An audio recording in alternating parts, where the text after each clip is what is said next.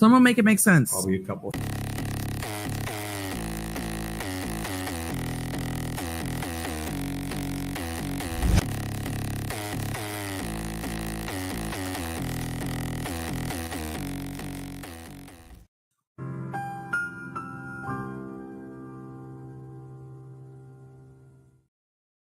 Hello, party squirrels of the world. Oh, wait, why is this not? Hold on.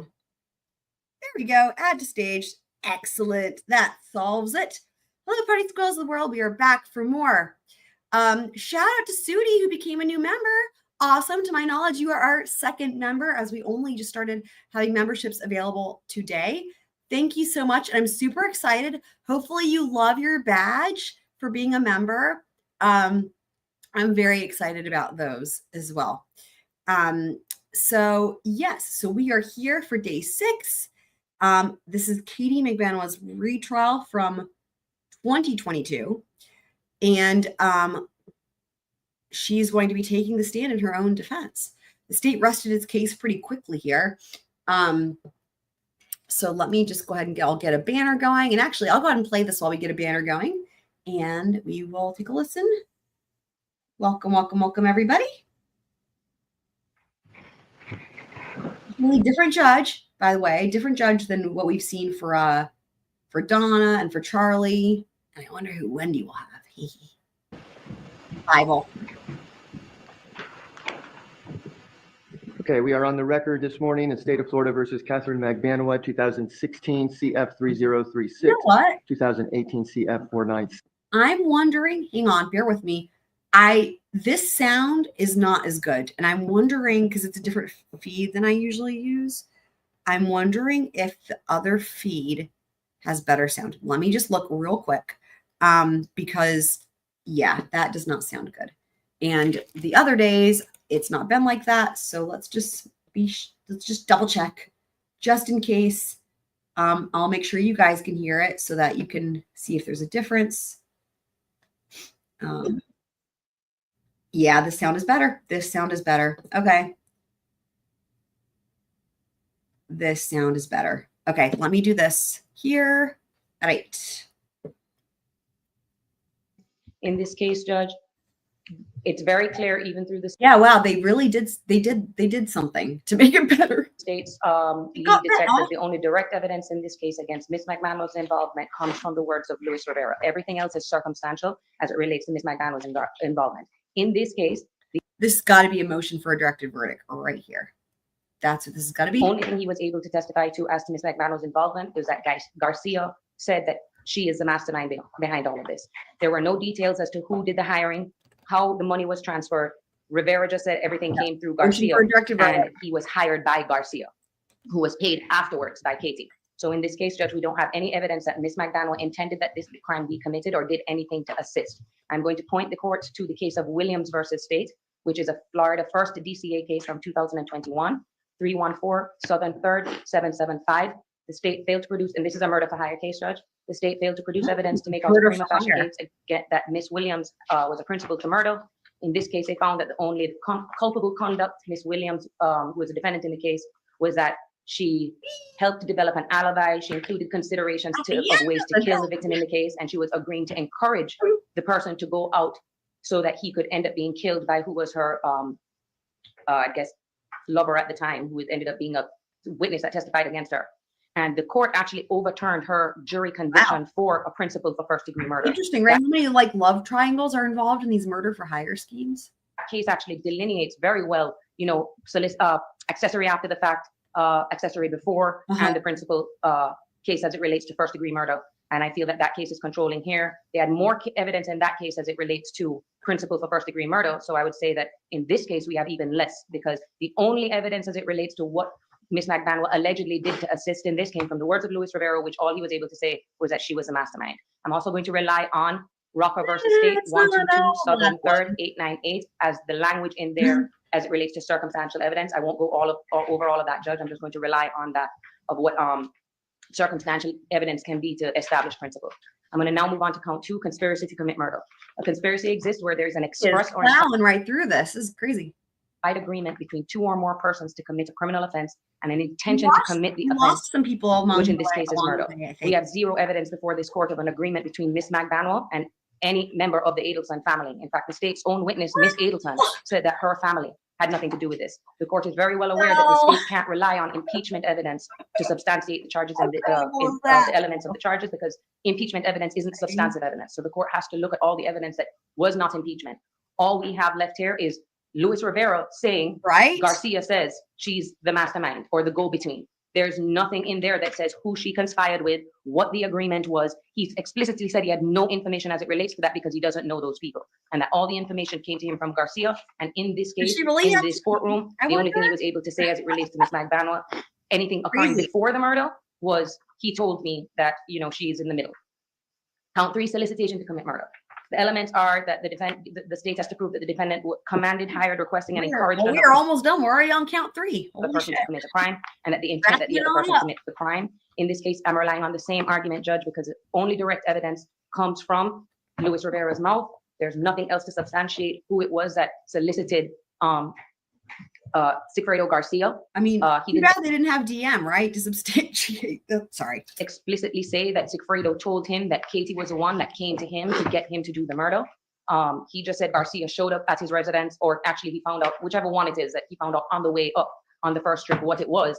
And then he then testifies that he hears Garcia talking on the phone and believes it to be Miss Magbanua, but there is no direct evidence that Miss Magbanua solicited either one of them to do this crime. So, Your Honor, I know you've been paying close attention to all the evidence in this case. I'll rely on the court's recollection of how the evidence presented itself, but that's our argument as it relates to I it. mean, and honestly, it's funny because you could think it's her, like with the hair and everything, for sure. Alfredo, I know. I'm so glad. I knew this would be the right choice. Haven't we all missed Alfredo and Primavera? First JOA that the state has failed to establish those elements as being a prima facie case of any of the 3 charges that I just went over. All right, thank you, Ms. Kwas. Thank you. Yeah. Ms. Kaplan. Fastest motion for a directed verdict, I'm sure, in history. That was insane. Insane. Here comes Georgia. This is a little The 5. facts taken in the light most favorable to the case, including the testimony of Luis Rivera as well as Jessica Rodriguez as direct evidence, and coupled with all the circumstantial evidence Y'all in are the so case, funny. in the light most favorable to the state, is sufficient to go to the jury in this case. The distinction between our case and the Oh. Williams case that the Look defense at Georgia with her little pink touches. You know, again, y'all know I hate the color pink, but you know, it suits Georgia, and the little detail there showing a little bit of personality. Love it. cited is twofold. One, in that case, the court found there was insufficient evidence to show that the defendant planned anything or stage I'm gonna managed the do murder. In this case, as the defense mentioned, Rivera describes her as the mastermind and does offer details. She's the one that hired, she's the one that paid, she's the one that told them to take stuff off Instagram. She told them when to kill, who to kill, and where to go to do it. She's the one that provided all the direction or stage managing in this case, different from what we had in the Williams case. In addition, a very important distinction is What that are you talking about? this defendant was paid and paid others to do the murder, which is distinguishing from the Williams case. So I would ask that you deny Others? the motion and let the case go to the jury. All right, thank you. Okay, the court will find that there is sufficient evidence in the light most favorable to the state for all 3 charges to go to the jury. In regards to the first-degree murder, there was sufficient evidence proven by the state that the victim is dead, that the death was caused by the defendant, and that it was also premeditated, that she acted as a principal, had the conscious act to perform the criminal act, and also did some act to assist in the murder. That evidence consists of Rivera's testimony, which is direct evidence that implicated the defendant, from which the jury could find that this murder was committed by the defendant.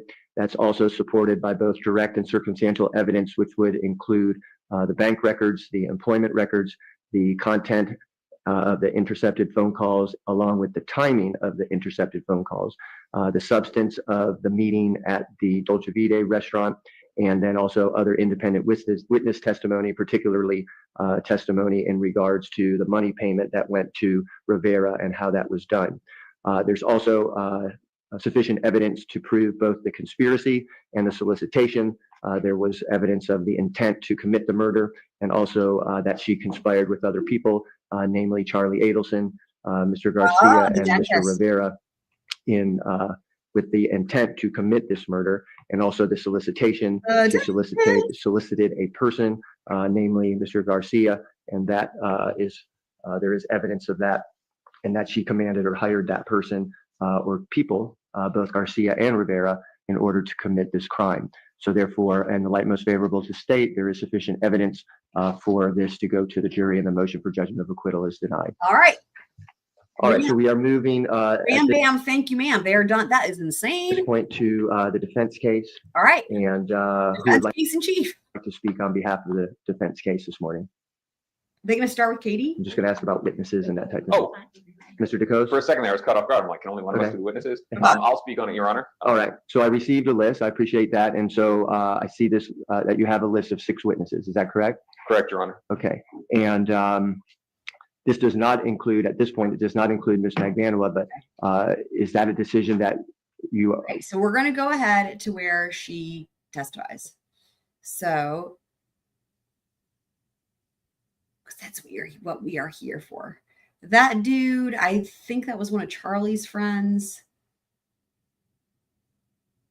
Okay, here she goes. Here she goes.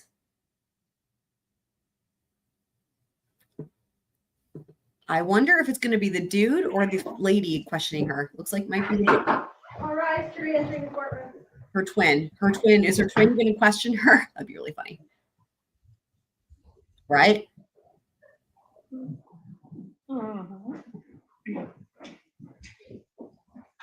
okay, please be seated. And we're ready to continue with the testimony. The defense may call its next witness. Your Honor, at this time, the defense called Catherine Magbanua. All right, Ms. Magnanua, would you please come up and take the stand?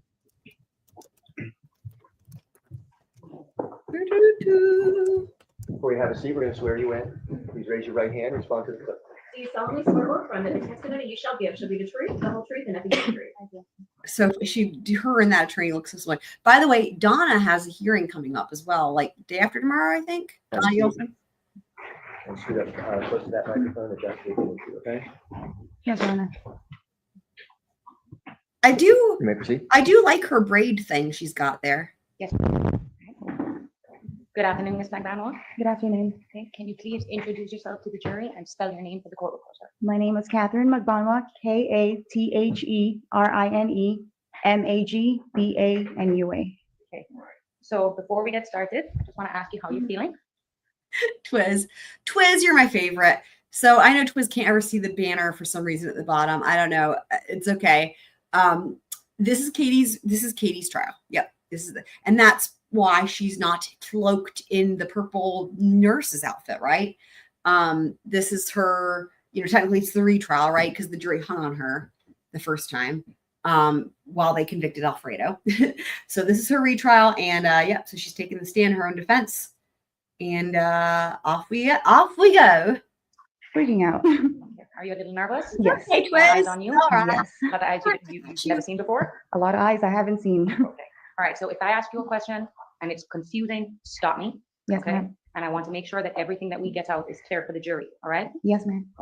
Now, we're gonna be talking about a lot of stuff. Yes, ma'am. We're gonna go back in time, almost 10 years, Yes, ma'am. okay? Because you know that this has a lot to do with your relationship with Alfredo Garcia, right? Yes, ma'am. And Alfredo. also your relationship with Charles Stevenson. Yes, ma'am. So, now, you understand the oath that you took just now, Yes, ma'am. okay? And what was that oath? To tell the truth. You understand what the punishment for lying on the oath is, correct? Perjury? Yes. Yeah. Okay. Now, you also understand, because we've talked about it I think she did better at that than like Wendi when she was asked. numerous times. You do not have to testify today. Yes, ma'am. You have a constitutional right not to testify. Yes, ma'am. And are you Oh, doing this voluntarily and freely? Yes, ma'am. Did anyone force you to testify? No, ma'am. So let's start at the very beginning, Mhm. all right? Let's Okay. start at the very beginning. Sound of Music. When is the first time you ever laid Very eyes good on place Charles to Adelson? start. I was working down in South Beach at a dental office, and he's one of our specialists, a periodontist, so he came into our office. The traveling which office dentist, was the this that only you were one of working all at? It's at Sophie Dental. It's south of 5th, I think. That's what That's what- SOFI stands for, right? Yes, ma'am. All right. And is it on South Beach? It's on South Beach, yes. And where were you living at the time? At that time, I believe I was living in Treasure Island. That's in North Bay Village. Treasure Island, like Muppet Treasure Island. What? Treasure Island? Definitely carbonara. Yeah, who would be carbonara? I guess Charlie could be carbonara. Isn't that funny though? But like also who else loves the Muppets? Like, because I freaking love like Muppet Christmas Carol was my favorite Christmas movie. I could do that entire movie myself, start to finish. Anyway. Now, what did you do? What was your duties working at Sophie Dental? I worked front desk, so I did a lot of like clerical work, answer the phones, set up appointments, insurance verification. You launder some And money. was Charles someone, he didn't actually work there, like you said, he would just come in and perform his specialty. Yes, ma'am. What was his specialty? He was a That's- periodontist, so he travels up and down from, I guess, Miami to Broward County, probably West Palm. Could possibly go all the way up to West Palm Beach. Yes, ma'am. Oh, I love Kermit. And I love Kermit. That song, The Rainbow Connection, that was one of my audition songs for theater, like for a number of years. That's from the Muppet movie, but it's so cute. Kermit has his banjo. Oh my God. I've heard of that movie. I've never seen it. Is there a Treasure Island there? Yeah, love Kermit. I like Beaker too. Beaker was always one of my favorites. do you remember when exactly you met him in 2013? And I know it's a long time ago, but if you can try to narrow it down as much as you can. Probably towards the end of the year. Okay, Yes. towards the end. Yes, right? ma'am. And I'm not pigeonholing you into a specific Yes, date. Okay, no. if you don't remember, you let the jury know. Okay. Now, She has a unique at the time accent. that you met him, had you broken up with Alfredo Garcia? Yes, we were separated already. Oh, Now, I really? You're saying Rainbow Connection? It's a great song. It's a really good song. Yeah. That's awesome. Glad you know it. Glad you know it. Somebody I recognized want you to explain to the jury about Alfredo Garcia. Okay? When did you first meet him? I met him probably right after I graduated high school.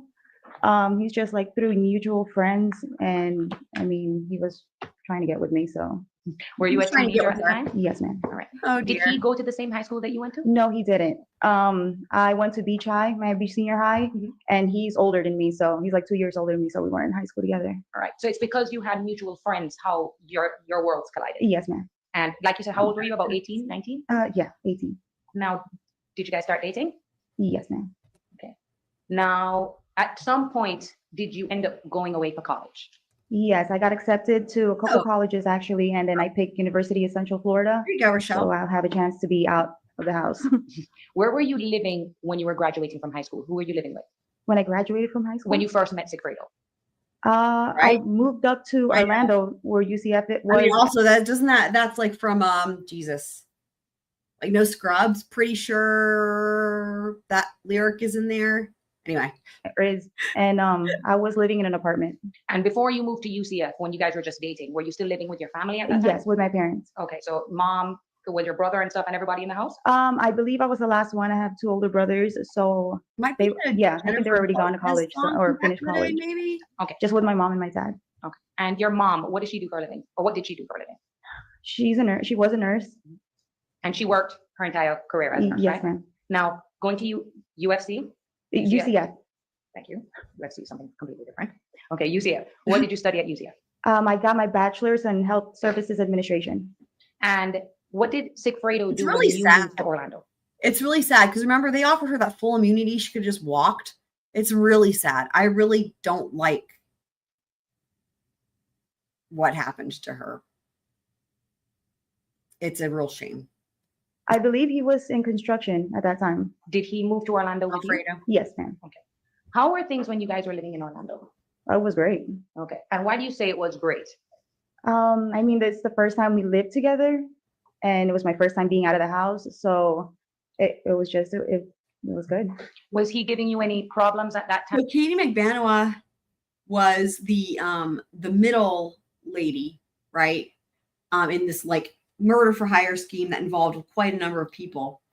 And the state had offered her a deal. It's not even a plea deal. It was just a full immunity where if she just like agreed to testify against the other defendants, like she literally would have been able to just walk home, like not even get charged with anything, not like plead to something lesser.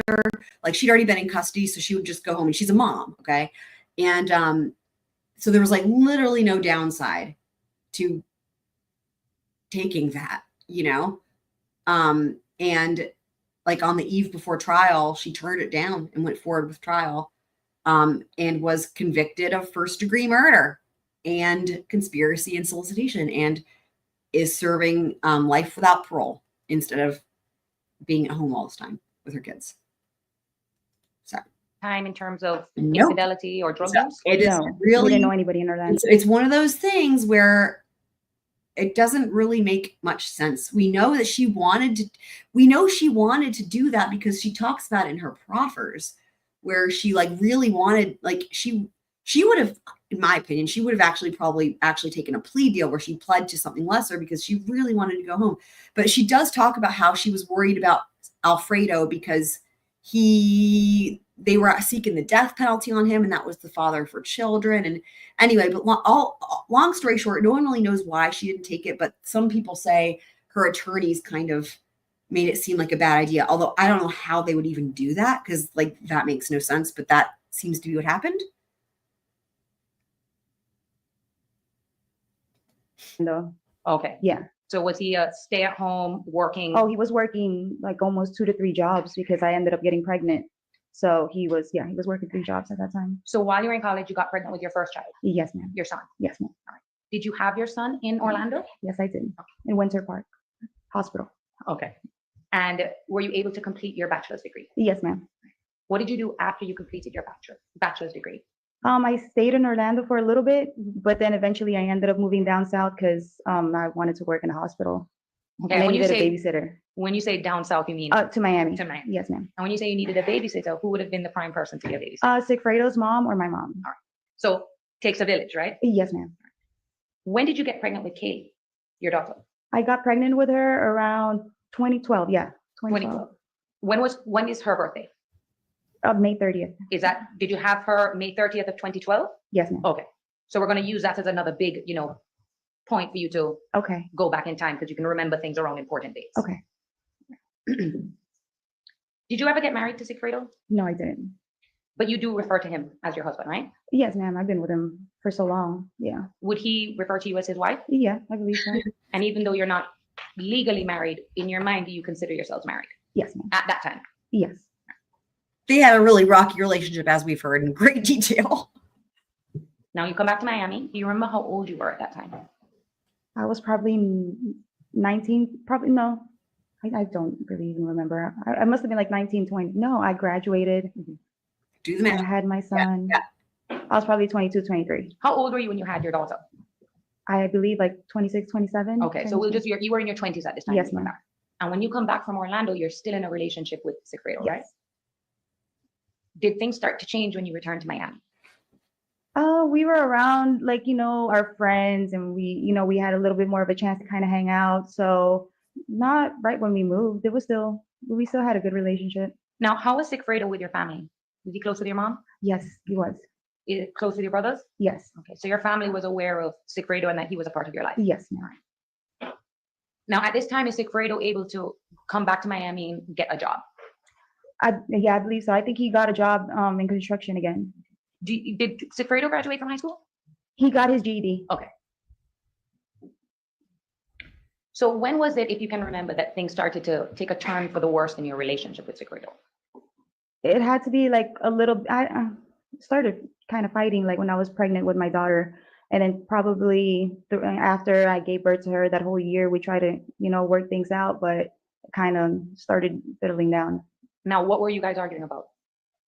He just disappeared and would He I was don't know. doing He would be drinking, and half the time I didn't know what he was doing. Was Did you suspect that he was Right. using drugs? At that time, I believe so. Yeah. yeah. Did Probably he do drugs in smoking front of weed. you? Probably smoke weed, but nothing, or like alcohol, but that's about it. Seemed like he was really into And cocaine, though. Did you suspect him of cheating on you? He was At cheating. what time frame? was Like, Okay, so now we're talking about, like you said, you got pregnant with your daughter, yes. okay? And it's a year later when you guys actually break up around her first birthday. Yes, ma'am. They do. So you'd say Yeah, that Rochelle asked a great question. They do.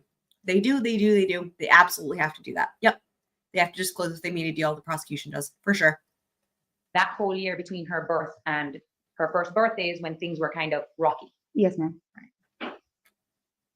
how bad were your fights? Did they ever get violent or? No, it didn't get violent like that. Like we would just argue back and forth. Half the time it was probably me like screaming at him, and then he just doesn't, he just doesn't respond, or like he'll leave. I honestly can't even picture her screaming. That's really funny. And now just to remind, you're in your mid-20s and so is Alfredo. Yes, ma'am. So you guys are kind of young. Yes, ma'am. Like, you guys And- remember from Charlie's trial? You guys remember Dan Rashbaum and him being so overly dramatic and a drama queen and was like really trying to rattle her, and she was just like unfazed? That blew my mind. He was being so awful. So that's why I'm having a hard time picturing her yelling, But anyway. Were you aware that he was involved in criminal activity? I mean, I don't know if he was, or like, I mean, now it's like I'm seeing a lot more of, what's been going on. But at that time, no, I mean, he was Chinda. just hanging out Oh, yeah. And you do remember a time when Alfredo picked up charges in South Florida, right? in he was South Florida. He was arrested. You're aware that he's a convicted felon, right? Yes. And so do you know what it was he was convicted of? I know he used to get in trouble when he was younger, Okay. but probably sale of cocaine and weed, or Wait, what? He's convicted of murder? I'm confused. Was that any of that going on, like him getting arrested and going Oh, through that's supposed to be previous to the murder? Okay. the criminal system, if you remember, Mhm. Around the time of 2012, 2013? Junum Chinda no, will I don't always think love so. And were you aware that he was Wendy. selling drugs? Glenn will always love Wendy. When he was younger, yeah. So you knew he was selling drugs when he was younger? Yeah. Were you aware of him selling drugs while you two were together in your good times? No. And did you suspect that that is maybe what he was doing after you broke up, or you didn't know? I didn't know. Now, is there one specific thing that caused the breakup in 2013? A specific thing, not the. It's probably the Congratulations. totality of this. Like, sometimes people say, "Oh, I caught him cheating on Oh, you." yeah. He did. One time I was going through his phone and I saw that he was like talking to another girl, or there was like text messages Right. from another girr. Yeah, Okay, and that could have been the catalyst just for the argument that caused Yeah, the split. yeah. But are you sure, or you think that's what it is?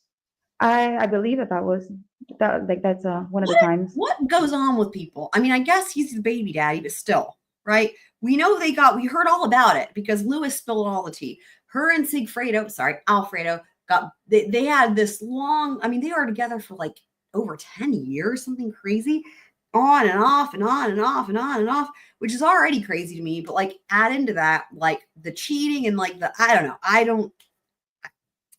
People can do those things. I just don't get it. It's just like, what are we doing? Anywho. Now, because of this massive fight that you had, he was living with you at the time, right? Yes, ma'am. And was he helping you take care of the kids at the time? He was living with me. So Was it you, him, and the kids, and that was it? Yes, ma'am. And so you kicked him out of the apartment. Yes, ma'am. Do you know where he went? No. Huh. And how serious was the separation between the two of you? Around this time, this is like when Kaylee was like probably This is one, right? Now we're at 2013. Okay, yeah, she's around. She's one. Well, I'm sorry. What was your question? How serious was this separation between the two of Oh, you? I've had it at that time. Yeah, it was a lot of things led up to that big fight that we had. Okay. And on times that you would fight before, you'd fight, but it never got to the point where you'd kick him out the house. Yeah, no, I would kick him I've kicked him out once before that time, but nothing really. Like we would just argue and He'd come back like you did. yeah, like he'd come back like later at nighttime and he'd be home. So would this be the first major breakup?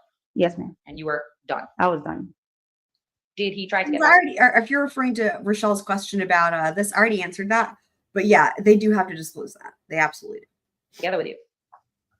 Yeah, I mean, he always tried to get back with me.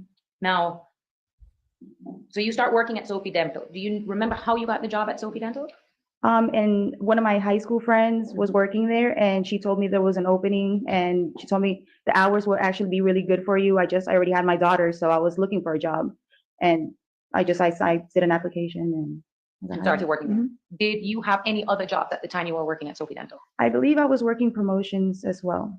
You saw earlier during your trial a picture with you and some other ladies standing up behind like a table with some like a case of beer. Like samples, yeah. Was that a good example of what the liquor promotions were? Yes, ma'am. Is that what you were doing in that picture? Yes, ma'am. Can you explain to the jury what that entails and how it is that you became involved in that. Okay, so we worked with different liquors, like let's say Absolute, Absolute. It's been so long, and certain types of vodkas, and we would set up, we would buy from with the money that like the company would give us. We would get it from the owner of like the store, or buy it from the store, and then we would give samples out to people that are coming in. Okay, and then how would you get paid? At that time, I think I was getting paid through checks. Okay, I don't remember. are you certain or you're not certain? I'm not certain. And were you broken up with him at this time with Secreto? Yes, ma'am. Now, when you first meet Charlie, did you know right away that he wanted something more than a friendship? Oh, yes. Okay, explain to the jury how it is that he Yeah, got your number. he was like, Well, he was "Oh." one of the specialists in the dental office that I was working at. So he came in, and I think he was telling some of the girls, like, asking about me, and he got my phone and tried to put his phone number on my phone. And I was like, I already have it, because we have to text the doctors to tell them about their appointment Seems sometimes. like he was Okay. like, hey, And honey, would when you you say a say- murder? I mean, what did you, did he ask you out right away or how did that evolve? I think through time, like he kept, Kaylee was little at that time, so I could never like really hang out or go out. So he kept on. And then one day, like we went out to go get something to eat or something. Okay, so it's fair to say he was persistent. Yes. Now, I'm going to try to help you with your memory. So I'm going to go back to, now we're moving forward. Do you remember if you guys were dating at New Year's Eve in 2013? Yes, ma'am. Okay, did you guys go out for New Year's? Yeah, we went to this place called Hard Rock Hotel and Casino, and we spent New Year's over there with Okay, some and other friends. that establishment is in Fort Lauderdale? Yes, ma'am. Okay, and it's a big casino with lots of shops and clubs and all that kind of Yes, stuff, right? yes, ma'am. And did your relationship ever get to serious boyfriend and girlfriend? No. But how much, like, how about the communications between the two of you, between you and Charles? We would text. Okay, now Yeah. explain to the jury, because I know sometimes women complain that men do not communicate with them a lot, all right? Okay. Did Charles Adelson have this problem? No, he's always texting. Okay, We've all heard him on the jail calls. Boy can talk. is he someone too that talks a lot on the phone? All the time. And even with his job where he's working all day, he will call and text and everything in between throughout the day? Yes, ma'am. Now, when was the first time you ever met Charlie's sister, Wendi? I believe the first time was when they were talking about Yardbird when we were eating. Okay, so you remember that day? Yes, when ma'am. that was the first time you ever met Wendi? I believe so, yes. Before then, because that's in March of 2014, okay? Before then, do you remember Charles ever talking about Wendi to you? Not that I can remember. Okay, He no- probably said he had a sister, Mhm. but like he had a sister and a brother, but I just didn't know when he told me he had a sister okay, and a and brother. he never spoke to you or you never had any knowledge of, for example, Wendy's divorce? No. Okay. All you knew is he had a sister and a brother. Yes. For her 800. Now, that night you went to Yardbird, Mhm. all right? What is Yardbird? It's a restaurant that like you can eat out on the patio. It has an indoor, outdoor. And it's on South Beach? Yes, ma'am. Was it daytime or nighttime? It was after work, so it was like like early dinner. Okay, and would the records reflect, probably be an accurate reflection of what time it was? With what records? iCloud records or something? Oh, that we yes, have ma'am. there. We can rely on the records to determine the time, right? Yes, ma'am. Now, did you leave work and meet them there? Yes, ma'am. All right. Do you remember what car you were driving at that time? My Mazda. Is that the white one? Yes, ma'am. All right. And what car was Charles driving at that time? I think he had that Mercedes. Okay, the one that we saw in the picture? Yes, ma'am. And when you get to the restaurant, are Wendi and who you now know is Jeffrey Lacoste, were they both there? Yes, ma'am. They're already sitting there. And did you show up before Charlie or you guys got there at the same time? I don't remember. And how did Wendi and Jeffrey, I mean, I know you probably don't remember too much, but did anything weird stand out with the two of them or it was obvious to you that they were dating? Nothing weird. They were just there together. Anything stand out from you from that dinner? Anything that, you remember that stood out to you? No, not that I can recall. Okay. And then after that dinner, where did you go? Home? And do you know where Charles went? He probably went back to his house. Okay, he didn't go home with you? No. Now, at this time when you're full on, well, not full on, but you're dating Charles, right? Yes, ma'am. Are you seeing any other men? No, ma'am. Right. Did you have time to see any other No. men? I did not. How many jobs were you working at that time now? Now we're in March of 2014. Were you still at Sophie Dental? If you can remember. I think I can't remember. Is there ever a time from 2012 onwards that you remember not having a job? No, I always had a job. And sometimes multiple jobs, right? Yes, ma'am. And even when Sigfredo was out of the picture at this time, you were able to, with your jobs, provide for your kids. Yes, ma'am. Did you have any other family help? Yeah, my mom. Your mom would help you out? Yes, ma'am. How would she help you out? She'd either I transfer money or like she'd give me cash. Now, describe for the jury now, you're dating Charlie. How is Sigfredo's presence in your life at this time? Where was he living, if you know? Alfredo. When I was dating Charlie, I know, Yeah. right? It is. I believe I it know was he a wasn't white living person. like he's probably like Like- living at his friend's house, but eventually he ended up living with that girl. Shrimp. Shrimp, yes. Okay. So Oh, you don't right, know when that shrimp. transition took place. No, ma'am. Shrimp. That's right. He was living with shrimp. Right. So as far as you knew, he's staying with friends, things like that. Yes, ma'am. Was it any of your concern where he laid his head at night? No, Why? we weren't together. And you saw the call detail records about the flurry of communications between you and Sigfredo and Charles. Yes, ma'am. Is there almost like a pattern of coming up on Fridays is where the Yes. increase of the calls happen? Mhm. Why is that? Because usually we were trying to work out something where, one weekend I get the kids and then he tried to help me out the following weekend. So I'd usually start blowing up his phone like Fridays if I can't get a hold of him because it was always difficult for him to take care of the kids. Okay, so and you're still in your mid-20s at this time? Yes, ma'am. Okay, and would you go to him first before you go to other family members to Of watch? course. Yeah. And would it be a situation where you would call back to back and he wouldn't pick up? Yes, ma'am. And you wouldn't let up on the texting No. and that's because he's the father of your kids, Yes. right? And you wanted him to help you. Yes, ma'am. You notice anything unusual about the fact that you'd be texting the father of your kids and then maybe not get through and then maybe make a phone call to your boyfriend? No. Now, at the time, you did see some of the summaries that were presented by the state in this case, right? Yes, ma'am. Now, there's a lot of numbers on your call detail record that haven't been identified, Yes, ma'am. all right? The only one that they were able to put in there is Yindro, Yes, ma'am. and she testified here today, right? You had other close friends at that time, right? Yes, ma'am. Okay, who were your closest friends? Kenya and Maria. Okay, would you say that they were your best female friends? Yes. Were they closer to you than you were to Yindro? At that time, they're my two best friends. They're your two best friends? Yes. Okay, and they're not your only friends, right? No, ma'am. If I had you look at those numbers now, you think you'd remember whose number belonged to who? I don't think so. Okay, it'd be in your contacts, right? Yes, ma'am. Now, as far as you knew, did Sigfredo know about Charlie, that you were dating this guy? Yes, ma'am. And why do you believe, or how do you know that?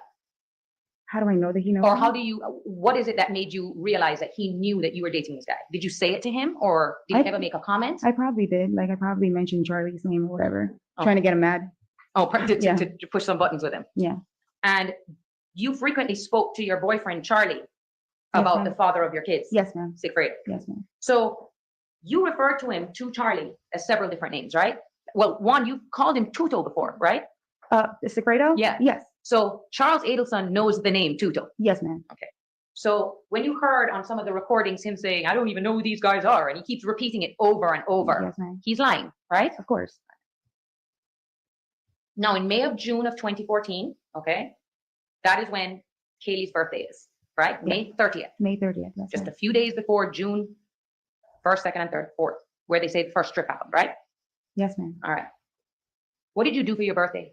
For Kaylee's birthday, if you can remember. I just had like a little gathering in the house, just like another friend of mine, I think, and her kids. Okay, something small? Something small, yeah. How old was she turning? One.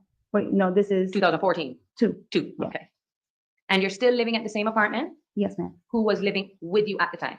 My mom. All right, so it's just the four of you. Yes, ma'am. Two kids, you and your mom. Yes, ma'am. Would Sigfredo still come over? Yes. Okay, why is that? He'd come by every now and then, see the kids, hang out. Were there times where he would come and take the kids and take care of them for the weekend? Yes, ma'am. So he wasn't a complete, total absentee father. No, no, Was he consistent though? that he wasn't. He wasn't consistent about it. Now, around that time, you've seen these things about you pinging and going to take Sigfredo Yes, ma'am. to rent a car. Did that ever happen? No, ma'am. Do you have any idea why your cell phone would have been pinging on that day 8 years ago? Do you remember why? No, but one of my friends lives close by there, so Okay, which friend of yours lives close to the Kenya. airport? Kenya lives Yeah. there, okay. But you wouldn't even be able to tell the jury if that is consistent with that tower, because you don't know anything about towers, right? No, ma'am. But had you taken him to go rent a car, you think you've never taken him to rent a car? No, I've never taken him. Okay. Now, when you were at this time, did Sigfredo own a car, or was he just switching cars all the time? He was switching cars. I don't know if he had his own car at that time. So it could be that you just don't know whose cars he was driving. Yeah, he would just get his friends' cars, or I don't know. Did I you didn't ever- know what he was really doing at that time. Did you ask? No. Had you asked about what his day-to-day, what he was doing every single day, Yes. would he have answered you? Told you what he was doing every day? Probably not. Why? He doesn't tell me everything. But also too, like, you don't have to tell him what you're doing every day, right? Yes, ma'am. Why is that? We're not together. So I want to talk to you about this day, because this day actually stands out in your memory, okay? It's the July 1st Yes, ma'am. confrontation, okay? Now, explain to the jury in your own words what happened that day. So let's start with, do you get a call from Charlie? Like, is he inviting you to go out? I don't remember like who called who first or Okay. whatever, but I know he wanted to go out on the jet ski. And were those his jet skis? Oh, a jet ski, yeah. Or just one? One, yes. Okay. Had you guys ever gone jet skiing before? I believe so. And what happened, what happened with Sigfredo that day? Did he come and pick up your kids? Yes, he did. Was it his turn to watch kids? Yes, ma'am. And he picks them up. How old are Ethan and Kaylee around this time? Kaylee would be 2, and so Ethan would be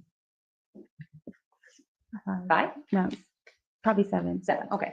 So he takes the kids. Do you Five years remember what apart. So I car? he really was hope they driving? talk about doing the I YouTube. believe he had like a blue Volvo. with Okay. the, And is this the car that he was in when the confrontation happened? Yes, ma'am.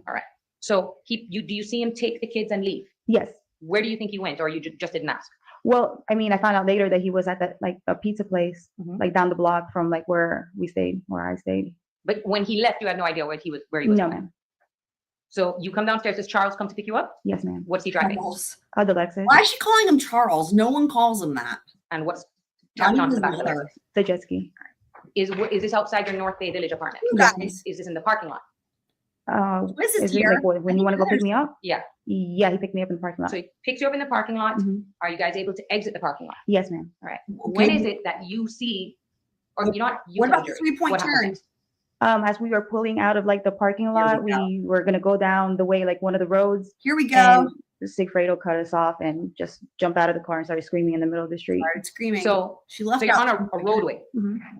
He blocks in. Do you immediately recognize that that's Sigfredo's car? It was fast, but he jumped out of the car and like stood in the middle of the street, so I knew it was him. Now describe for the jury, because he's not a small guy, Sigfredo, right? No, ma'am. Okay, he's a lot taller than you are. Yes, ma'am. Okay, and at that time, was he, working out, or Yeah, he was fit. he stood up in front of the car, and what did he do? He was just looking started screaming. screaming in the middle of the street, but I didn't know what Was he he- was saying. Could you hear what he was saying? No, ma'am. Were the He was windows up? screaming, "Blah, blah, blah, blah." Sorry. Yes. And do you know if he was screaming in English, Spanish? I don't know what he was saying. Now, when you see him, what was your reaction? I was shocked. What was Charlie's reaction? Oh, he was petrified. Now, So when you it's say going to be interesting, right? Like this is all backstory. It's going to be interesting what strategy they take here, right? Because the state has a really solid case, as I've talked about, actually referenced it in the last live stream with BK, and it's going to be really interesting what strategy they take here. We're getting closer to the homicide, but because even if they go the route of like Charlie kind of like influenced her and that doesn't do anything in terms of diminishing her culpability here. In terms of the state of Florida and in terms of the charges that she has, she has to be like, I didn't do it. Like, and that's what Charlie did, right? Of course, we know that didn't work out for him, but he went with this crazy double extortion theory that I can't even understand because it makes no sense. Anyway, it'll be interesting. I have no idea. I don't remember what the strategy is here. So we'll see. he was petrified, what do you mean? He looks at me and then he's like just trying to find a way to get out of this, like the one, because the street is very narrow. Mhm. So he was trying to figure out how to basically do like a turn with the jet ski so we can go the other way. There Okay, it so is. basically I turn around believe because the now turn. Sigfredo was blocked off the other way. Yes, ma'am. Did Charles ever get out the car? No, ma'am. Did Charles ever say anything to you in the car? Say something to me? Yeah, about Sigfredo. No. He was just Not trying to that I get, can remember. Yeah, he was trying to get, his focus was to get out of the way. now, did he get out of the way? Yes, ma'am. What happens when you guys drive off? Sigfredo like kind of pulls, so he jumps back in the car and he pulls up next to us and he's just screaming. And I'm just looking at him like, why are you, he was acting crazy. Did you see him get on the phone? Get on the phone while Yeah. while he was driving? At any point at that day, did you see that he had gotten on the phone? Not that I know of, no. Okay. Now, did you find out that at One some thing point that's after you left? interesting is it seems like they didn't prep a whole lot because she's seemed, which I mean, it's not always a bad thing because you don't want it to seem like rehearsed or whatever. But she seems to be kind of like taken by surprise with some of these questions. It's just interesting to note. Oh dear. That he had made a phone call to the Adelsons. Yes, ma'am. How did you find out that that phone call had been made? Oh, I don't quite remember. Do you know whether did Charles tell you or did Sigfredo tell you? I think this was already on the way when I came back, like when I was going to pick up the kids from Sigfredo. Mm-hmm. So he was like trying to, we were fighting about something, I guess the whole situation, but I went out to the jet skis already. Like we already went out and this was on the way back. Oh, so you'd already I was already gone going out. to pick up the kids from Sigfredo. Where was Sigfredo with the kids? Do you know? Remember? No, I think I pulled up in front of Shrimp's house. And that's where he was with the kids? The kids might have been inside the house because it was Shrimp's or he house. left it, I mean, that's what I'm saying. Shrimp's house, always a good bet, right? them with his mom, but I was talking to him, like we were outside and he was on the phone. Okay, so that is when he, as far as you know, is making the phone call. Yes. Okay, Yes, could you ma'am. hear what he was saying? No, ma'am. Okay, did you know who he was speaking to? No, ma'am. Was he talking? Yeah, he was talking and then he walked away. Like he was talking on the phone and then walked away and I'm like chasing him in the middle of the street. All right, were you able to get his phone from him or anything like No, that? ma'am. And why is it that you end up calling Harvey Adelson after that debacle? Because he left a message apparently on his phone. And Oh, what was your forgot purpose of about calling this. Adelson? Were you embarrassed? Yes. Oh dear. What did Charlie ever say? Did he ever talk to you about that afterwards? About, what happened with Sigfredo She called Harvey. doing that? I don't remember. Okay, so you don't remember him specifically discussing that with you or saying anything about it? I think about leaving a message on the phone on his dad's phone. Yeah. But besides that, not that I can recall. Did he seem upset that this is what had happened? Like, oh, your psycho ex-boyfriend is like, I can't be with you because he's so crazy? I mean, I guess. No, did Charlie ever kind of say that to you? Like that, because of that incident, that is what would have caused your later breakup? No, ma'am. Okay. Did he ever talk badly to you about Sigfredo? Not really. And you would talk to him about how frustrated you are with Sigfredo, right? Yes, ma'am. All the time. Yeah. About how he doesn't help take care of the kids. Yeah. And wouldn't Charlie be always encouraging you? Yeah, As a father of your kids? yes, ma'am. Okay. And Oh, never, right. he was always kind of encouraging you not to end everything with him. Okay. Yes, ma'am. I'm remembering. So here's the point of this, because this came up. Where did this come up? In Charlie's trial, maybe? The idea here being that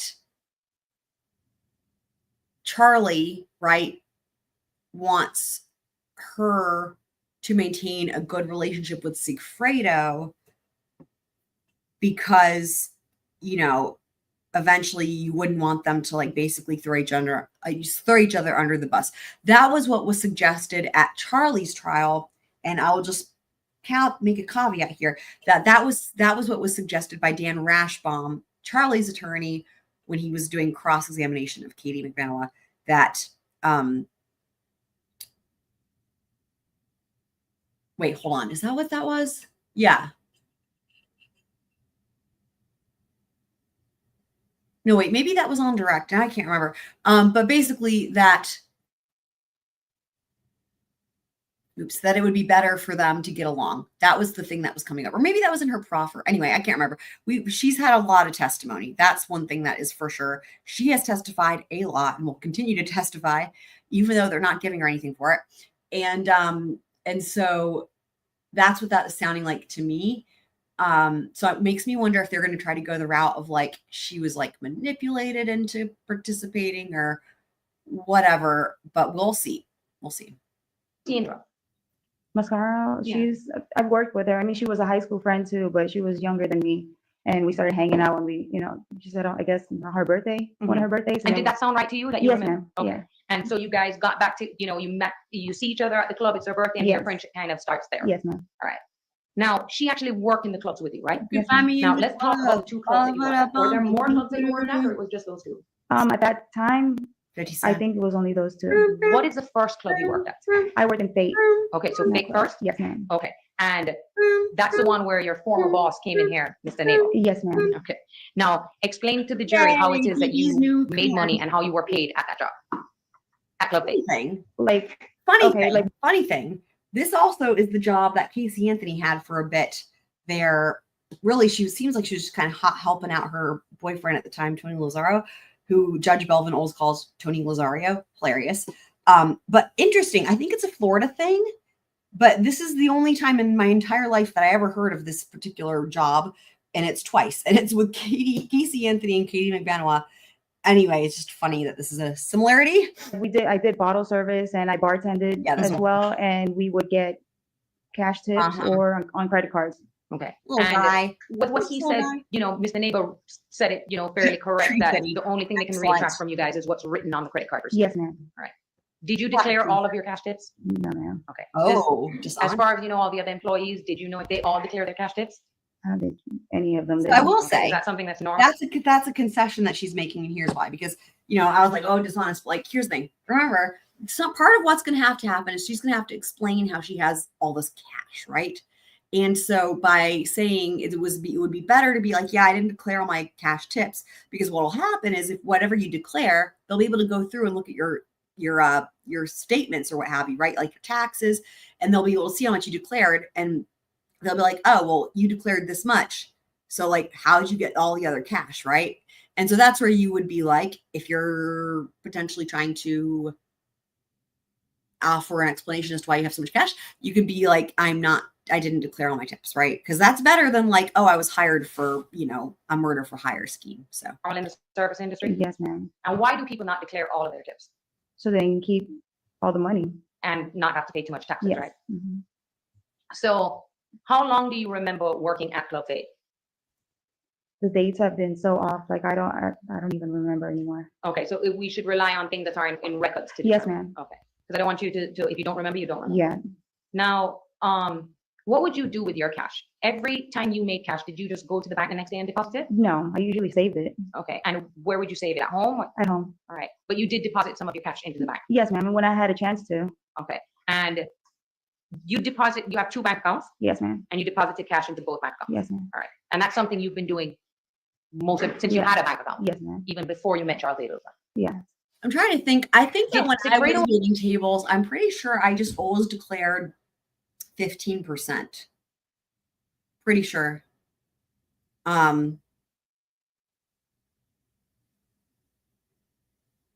Yeah.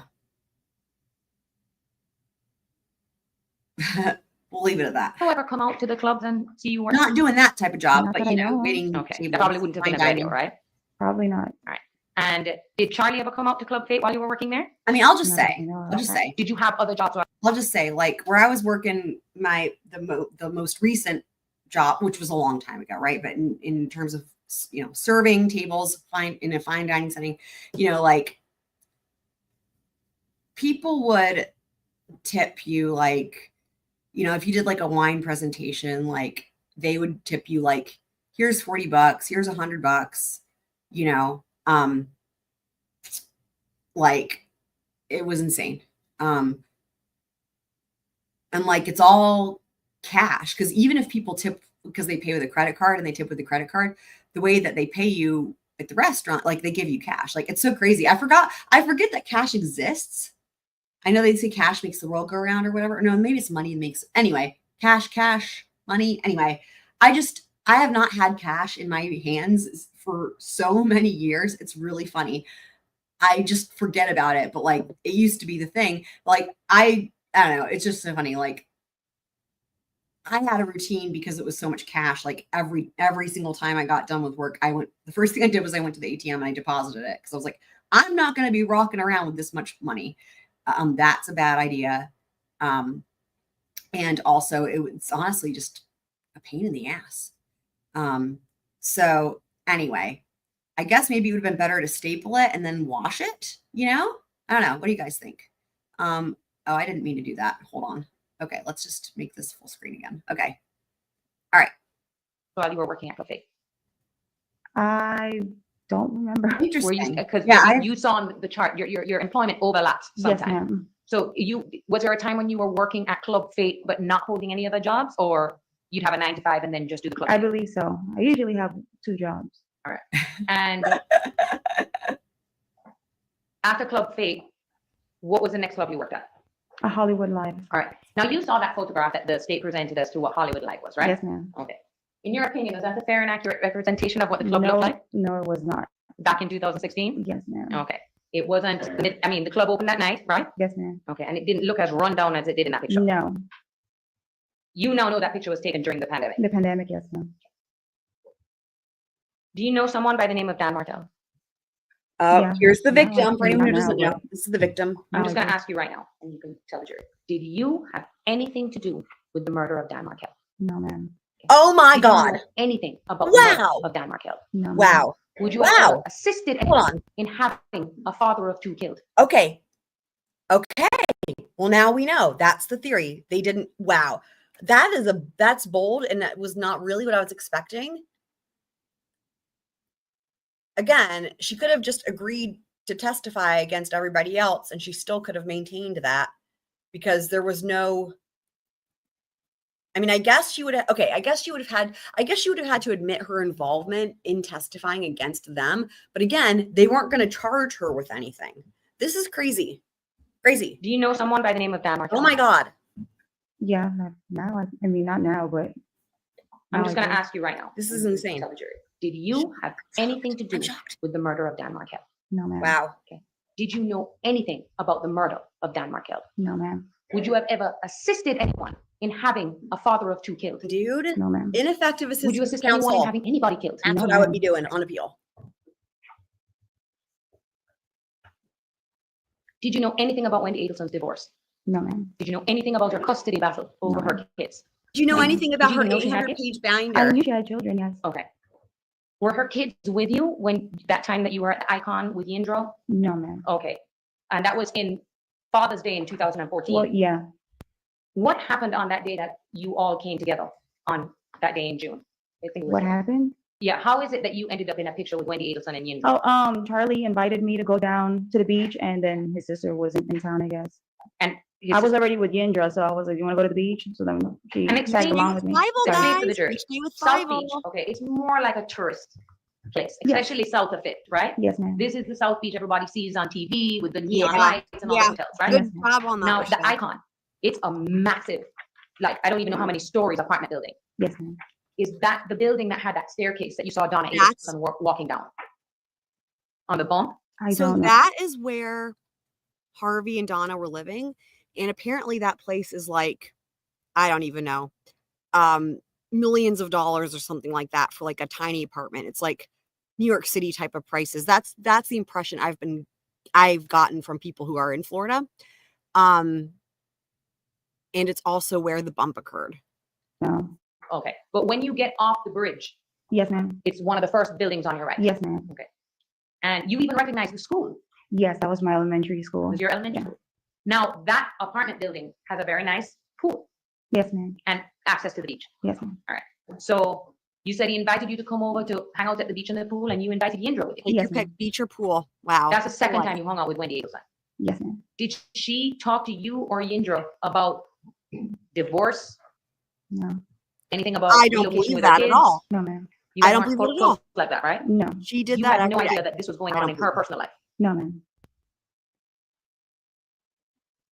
Now, I want to talk to you about July 18th. Yes, ma'am. You now know that that is an important date. Yes, ma'am. Back in 2014, that day doesn't stick out to you. No, ma'am. So if, for example, we had all your text messages from that day on Charlie's iCloud, Yes, ma'am. that would be a good memory jogger for you, right? I believe so. If Charles Adelson had ever spoken to you about Alfredo a homicide told or her a on the murder, way does back. that stick out in your mind? Of course. Do you remember him mentioning that his brother had been in an accident? Do I remember him mentioning that? That his brother had been in a car accident? Yes, ma'am. Okay. That was the night that you said that you could have possibly dropped your kids off to Yindra to go and be with him. Yes, ma'am. Okay. Do you remember if that's night that you went and spent with Charlie? No, I don't remember. Is it possible though? Maybe. Okay. If the record said you did, can we rely on it? Yes, ma'am. And if you were there that night, did anything stand out to you about Charlie's behavior? No, ma'am. Okay. Did he ever to you seem weird or nervous or say that he was sick? Did anything stand out to No, you that night? Crazy. No. All right. She's Did Charles Adelson so give you just for anyone who hasn't seen it, she says the complete So when she testifies at Charlie's trial, she comes clean on all of this. And literally every question that she's being asked, the answer in Charlie's trial is the opposite. So $100,000 in stapled cash to here then we go and give to go. the father of your kids who you were not with Money. the next day? No, ma'am. Oh my If God. Charles Adelson had said to All you, this is a lie. here's $100,000 in stapled money, Wow. what would you do? What would be your first question to him? Why are you giving me that? Okay. Did you ever see him with stapled money? No, ma'am. Now, you heard Miss Umchindo, she's seen the stapled money. Were you, even though you were dating, Yes, were ma'am. you at his house every single day? No, ma'am. And why was that? I had the children, I had the kids, and I could never just go away and spend the night. Okay, so you'd have to get basically A babysitter. That's a babysitter. True. I'm sure Did that you part. spend the night at Charlie's house a lot? No, ma'am. All right. You'd have to come back home. Yes, ma'am. And I'd stay there where did your brother live sometimes. at the time? He lives in Tamarack. All right. Close to the Adelson Institute? Yes, ma'am. Okay. Very And- close. Very close. Yeah. And your brother married with kids? Yes, ma'am. Okay. Now, the next day you say, well, they say that the next day, the July 18th was a Friday. Okay? I'm telling you, it was Yes, Friday. ma'am. I'm sure you don't remember. The next day is July 19th, where there is this allegation that you went over to Jessica Rodriguez's Yes, house to ma'am. drop off money. Yes, ma'am. Okay, let's talk about that. You know Jessica Rodriguez, Yes, right? ma'am. How do you know her? She's Bato's girlfriend, ex-baby mama. So were you guys close before she got pregnant, or it was only until she got pregnant? I think when, like, after she got pregnant, or I think I knew her when she had the baby, like when she had the belly. Oh, when she Yeah, actually had the yeah. belly. Okay. And even though you and Sigfredo weren't together, you and her bonded. Oh, yes, ma'am. Was she having the same problems with Lewis that you were having with Yes, ma'am. Sigfredo? Mhm. She has no idea where he is and all of that? Did she complain about him to you? I believe, yeah, we probably spoke about it. Did you know that he was a Latin King gang member? Oh, I did Latin because of like the Kings. crown. Like now they talk about it like all the time with the Latin Kings. I don't know at that time if I knew he was in the Latin King, but I That's do now. You do. yeah, know. she knew. She knew. Was Sigfredo, to your knowledge, ever in a gang? No, Safari was not in the gang. And so on this day, did that happen? No, ma'am. You never went and were trying to find Sigfredo and to get him to drop off money for a murder? No, ma'am. I was looking for Sigfredo, but not for that. And in your text messages, you see that from that day, you actually was trying to get Ethan and you were going to go take him to the pool. Yes, ma'am. Okay. But it's a weekend. Yes, That's ma'am. Saturday. So it's not unusual for you to be looking for Sigfredo. No, ma'am. It's probably his weekend. And he wasn't picking up the phone. Yes, ma'am. You heard Luis Rivera say that you called him first. Yes, ma'am. That's not true, is it? No, ma'am. He called you. Yes. You were looking for him. Do you remember if who you called was Anthony Ortiz or Jessica Rodriguez? I don't remember. Okay. Would that be normal that you would try one of them to try and find out where Sigfredo is? Yes, ma'am. Why? If I couldn't find him and I was blowing up his phone, it'd be the next person that I would think would be around him. And that's Hibaro, right? Yes. That's Anthony What about Ortiz. Shrimp? He was close to Sigfredo. Yes, ma'am. And you would probably go to Jessica first before you call Luis. Yes, ma'am. Right. That Just, number that they Jessica found is in your Shrimp. phone turned out to be a wrong number for him. Yes, ma'am. You don't talk to him that much, do you? To whom? Back then, you didn't talk to Luis a lot, No, ma'am. ever on the phone. No, ma'am. And they only got your records from Sorry, May Jessica. forward, right? Yes, ma'am. We're unable to get any of your records past Sorry, Jessica is Lewis's baby mama. I can't remember what Shrimp's real name is. Maybe I don't even know if we learn it. then, before then, right? And that time that you tried to reach out to that number, that's because you didn't know what his new number was. No, ma'am. And you had an old wrong number for him. Yes, ma'am. Well, I've had the same phone forever. How long have you had your phone? I've had that phone since I was in high school.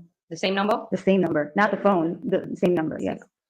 Now, let's talk about your work for Charles Adelson, Yes, ma'am. because you heard a lot of testimony about where there's no evidence that you were working at the Adelson Institute. Yes, Were ma'am. you working at the Adelson Institute? No, ma'am. Who gave you that job? Charlie. Okay. Explain to the jury why you asked him to put you on the payroll.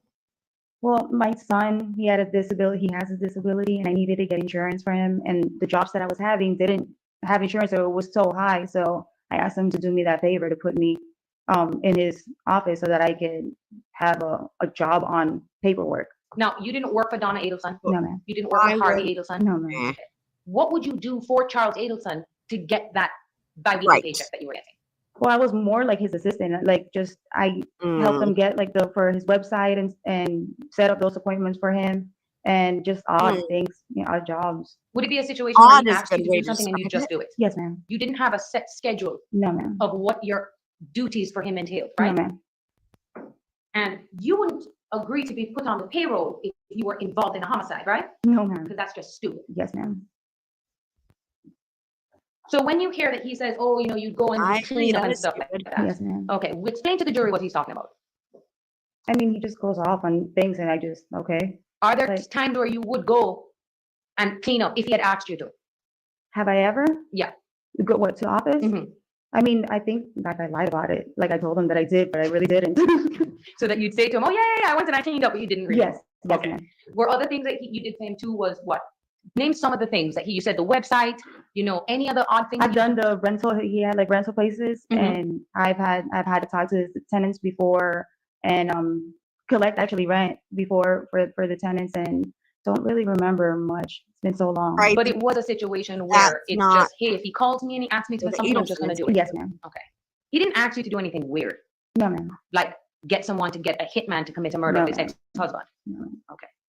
Had Charlie Adelson asked you if you knew a hitman, If would I you- knew one, if you knew a hitman or knew someone that could commit a murder for him, would you stay in a relationship with someone like no, that? ma'am. Would you have called the police? Yes, ma'am. Now I want to talk about your breast augmentation. Yes, ma'am. How long have you wanted Oh, breast boy. augmentation? Since I was in high school. Yindra even said that. Yes, ma'am. And how long have you been saving up for that? I've been saving up for a while. All right. What is the benefit of paying for that in cash as opposed to a credit card? Well, working in the medical field, whenever you pay cash, you get a discount. So I spoke to the doctor about it, actually the coordinator, and I asked him if I paid a certain amount, can you guys give me a discount? And that's because if you get charged by credit card, they could be charged a fee. Yeah, exactly. Did Charles Adelson give you money or pay for your breast augmentation? No, ma'am. Who paid for your breast augmentation? I did. So Alfredo didn't pay for it either. No, ma'am. When you had your breast Charlie surgery, do paid you for remember when that half, was? Was that, one boob. when was it? I believe it was like October, around October. Had you broken up with Charles at this point? We never really like broke up because we never really had like a specific day where we would start going out. But I don't think we weren't hanging out as much at that time. Do you Definitely. remember, explain to the jury how it is that things kind of tapered off with you and Charlie? How it kind of like dwindled down. Yeah, because I'm sure he was, he is calling you all the time and you Yes, guys ma'am. talking to each other all day. Yes, ma'am. And then at some point, did it he was just not calling you as much? Yeah, it just kind of dwindled down. I see now from the text messages. All right. And you can see now from the communication now right after the murder, it just was. Yes, ma'am. He never said anything to you though, like about why that happened. He just kind of No, ghosted you. ma'am. Yeah, yeah. Were you aware that he began talking and seeing to another woman? No, ma'am. Did you ask him about that? No, ma'am. That wasn't your business. That was my business.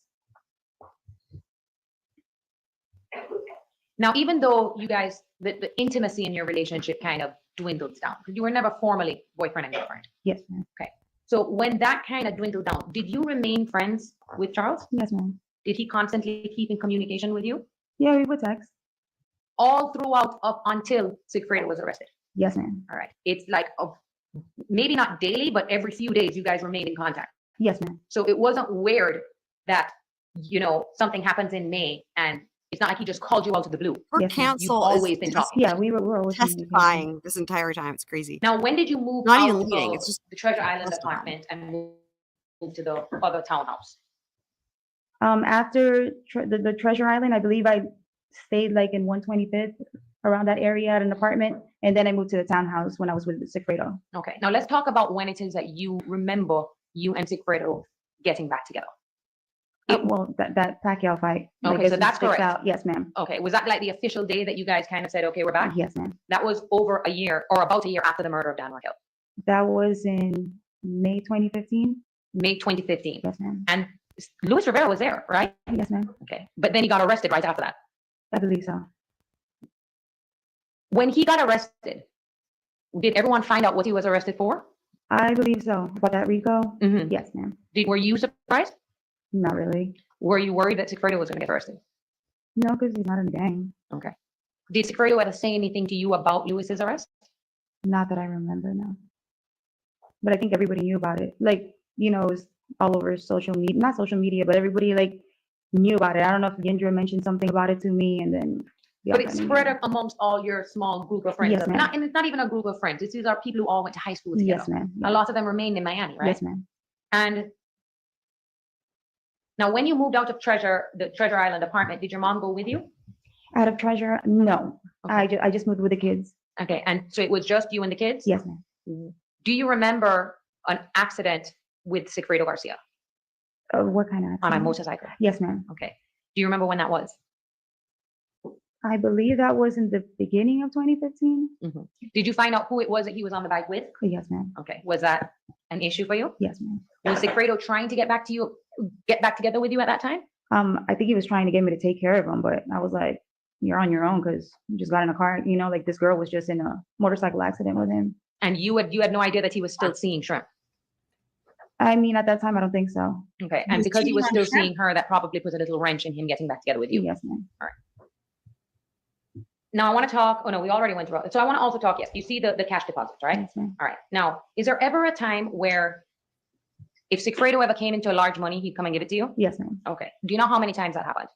Not a specific number, but it would happen every now and then. Okay. Did you ask him where the money came from? No, ma'am. Why? It's probably something illegal. Okay. Yeah. And you just didn't want to know anything like I that, right? did not care Okay. And why didn't you care?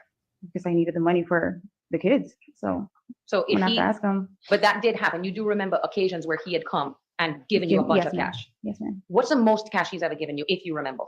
I can't recall. And you can't tell this jury specifically if he did that in July of 2014. No, ma'am. Because if you did that, you'd be lying. Yes, You don't remember. I don't remember. Now, after you and Sigfredo get back together in 2015, you were still talking to Charlie Yes, ma'am. as friends. Did you keep that away from Sigfredo? Yes. Okay, so he didn't know that you were still in communication with your ex. Not that I know of now. And what do you think his reaction would have been if he knew that you were still? He wouldn't like it. As far as you knew, what was Sigfredo's feelings towards Charles?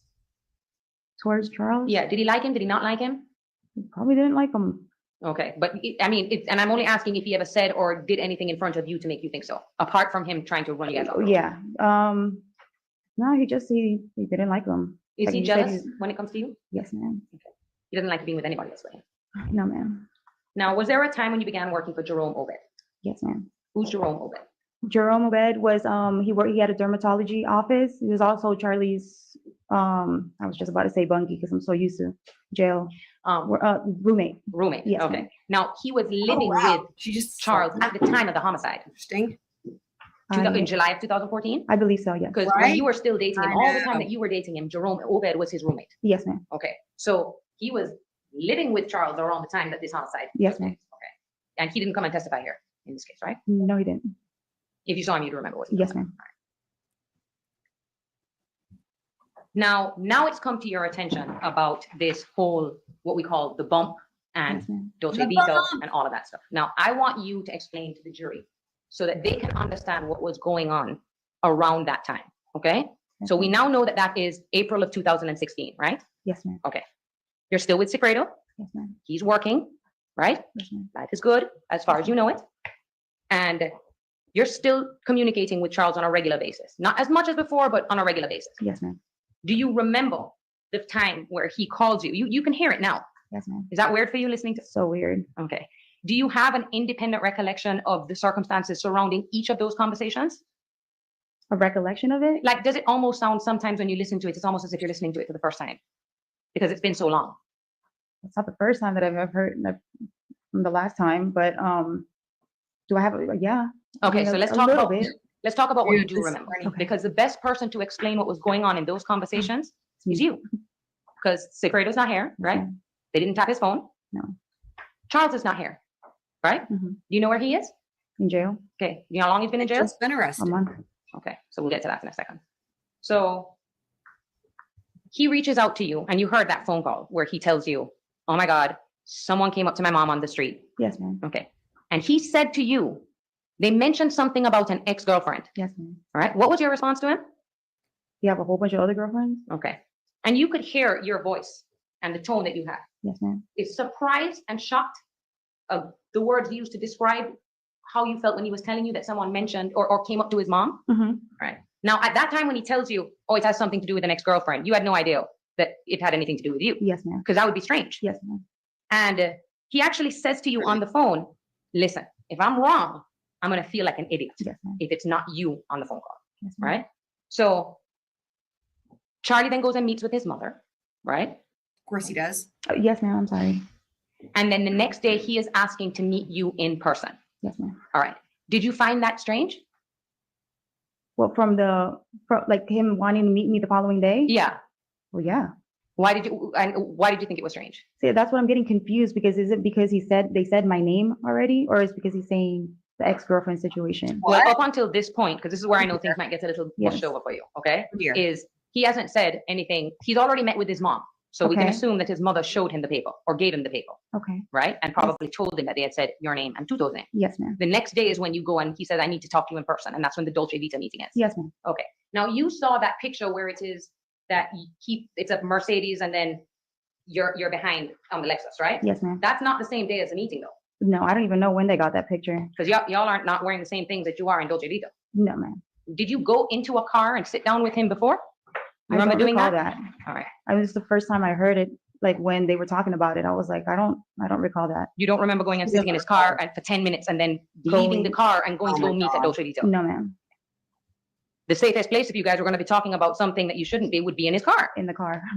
So you then go to Dolce Vita. Try your best, because I know we've spoken about this over and over and over again. Oh dear. And you have been asked over and over again what you can remember Yes, ma'am. about that meeting. Yes, ma'am. Now, we now have an enhancement, right? Yes, ma'am. We didn't have that in 2019. No, Right? ma'am. No. In 2019, you were interviewed by Georgia Kappelman and Jason Newland. Yes, ma'am. You know, when you heard her reference that meeting as a joke. Not to me. Okay, it wasn't a joke to you, right? No, ma'am. Where'd that meeting take place? In Leon County Jail? Okay, and had you any idea that they were coming to talk to you? No, ma'am. We actually, I think, just came back from like a pre-trial. I don't know, like some court before trial was supposed to start that Monday. And then they just called me out. It was probably it was pretty late already. It was at night. Yes, ma'am. Okay, and you were told that basically that they're coming to talk and interview you. I think. Well, they said to go to, Right. What? There's a lot of leading questions, but I'm not used to directing, so Okay. I'll switch it. Just right. let me know. So, were you prepped at all? no, ma'am. All right, and Ms. Kappelman and Jason Newland sat in a room with you. Yes, ma'am. Were they allowed to ask you whatever they wanted? Whatever they wanted. And you answered all their questions. Yes, ma'am. They just didn't like your answers. They did not like my answer. Okay. And it's because you said you had nothing to do and didn't know anything about the murder of Dan Markel. Yes, ma'am. Now, they keep saying that doesn't make sense, but you haven't heard anything in this case that's not Luis Rivera that contradicts what you've been saying. Yes, Oh ma'am. dear. That's just not. Now, I want to stick on the bump, okay? So, I'm Dolce Vita. Yes, ma'am. Explain to this jury from what you remember, because we don't have the whole first half of the conversation. What was he saying to you? I don't remember. Okay. Now, was he talking about the thing that happened the day before with his mom? Not that I can recall. I don't know. Okay. The first 30 minutes of, Oh no, just I'm not even gonna ask to pinpoint you to just anything in that conversation. You remember him talking about his mom, someone had come up to his mom. yes, ma'am. Yes. Yes. Okay. I thought you were talking about the first 30 minutes. I'm like, I don't remember what he was saying the first 30 Dude, I minutes. mean, So you can for the tell she's jury, not you correct. can't sit here and say, oh, he said X, Y, and Z to me in the first 30 minutes. Yes, no, ma'am. If we had the enhancement or a clear recording, we would be able to know exactly what he was saying to you. They do have it though, because they played it the last time. Or what? The video. Oh no, right. But you can play it, but you can't hear. Yes, ma'am. Okay. And it's not that you're not talking. You just can't hear what you're saying. Yes, ma'am. Now, describe for them what it is that he was saying from what you can remember. Was he giving you scenarios? That's how he always talks. He talks in different scenarios, on and on and on. And did he mention Tallahassee? No, ma'am. Did he mention a murder? No, ma'am. Did he mention Dan Markel? No, ma'am. Did he mention Wendy's ex-husband? No, ma'am. You heard that they said, oh, that he had said this had been on the news and everywhere. Had he said murder to you, would you have remembered him saying that? Yes, ma'am. Would have stuck out. Was it unusual for Charlie to be nervous that the government was investigating him? Would it be normal? Yeah, Yeah, he's always sketched out about everything. that he sketched Yeah. out about everything. Yeah. So you even hear when he's talking to his mom, is it the IRS? Yes, ma'am. Okay. So he didn't, can you remember specifically what he said to you? Not specifically, no. Okay. And he was telling you that the reason he was even coming to you was because they had said your name. Yes, ma'am. All right. Did that seem odd to you that someone had said your name and Tuto's name to his mother? Yes, ma'am. Why did that seem strange? Why would anybody be mentioning my name or Tuto's name to him And- or his mother? And you and Sigfredo were together at that time.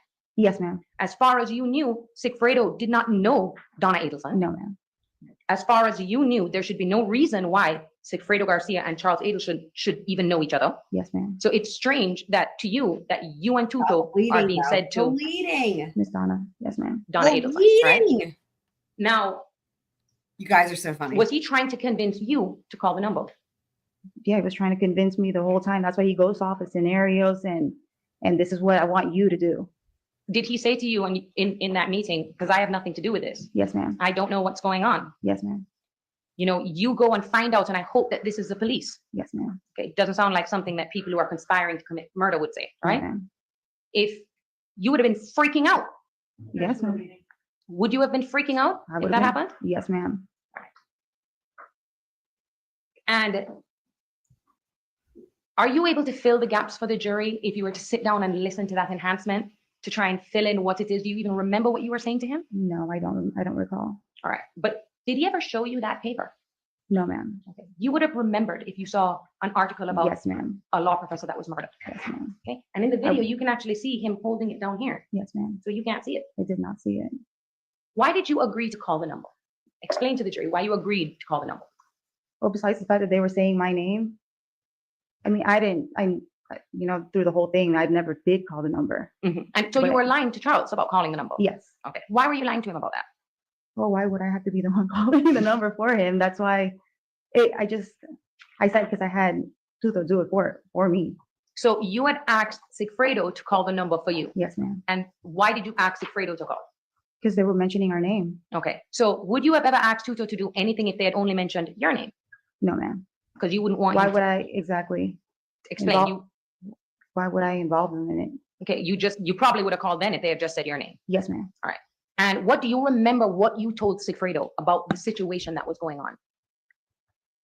No, not that I can recall now. You don't know specifically what you told him. No, ma'am. When you listen back to the call now, he sounds upset. Sigfredo. Yes, he was. Okay. And you heard that call where, well, it was minimized, so some of it's missing, where ma'am. you and him are screaming at each other. Yes, ma'am. Okay. And in that phone call, you're begging him to explain to you what happened. What's going on? All right. Is that something that's regular with Sigfredo, that he just basically says, don't ask me anything? Yeah, he always tells me, don't worry about it. Okay. Why do you think he does that?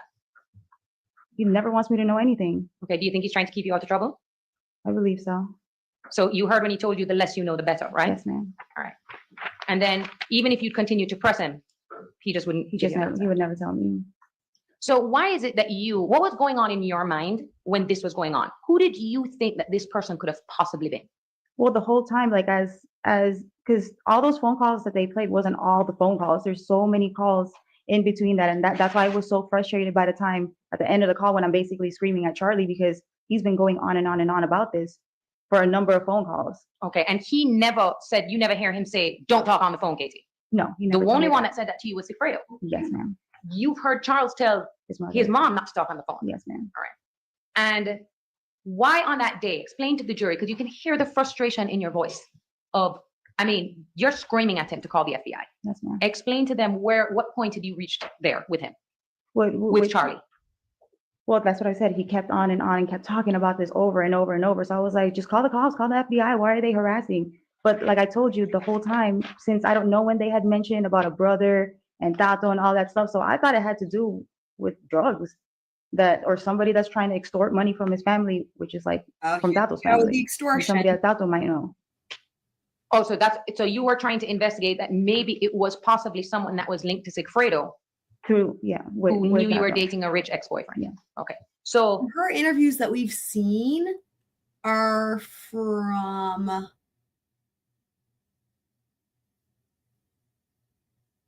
after she was convicted, I want to say. I'm pretty sure they're after she was convicted and before Charlie's trial. So this would be before. Because of Sigfredo's background, it didn't seem that unusual to you that someone might have done that. No, ma'am. All right. And who Sigfredo used to hang around with. No, ma'am. And why didn't you call the police? I mean, how Well, was I having said that, now it might be that there was one before and then the proffers after. That might be what it was. The time when they interviewed her in the jail, that might have been before the one that she referenced a few minutes ago. And then the proffers were definitely after. I'm trying to remember. It's possible though that first interview that we watched, because we watched them in chronological order, the first one might have been the one before this trial and after the first trial, I think. going to call the police when somebody else was getting harassed? Like, I would sound weird. Like, what am I going to tell them? I have a friend their mom is getting harassed that mentioned my name, so you need to go investigate them. If they had walked up to you, would you have called the cops?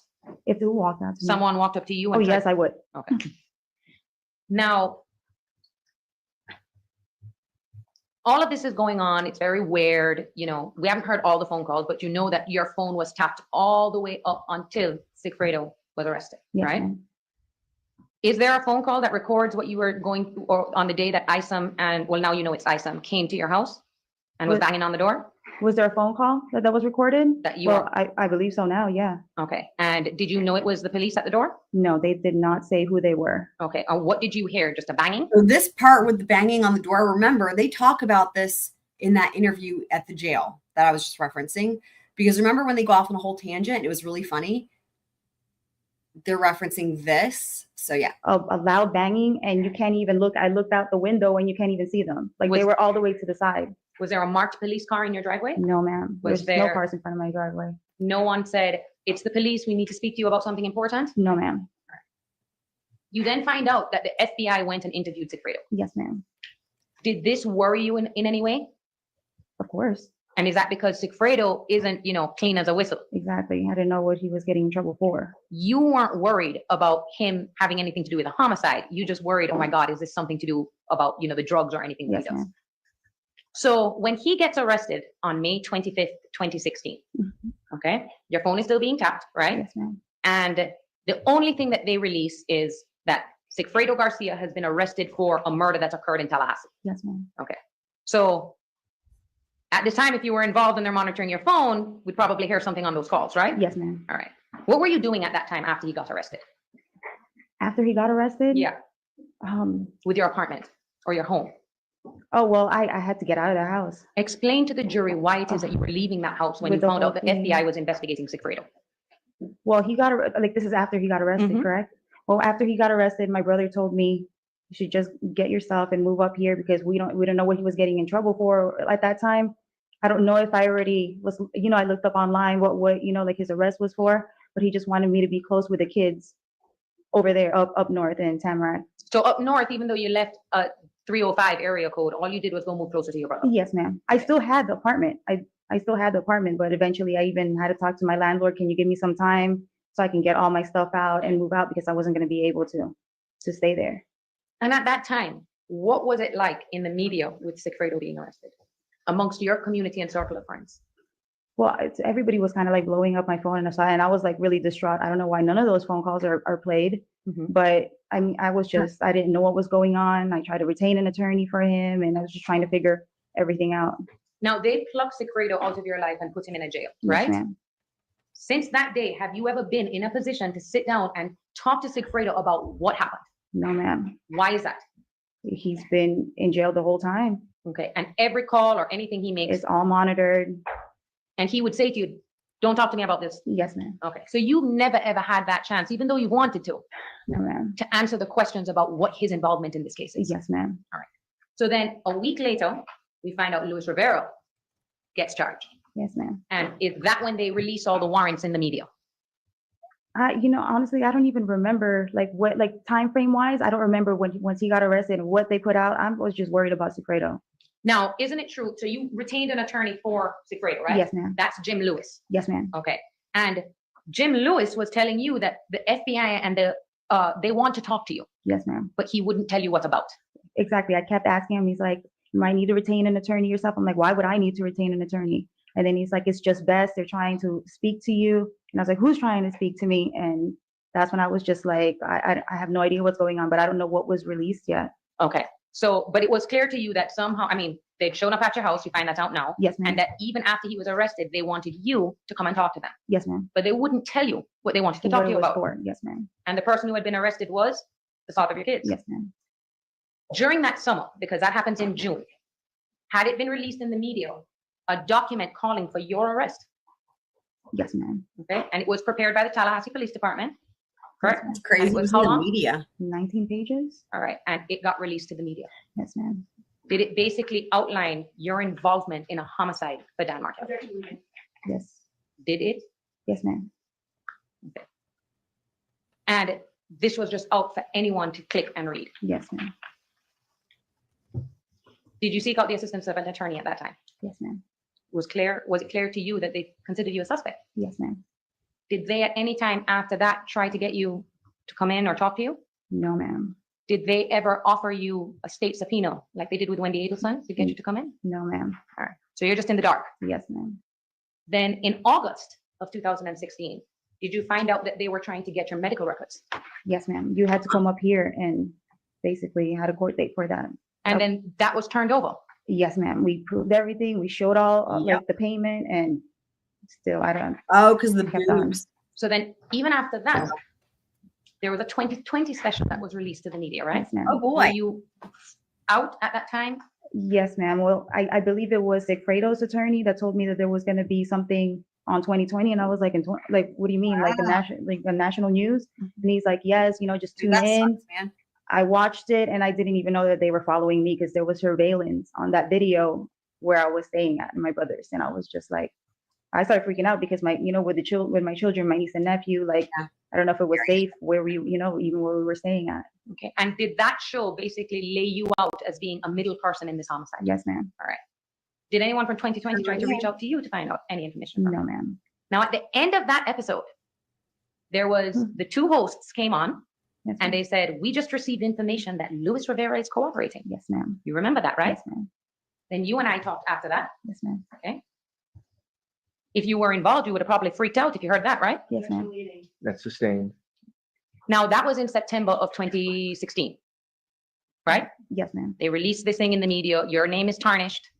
And when is the next time that you have and that something happens to you in regards to this case? When I got arrested. All right, so let's talk about that day.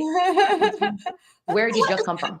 I Heather. had just dropped off I had a ballet recital for my daughter, and my son thankfully wanted to stay with my mom at that time. So I went with Kaylee to the ballet recital, and then she wanted to go to her cousin's house, which was Sigfredo's mother's house, because all her other cousins were there. So I dropped her off there. That's a day you remember very clearly, right? Yes, ma'am. And you had actually sent a message to Tallahassee Police Department through your attorney that if you ever get a warrant, you'll voluntarily turn yourself in. Just to let you know, and I'll come in. Okay. On October 1st, describe for the jury how it is that the police pulled you over and how many of them there were. It was crazy because I was in the shopping plaza. Like I had to get a couple of stuff for the kids. I already got the food and dropped it off at his mom's house, and then I came back out and I went to the plaza to get some stuff. And as I was leaving the plaza, like there was a little bit of congestion in one area, so I was just like, maybe something happened or What whatever. car were you driving? I was driving the Lexus. Okay, continue. Yes.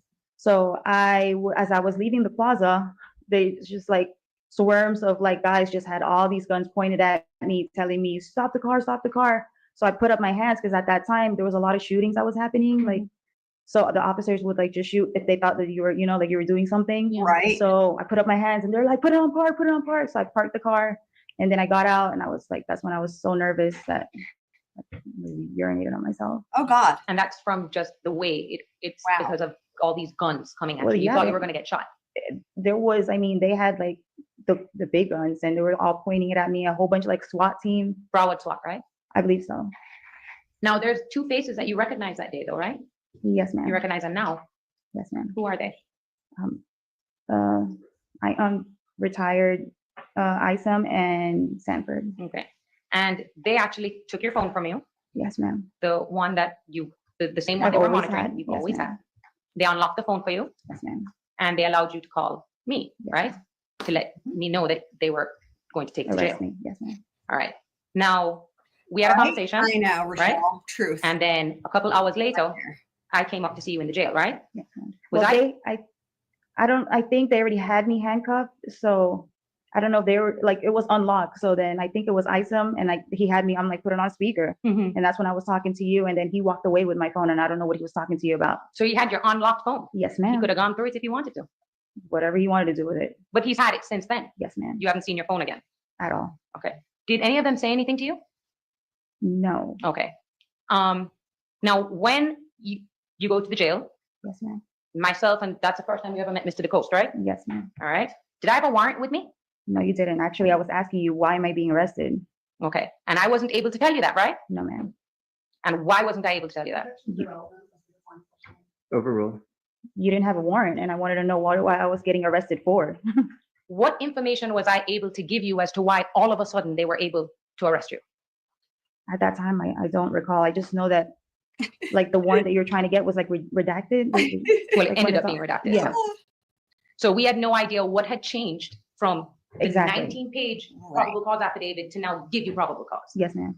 And when we were there, I explained to you that now would be the time if you know anything, Yes, ma'am. okay? And I'd also explained to you that those detectives were there with the specific purpose of me talking to you about cooperating. Yes, ma'am. We had that conversation, Yes, we did. and I didn't had no idea what it was, evidence that they had against you, Yes, ma'am. right?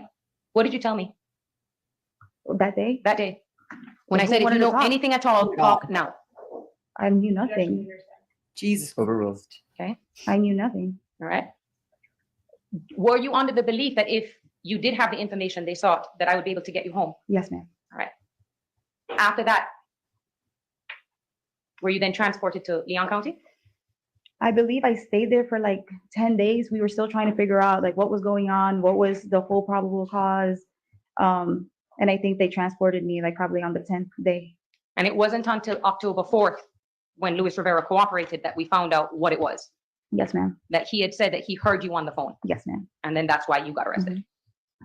Now, Yes, ma'am.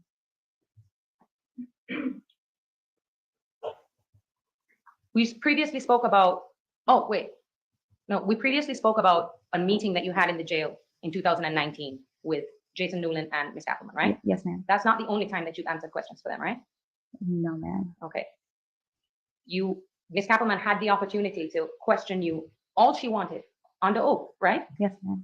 And the jury was able to get snippets of that testimony during the course of their case in chief. Yes, ma'am. How long had you been questioned? More than a few hours? That's why I was so surprised that I had to do this all over again, because I did a 4-hour testimony that day.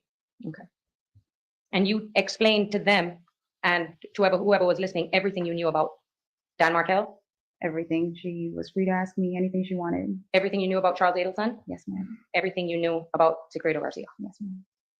You've heard also that the state said they wanted you to cooperate, Yes, ma'am. okay? Now, you tried.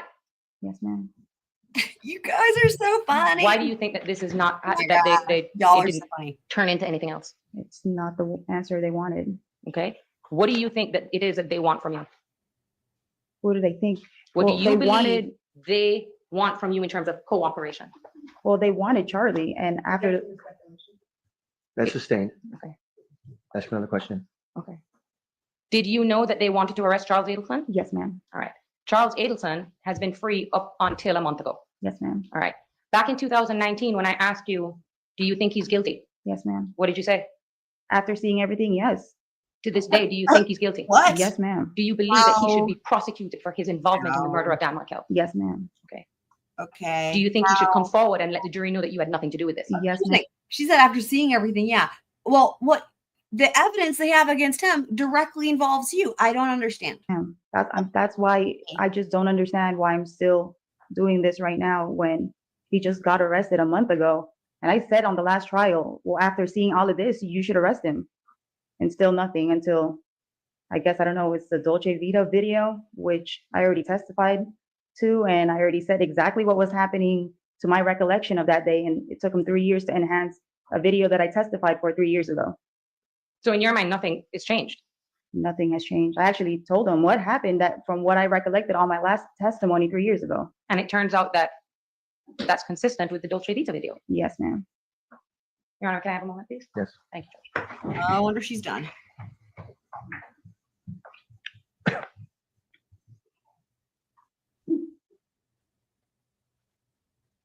Wow, that was a mess. And honestly, that attorney was testifying the entire time. Forget leading. Jesus. I can't believe Georgia only objected like twice. No further questions. Thank you, Judge. All Okay, right, We'll take a short break before on to Cross here in just a sec. Sweet. cross-examination. We're just going to take. If memory serves, they cut the brakes out, which is nice. Interesting. The cross exam. Here we go. Attorney. Yes, ma'am. You said that you and Charlie Adelson were together in July of 2014, right? Oh, Yes, ma'am. No, July 2014? Yes, sir. Yes, so ma'am. this is not Georgia. This is the other prosecutor, Sarah Dugan. And then you broke up in August, you said? I believe so. Okay. And then you became friends after that? Yes, ma'am. Okay. And then you became his personal assistant in September of 2014. Yes, ma'am. So that all goes on in the matter of those 2 months, July to September 2014. Yes, ma'am. If you're someone's personal assistant, you have to see or talk to them every day, right? See and talk to them every day? Mhm. Talk to them on the phone, but Right. not have to see them. Okay. Did you and Charlie continue to talk on the phone every day, multiple times a day since you were his personal assistant? Multiple times a day? I don't remember. Well, every day then? I don't remember if it's every day. Okay. Well, how often would you talk to him? I don't know. You have like phone record No, I'm just asking you, what's your memory of how often you talked to him? from 2014? When you became Um, his personal assistant? I don't know how often I was talking to him. How would, I mean, if you're working for him and being his personal assistant, you said Whenever you were- he would call me. So, I mean, is that some, it's everyday duties that you had? he was calling. I don't know how often he was calling me. That's why I don't want to answer like a wrong amount or a wrong number. Okay. Well, you were getting paid every 10 days for your work, right? Yes, ma'am. Okay. So you would have regular work and you'd have regular contact with him during all of your pay periods? Not regular contact. No, I don't know how many times he would call me during the week. Okay. And he had just broken up with you 2 months before that. Like I said, like I was telling Ms. Mhm. Kawas that I never had like a definitive date when we stopped like talking. Sometime between the murder, though, and when you became his personal assistant, he broke up with you, though. That was your testimony? Like it was dwindling down, like our relationship. I Meaning that guess. he was ghosting you? That's what Something your like that, attorney yeah. said in her opening Yes, statement? ma'am. Okay. Why would he want you working as his personal assistant if he was ghosting you? Well, I told you that I needed that favor for the insurance purposes. That's why I put that I was working for him. Uh-huh. And you needed that favor, though. You needed that favor. And you asked him for that favor actually in June of 2014, didn't you? If that's what the records show. Showing the first of Composite Exhibit State 136. All right, well, let's make sure we're going to get it. You're asking that State's Exhibit 136 is admitted in evidence? No objection. It'll be admitted as State's Exhibit 136.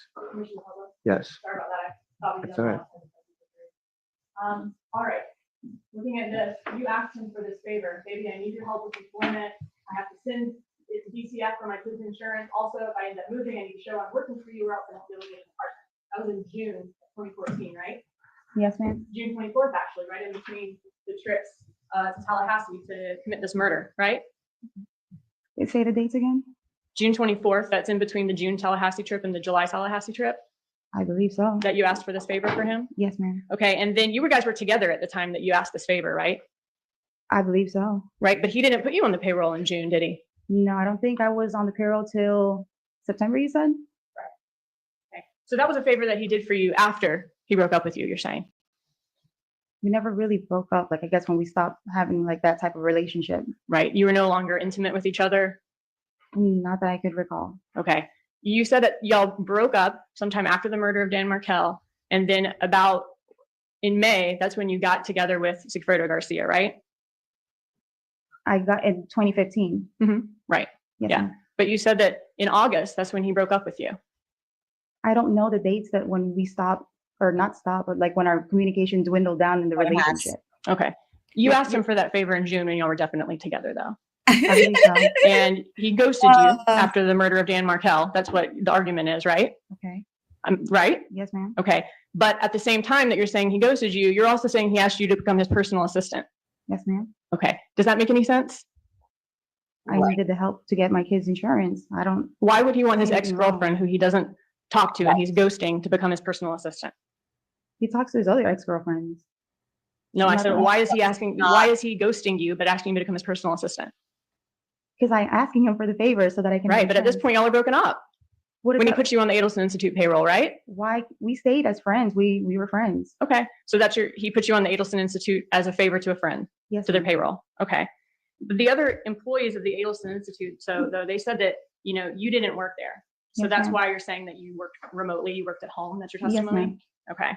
And Charlie Adelson, we hear him in the recording saying, oh, you clean the office on the weekends, but you're telling us you actually did not do that, No, ma'am. right? Right. Okay. Because she can't. Y'all are So why didn't you go into the office? Why were you working from home? Like, what was so different about you? What was so different about me? Mhm. My whole purpose was to get insurance for my kids. I didn't like, whenever he asked me to do some stuff, like I would do it. Like I told you, the site, and I can't recall a lot of the things from 2014. That's why I don't know how to really answer your question. Well, as his remote personal assistant, I mean, what exactly did you do for him? You said earlier you set up appointments for him, Yes, right? And you looked at rental places for him? Yes, ma'am. He had owned properties and like he was telling me to collect from those property, Okay. from the properties. So that let's he take had. those one by one, setting up Oh, boy. appointments. Did you actually schedule any boy. patients? No, not scheduled patients on the thing. It's for the site, like his website. So you did not schedule patients? No, ma'am. Okay. What- What appointments did you set up for him? Schedule then. I can't recall. That doesn't make any Okay, sense. what type of appointments if they weren't scheduling patients? Right. I can't recall. You don't know what type of appointments you set up No, for him? Okay, but you did not schedule patients. Not that I can recall. So it no. wouldn't have been for his work as a dentist. I'm kind of getting confused about your question. His work as a Oh, dentist God. was he Oh, did God. dental work on patients, Yeah, I right? can't recall the patients that I've called or which ones I've scheduled back in 2014. I'm not asking you for specifics. I'm just saying, what type of appointments did you set up for him if you didn't schedule patients? What I other told types you of I didn't. appointments? I didn't do the appointments. I did it for the site. Like his appointments with other, like if other things that he needed to do, Oh, not God. for patients Oh, in the dear. office. Okay, so you were not scheduling patients. Oh, God. You were not, this isn't the office website you're talking. It wasn't good on direct. It's just crashing and burning. If I were her, I would be like, I give up. I would run out of there and get off the stand. Although I know you can't. Like, dude, this is you guys, right? She related to pain. She was erased out of her life. Like, oh my God. When she was on direct, she made it sound like it was patient appointments. Talking about? Yes, the office website. Okay, what type of appointments are you putting on the office website that are not patients? Jesus He Christ. just needed to, well, like to take the pictures for his office and his website. Right. Yeah, that's That's what I was appointment. setting up the Oh my appointment God. for. You set up an appointment for him to get his website done Yes. by a company that does websites. Yes, like my friend that was doing the website. Yes. That is the appointment that you set up Yes, for him. ma'am. Okay, and that is one appointment you're saying that you set That I up for can him. remember. Yes, ma'am. Okay. Okay. And so you earned over $800 a month, over $17,000 over the course of a year Sarah Dugan be killing it. We haven't heard from her nearly as much. She's doing a great job. and a half for setting up one appointment with him one time to get his website set up. I don't remember all of the specifics of stuff that he's asked me to do. Okay. That's the only one that you can think But of. I mean, like right now, yes. Okay. Well, your defense is that you're not involved in this murder, right? Okay. Dear And you said it seems like Charlie Adelson is, obviously, huh? Yes, ma'am. And your children's father obviously is too, right? And you're Yes, caught in the ma'am. middle of it? Yes, ma'am. All right. And if you're collecting money from Charlie Adelson for no legitimate purpose, that looks suspicious. It looks like he's paying you or keeping you happy for your part in this murder, doesn't it? No, ma'am. Okay. If you're doing something to earn those payments, then that no longer would seem suspicious, right? Well, I just don't understand when it's like you're talking about like the checks, right? Right. If you're doing something to earn that money, that would no longer seem suspicious. I'm not understanding your question. My question is, you're telling this jury that you did something you set up some type of appointments for him, but it was not scheduling patients. The only thing that you can tell us today that you ever set up for him, though, is one time you That I can called a recall. website company to have his website, him to have an appointment with him for them to set up his website. Isn't that true? That I can recall, yes, ma'am. Okay.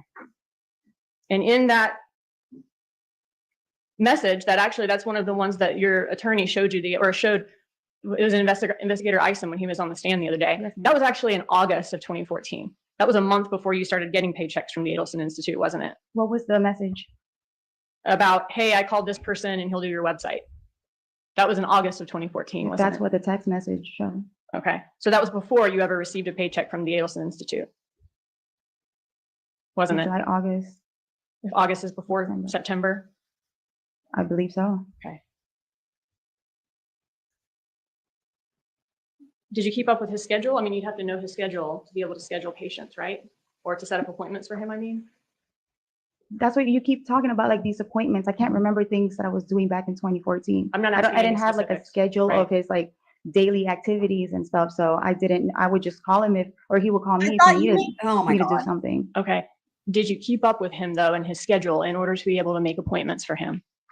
Keep up with him, like see what his other Know what's going on with him. My boss is here today, he's there today, he's on vacation today, he's working this week. You would have to know his schedule in order to be able to set up appointments I for don't him, know right? his definitive schedule at that time, but I mean, like I told you, he would just text me if he needed me to do something. Okay. And how often would that be?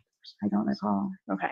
I mean, you would have some idea. You would have some idea of what's going on with his work schedule if your job that you're getting paid $800 a month for is to set up appointments for him, right?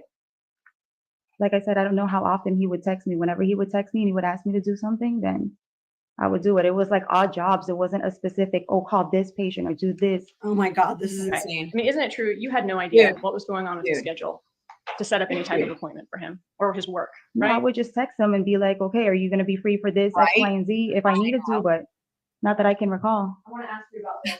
text from Great October question. 2014, Oh my God. A month after you started. I mean, collecting paychecks from your Adelson Institute. You she's sent a just message to him where getting you say, destroyed. How are you, by the way? How's work? In your love life? Didn't you say that? That's what the text says. Okay. Following you. Schedule the hitman. So many people being scheduled, right? The hitman, the TV dude. Oh my God. You say, hey, I was going to text you, but I never know if you're on vacation or not at work. Didn't you say that? That's what the text showed, yeah. She wanted to impeach her. Following month, you text him and you say, and this is December of 2015, you're getting checks from the Adelson Institute. So how's work? How's your office? Dude. So Okay. that's hidden. Yes, ma'am. Okay.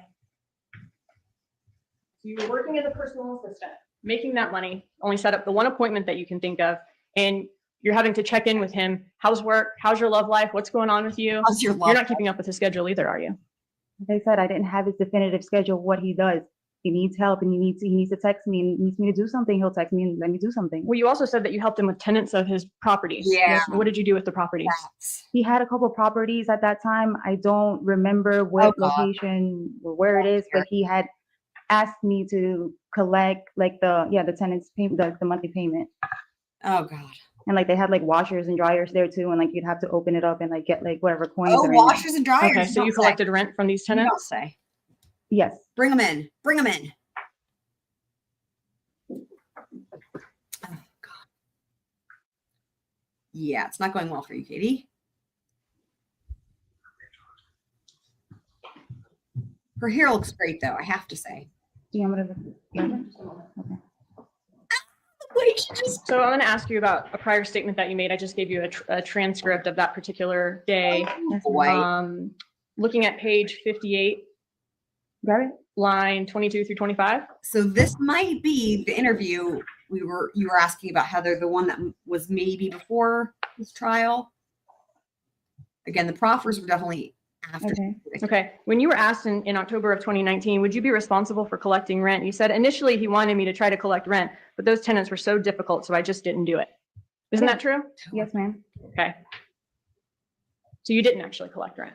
No, he wanted me to collect it. Well, obviously here it says that I didn't. Right. And today, though, Right. you're saying that you did.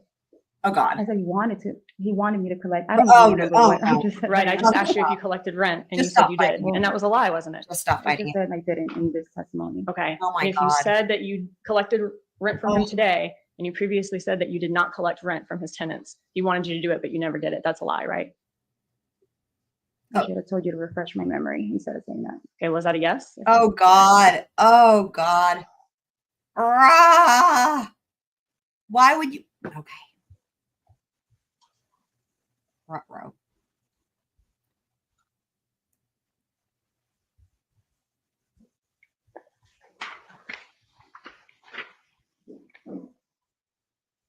Why did he do this favor for you?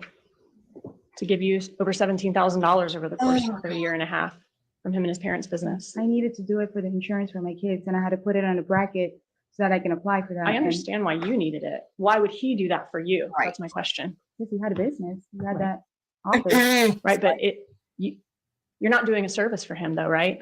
You only set up the one appointment and you didn't actually collect rents from the tenants. So why would he do this for you if you're not actually earning that money? Right? Section speculation. I know. I asked him for that favor for the insurance. I understand why you Oh my needed God. it. My question is, why did he do it for you? I don't know, ma'am. Oh my God. Oh my God. Isn't it because Oh my he's God. keeping you happy because you did a really big favor for him No, in July ma'am. of 2014? No, ma'am. And you did hang that over his head though sometimes, didn't you? Oh boy. Hang what over The his fact that head? you'd done a really Yeah. big favor for him. Oh God. Not that I can recall. Uh-oh. Interesting. Was her attorney like mouthing something to her? Hold on. That's unique. Not that I can recall. Look, interesting. That is very interesting. Right? I know. They must be spectacular Here, for that amount of money. this is part of the conversation you're having with him. You say, I know you're busy, and every time I speak to you, it's like you have an attitude. I know you're overwhelmed by everything that you're doing. This is in April 2015. Don't worry about it. I'll just ask him myself. And then you send him a website. And then you Oh, say, fuck. "That's the website. Next time, don't be such a dick to someone who has done something for you." Right? That's for the What did boobs. you do for him? That's for I the don't know what he was boobs. referring to. I mean, you weren't doing much of anything for him, right? He was the one giving you all this money. Boobs. And I told you it was I did the whole purpose for that was for the insurance for my children. I know, but my point is, he hadn't done anything for you. You were the one he was the one paying you the money. You weren't doing anything for him. He was Right, doing everything boob, for you, Right. Correct. right? He was doing that as a favor for me. Right. So what are you talking about here? That's something that you've done for him. Do you have the rest of the text? Because that's just like a portion. It of doesn't I say don't that day. remember. You're just talking about he's being mean to you and you're saying, don't be such a dick to someone who's done something for you. Oh God. I don't know what I was referring to. Uh-huh. Right. What about your uniboob? Oh boy. And that favor, you say it was Shoulda- to get insurance and you're talking about Medicaid is what She should have asked George. you were trying to Yes, get? ma'am. Okay. And when you get insurance through Medicaid, I mean, the taxpayers are paying for that, right? Yes, ma'am. Right. That's all of us, Yes, right? ma'am. Okay. And there's nothing wrong with that. A lot of people need Medicaid. It's a serious thing, Yes, right? ma'am. Okay. But you were getting Medicaid at the same time that you were paying thousands and thousands of dollars in cash Oh God. for a boob job, right? Well, I've already saved up for that. That was a long term. Oh, like my for the insurance was God. a long term for my son because he has a disability. I understand you God. said that, Oh, but I'm just saying you Wow. were getting Medicaid at the same time that you were paying thousands and thousands of Oh my dollars in God. cash for a boob job, right? Oh God. That I've saved up for. Yes. Oh my God. Okay. Oh my You God. had you say you saved Wow. up for it, but you had a Oh. habit of Oh. depositing money into the bank. Oh God. We saw all your cash deposits by day, and you deposit, I mean, sometimes multiple deposits every day in the bank of different cash in different banks Yes, ma'am. in cash. wow. Okay. So you make all those deposits in cash every day, sometimes at different banks, multiple times a day, right? At different banks at the same day. Yeah, you deposit a lot of cash in the Oh bank. my You God. do it sometimes, it's not just like a once a Right, month thing. You do it Michelle? almost daily. Sometimes you do it Yes. at multiple different banks. And Paul says you can't use your boob money for food or your handicapped child. I know. This is crazy. Dude, Sarah Dugan is killing it though. If that's what the records show, I don't remember what I was doing. At that but time. you're saying for this particular The different banks, y'all know the significance of that. The jury knows, right? It's like the different banks, the different, yeah. Like augmentation, it's gonna help. you did not deposit that money. You kept that at home. Yes, ma'am. Okay. And So see, that's a terrible. So she's caught now. She's caught in a conundrum because it's like, well, I've been saving up for it. So you know what she's about to do? I would imagine is say, well, hold on. If you were depositing this much money cash into the banks every day, and you were also saving up enough money for the boob job, what are you like? You know, like let's add all that money up, right? Dear God. it was just all the other money that you had, you There it deposited in is. the bank, except for that. I've already saved up for my breast Oh. augmentation. So that's a yes. You deposited all your other money into the Oh. bank, except for the cash for the breast augmentation. Oh. Whenever I would have money with me and I would from working Oh. from the club, then I would save up and then I deposit wherever I had. It's painful. Charlie Adelson, he also gave you right? Other gifts, right? Oh my Besides God. just Did you see the way you looked at the jury? Yeah, I know. And this is, it's just. Charlie Adelson, he also gave you other gifts, right? Besides just, my that wasn't the only benefit being on the Adelson Oh, Institute payroll. I mean, he paid for a trip to Santo Domingo for you, right? And the kids? Okay, that's the Dominican Republic, right? Yes, ma'am. All right, and that was in 2015 after you and Charlie Adelson broke up? If that's what the record shows, I don't remember what date it was. Oh, I feel like I'm in a gladiator fight and I'm like dying, and it's like, put me out He of my also like that's her. Like, Offered to God. send you and your mom a cruise, Oh dear. right? Then there's also the car. Where am I In looking at? October of 2015. Yeah, Charlie was balling. He had like 7 Because I didn't go on a cruise with my mom, so. Okay. He You're offered. talking to him about She's like, hold on. Did you hear the way she was like, that's okay. Hold on. Oh my God. I'm dying. Because I didn't go on a cruise with my mom, so. okay. You're talking to him about You didn't have to go. It's the Talking fact that he's about- offering. he says, where do you want to take your mom? You say, I want to do something for my mom. Let me see if she has days off on Thanksgiving. Is YouTube doing something weird for you, Heather? So I think it would be super cool for you to go, just you and your mom, Friday through Monday on the Norwegian cruise. Does that work for Right? you? I know. Let's look at dates, right? I guess so. But I never went on a cruise with my mom, so. And he says, Oh. you get a cruise for you and your mom. Oh, painful. It's I guess so, but I never went on a cruise with my It's mom. physically That's not painful. what I asked. He offered. to Oh buy my you. God. If that's what was on the text, then yes. Dude, she's killing it, man. I love it. Ruthless. Ruthless. Get it. He would also give you cash. Sometimes you would text him, ask for help, ask for loans, you needed cash. If that's what the text says. Well, he would give you cash, right? Let's just remember that the same people have been on this case since over 10 years. So Sarah Dugan is still the other prosecutor along with Georgia Kappelman, these two blonde ladies, right? And it'll be interesting because at Wendy's trial, I wonder if they'll have Sarah cross her. And the reason I say that is because with all the other 50 bazillion other trials that have happened so far, it's always been Georgia. And I wonder if at Donna's trial, it will also be Georgia. And then I wonder if it'll be really interesting when Wendi goes to take the stand in her own defense, if she does, and then Sarah Dugan pops up. I just can't wait. I just can't wait. If you can show me the text message. I hope Wendi takes the stand. In May of 2015, you say, by the way, I have a shitload of things to pay for. I need a little help with tuition and crap for the summer. I have to stop my weekend job. I hate asking. Oh my God. Whatever you need. You say it's just tight this month. So it's crazy, right? Because like they've already been paid for the job, but she's just hits him up and he gives her money. On May 20th, 2015, right? But yes, ma'am. Oh, Wow. I'm sorry. It's loud. Wow. Okay.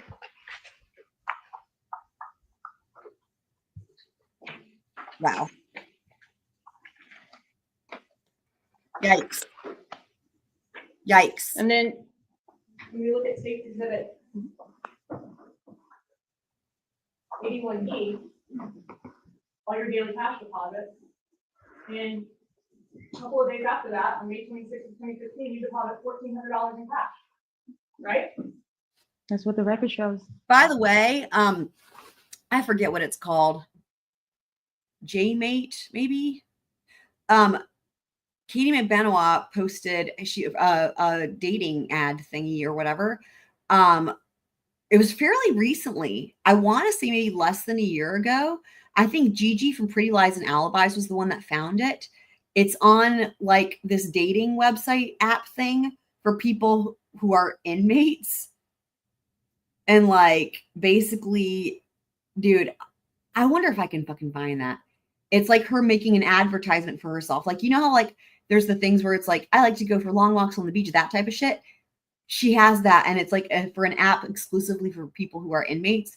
And I guess people that go to that app for seeking love or whatever they're seeking are looking for people who are incarcerated. Anywho, I wonder if I can find that. Let's see if I can take a look. So you ask them for help, and give you cash. Isn't that true? Mm-hmm. That's what the record shows. who is Sully? That's the mechanic. Okay, so Sully, and your attorney was asking earlier about a Sully Mech, M-E-C-H, that was in Charlie Adelson or Sigfredo's call list, right? Yes, Sully is a mechanic. Mech is the first four Oh, letters of is that the dude who fixed the Prius after they shot a hole in it? Oh God, mechanic, Yes, right? ma'am. I Okay. wonder. And how did you find out about Sully? That was somebody that Charlie used for his mechanic. Charlie referred you to Sully to fix cars when you were having car trouble, right? Yeah, when Okay, like no. if the Lexus was having issues The or Lexus, like my right, Mazda was okay. having issues. Right. And so you got the Lexus fixed my with Sully, God. right? And your Mazda. So he paid for it. Wow, she had two Sully cars. did it. Sully Yeah, he fixed. fixed it. cars. He fixed it before. Okay. Your And Sully is the mechanic for Eco-Friendly Shop. Yes, ma'am. That's the name of the Body shop. the body shop. Yes, ma'am. Okay. And when you got work done with Sully, Charlie Adelson would pay for it. No, I believe I paid for the, unless you have a text that shows Ah! otherwise, but I paid for payments for Unless you have a text that shows otherwise. Oh my God. the Lexus getting fixed because it kept breaking down on me. Okay. And your Mazda broke down a couple of times, right? I believe so, yeah, because I got in a car accident. At least some of these times, though, Charlie paid for it. I don't know which times, but if you have the text message for it. Right. Here in October, he's saying, I just got a call into Sully for you. I just spoke to Sully, it needs to be done, it has to be done at Mazda, he said it should be about 1,200. You're, upset that it's 1,200. He said, I'll pay it for you, smiley face. And that was in October of 2015. Yes, ma'am. Okay. I was trying to read what was like after the text No message. problem. That's after you got back together with Alfredo Garcia. Oh my God, you guys, hang on. Of Hang on. Sorry, urgent thing that we need to see real quick here. All right, so you guys, this is real. So I did a little searchy search, and this is the website that Katie Magbanua, I don't know if she's still up there. We're gonna look, MEET-AN-INMATE.com, and look at this picture. Oh my God. Let's read this. Wow. Did you know that there are millions of men and women who are currently incarcerated just waiting for someone to write and exchange life experiences? Oh my God, I'm going to lose my mind. All of the inmates who are listed here enjoy getting letters, especially those letters which help build their confidence. It can be a lot of fun communicating with these male and female inmates. Oh my God, can we write her letters? These inmates are very real and are seeking pen pals. Receiving the letter is the highlight of the day for most prisoners. Just think of how lonely it must feel at mail call to never hear your name being called, especially after being locked up for several years and family and friends have deserted you. Well, that's true. These inmates can't wait to hear from you. Don't be shy. Give it a try. That's their slogan, and it rhymes. Make the day of a lonely inmate. Wow. Wow, look, they're number one, guys. It's ranked number one among prison pal websites. Oh my God.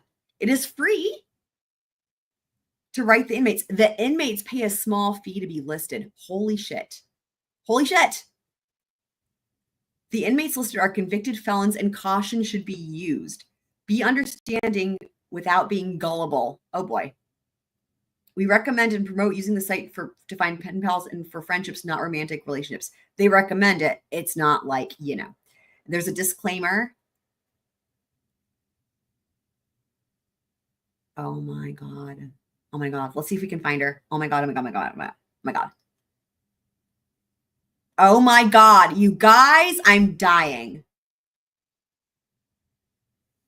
I'm dying. I'm dead. I am North Carolina.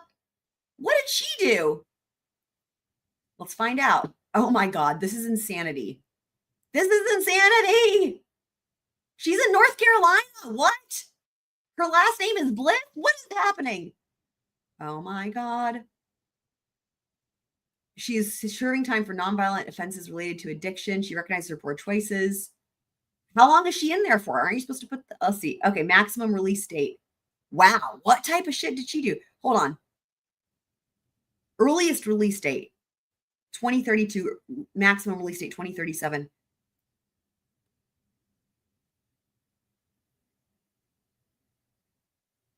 Oh my God.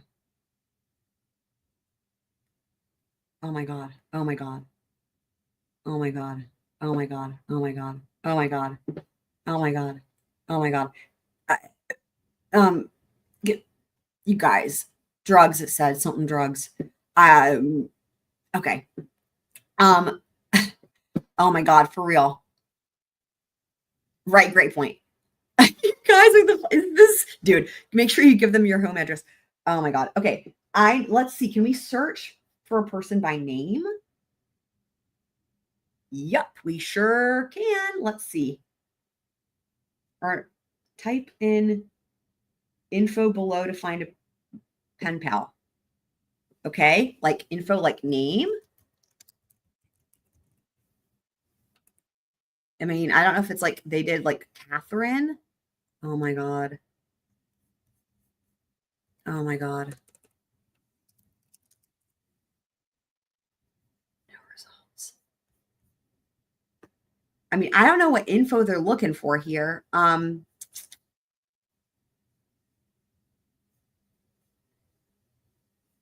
don't know what age she is. I mean, that's not gonna narrow it down enough though.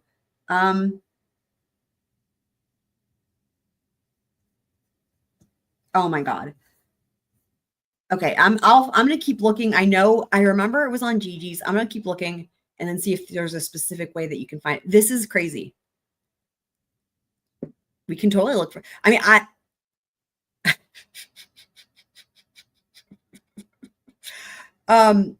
I mean, you know, you have to be lit, you have to want to be on the thing.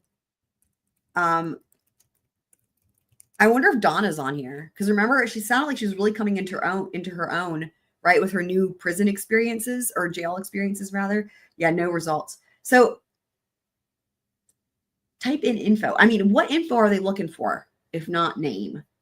Like, you know, dude. Okay. Hang on. Guys. Right? Let's try that. Great idea. Let's try that. So Charlie is in South Dakota right now. Katie, I believe, is still in Florida. Let's see what happens if we do. Oh my God, look at this. I've never been here before. Look at this. This is interesting because these are their actual inmate numbers. Interesting. Okay. So if I do, interesting. These must be like recent searches, you know, like how Google does. Is that what this is? Like, these are the popular inmates. I don't even know.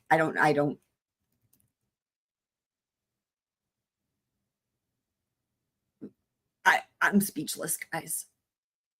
I'm speechless. Like, what are the top searches though? Like how, like, okay, A. Like, how come when I type, okay, are these real people? Oh, no.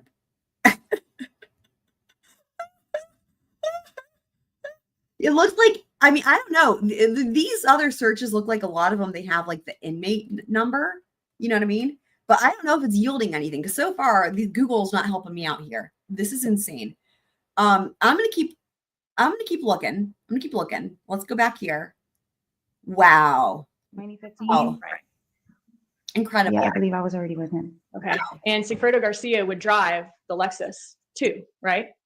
Every now and then. Okay. He'd switch sometimes. And whenever the Lexus had a problem, Oh my y'all God. would take it to Sully at Eco-Friendly Shop, because that's the mechanic that Charlie had referred to you. Well, there was also another mechanic that I think I was trying to use for the Lexus, but since Sully's been working on the Lexus, like we've taken it over there. Okay. Yeah.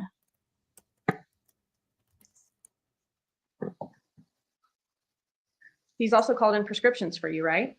Ooh. Charlie Who has, has? as a I- favor. I We're talking about the believe he favors. We has. talked about the trip to Santo Domingo, offering you and your mom a cruise, the car repairs. He also called in a prescription for you, right? Called in prescriptions in the past? Prescriptions. Right. I guess so. I don't recall that such a long time ago. Okay. Do you remember him paying for a catered fit meal service for you? All right. I got it, guys. I got it. Hang on. I got it. Don't worry. Here we go. So here's what it was. It was actually Gigi from Pretty Lies and Alibis, who y'all know from the Zachary Hughes trial, right? She's in South Carolina. And this is her with the COE. The COE is Joel's wife from Surviving the Survivor. Shout out to the COE. They did this, it was them together. So you can see Love Behind Bars. Oh my God. So they do this together and they pull up her ad and everything. But let me go for, oh wait. Okay, let's just see here. All right, here we go. I think Oh, this is, there we go. Look at that. Boy, he's keeping that close shave. that's Charlie's new mugshot at the time. That was like a completely new look for him. Because, you know, y'all have seen him. Huh? Not going to let those curly locks grow back out. Oh, interesting. It's similar to his previous one, but different. It is a little different. He's Yeah, got I feel, yeah, his face is Here we hardened. go. Here we go. Texted her, and I was like, wait, what is going on? So I'm going to pull it up. Here we go. I have a screenshot Oh, of it. oh my If God. you want to pull up the actual link, I can do that. Here's the screenshot. Heather. All right, so Oh my walk God. me There- through Oh, there's the boob job. Look. Wow. Wow. your thoughts when you opened Oh my that God. link Oh my and God. it took you here. Oh my God. You know, I'm not surprised. There are a ton of websites that offer this kind of service to inmates where they can have pen pals on the outside and that kind of thing. What's interesting about this, so it costs money to have a profile on this service. For a standard 12-month profile, it's $40. $100 for 12 months, that puts you as a featured profile. Oh my God. No, $70 featured, for though, is 12 she? months. What's that? She's not featured. I'm think not she's sure. just I'll a have to look regular- into that. But Okay. I'm going to put this up on the Rochelle, screen. These are the Rochelle, prices for this. Oh my God. This is amazing. Gigi's going to put up the prices for that. Dude, I'm So dying. yeah, this is a pay service, which is Oh my interesting to me. But if you look here, the Okay, prices hold on. Let me for a pull standard. that up. Hold Let's see on. those prices. Get it. Here we go. So the prices for just a standard profile, $40 a year. I can't. For a featured is Y'all. $70 Y'all. Jailbabes.com is the other one. Jailbabes.com. Are you kidding me? for 12 months, meaning that if you click on it, you know, her profile will be easy to see. But get this, $100 for 12 months, you get featured on MEET-AN-INMATE.com and jailbabes.com. Incredible. Jailbabes. Wow. So it's funny because Joel was like, wait, is she looking for love? Is she looking for friends? I'm like, I don't know. I'm like, I don't know Yeah. what her intentions are, but going back to this photo here Oh my God. Right. on the right, I mean, you know, that's a very friendly photo, but on the left, it's a very aggressive photo.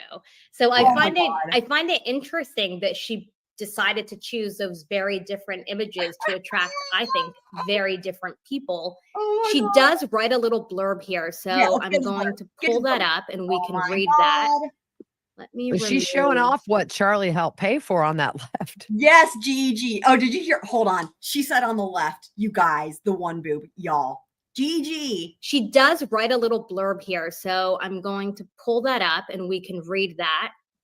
Let me. But she's showing remove- off what Charlie helped pay for on that left. Oh, I try yes, not she to is. talk Hold on, about let's- female appearances too much because I don't want to be that woman. But man, I know. mean, she chose a very revealing photo. So No kidding. I think maybe she's looking for love. Well, and look, when you look at it very quickly, your eyes are drawn to that image. Oh yeah, I yeah, mean, for the sure. lighting, Oh my God. the It's just like the AI shit, right? Heather, especially for those, whoever else was there. Dude, it's just like, remember all the boobs? Dude, this is amazing. This is my favorite thing. angle, your eyes are very much drawn there. Okay, here is what she wrote. Oh my God. Oh my goodness, I'm going blind. All right, she wrote, "Hey y'all," or here, you read it. You read it. Hey y'all, my name is Catherine, but everybody calls me Special K or K for short in here. I'm originally from the Philippines, but grew up in the beautiful city of Miami. I love the beach, a big foodie. Oh my God. That is not serving her well in the Florida No pokey kidding. system, I'll tell you that.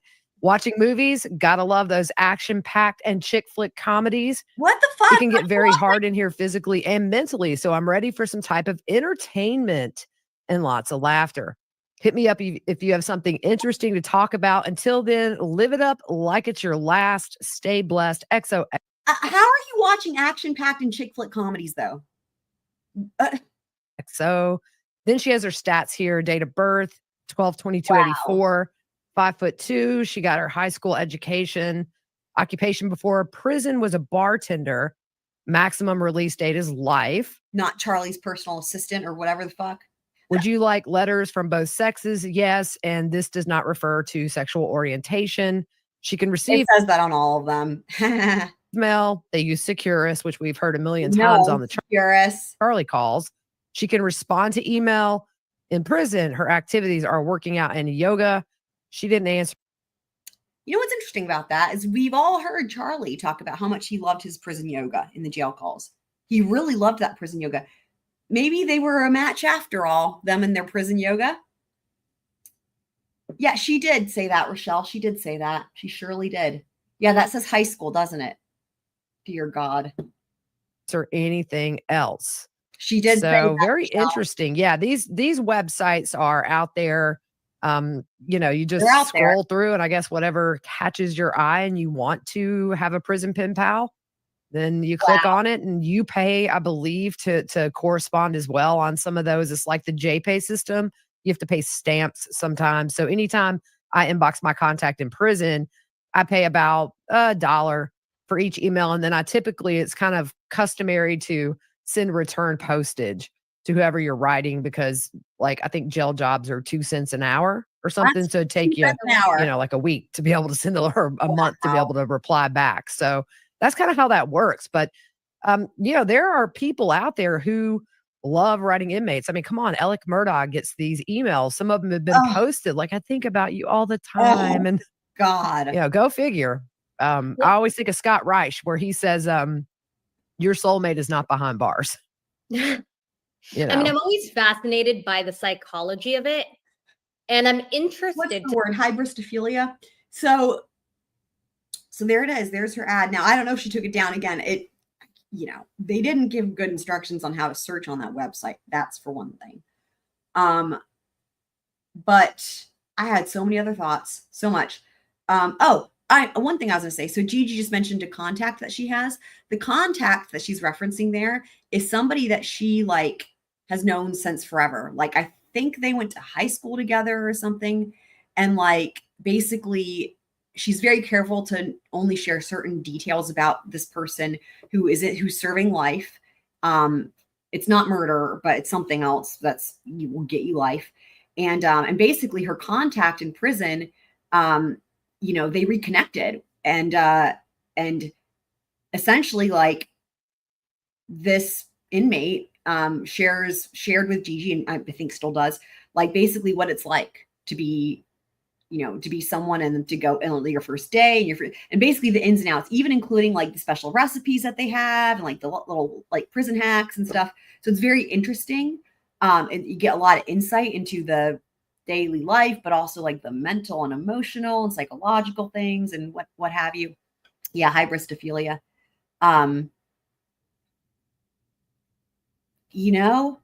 Yeah. And the letters that Alex Murdoch was getting are so fucking funny. Oh my God. Yeah, I love that Gigi brought that up though, because you guys know how much I love that trial. So there it is. I'm glad I remembered this with the dating. I totally had forgotten about this. So, now we know. Shout out to Gigi, shout out to the COE. And now we will go back to, Katie on the stand. Hang on. I'm just going to have to see if it's different. Sorry, I'm going to have to unshare, reshare. Let's see. Because I pulled this up wonkily. Okay. Wonkily, whatever it is. Heather asking a great question there. Who knows? Who knows, man? It's a mystery. One of life's mysteries. Like the Uniboo. You can refresh my memory. You don't remember that? Oh God. I can't remember. All right. And then he also gave you cash. For When you what? would ask him for help or ask him for loans, he would give you cash. Yeah. Heather, I'm with you on that for sure. 100%, not even a question. Heather's saying I'd almost rather make an ad for myself on that site than use JDate and find myself a fucking Wendi. Yep. Do you have any text messages that show? I just showed you the one about. Well, for that one, yes. Okay. And those things that I was showing you, all of those things in 2015, that's after you and Charlie Adelson broke up. I believe so. And you heard June say, you were here during trial, that after they broke up, they were together for 7 years. He didn't give her any gifts like that. What makes you so special that he's giving you these gifts after he broke up I with think you? she did mention she was getting gifts from He you. said a little something, not a trip, cash. You looked into car his records? repairs. No, I'm asking Oh. you, what was so special about you that he's giving you all I these don't gifts know, after man. you broke up? I don't know, man. Oh. Thought you were referring that you had records for her too. No, I'm asking you why you were so special I that he's understood giving your you the question. gifts, Great and you don't know? I don't know. Great point. Yep. So not just to keep you happy, keep you quiet? No. Wow. Yeah. Talk about blunt force trauma, right? For sure. For real. Yep. All right, so we saw in the financial records that you had a big cash spike Yes, ma'am. in August of 2014. Oh, wow. Imagine that. The homicide was July of 2014. Oh, God. What a painful, Where excruciating did this money come from? day for her. Oh, well, it was showing, Oh, I God. believe when Chris was talking about it, there's like jobs that you guys didn't account for. Y'all, look at this on the screen. Look at that. Look at how it says murder at the top. Look at that. Look at that. I'm losing my mind. Look at that spike. No, she said huge spike. It's one thing to hear it. It's another thing to see it. Rochelle says, I don't think it's going very well for her. I would tend to agree with that. Holy fuck. Let me just move this down. There we go. Let's just move that. Wow.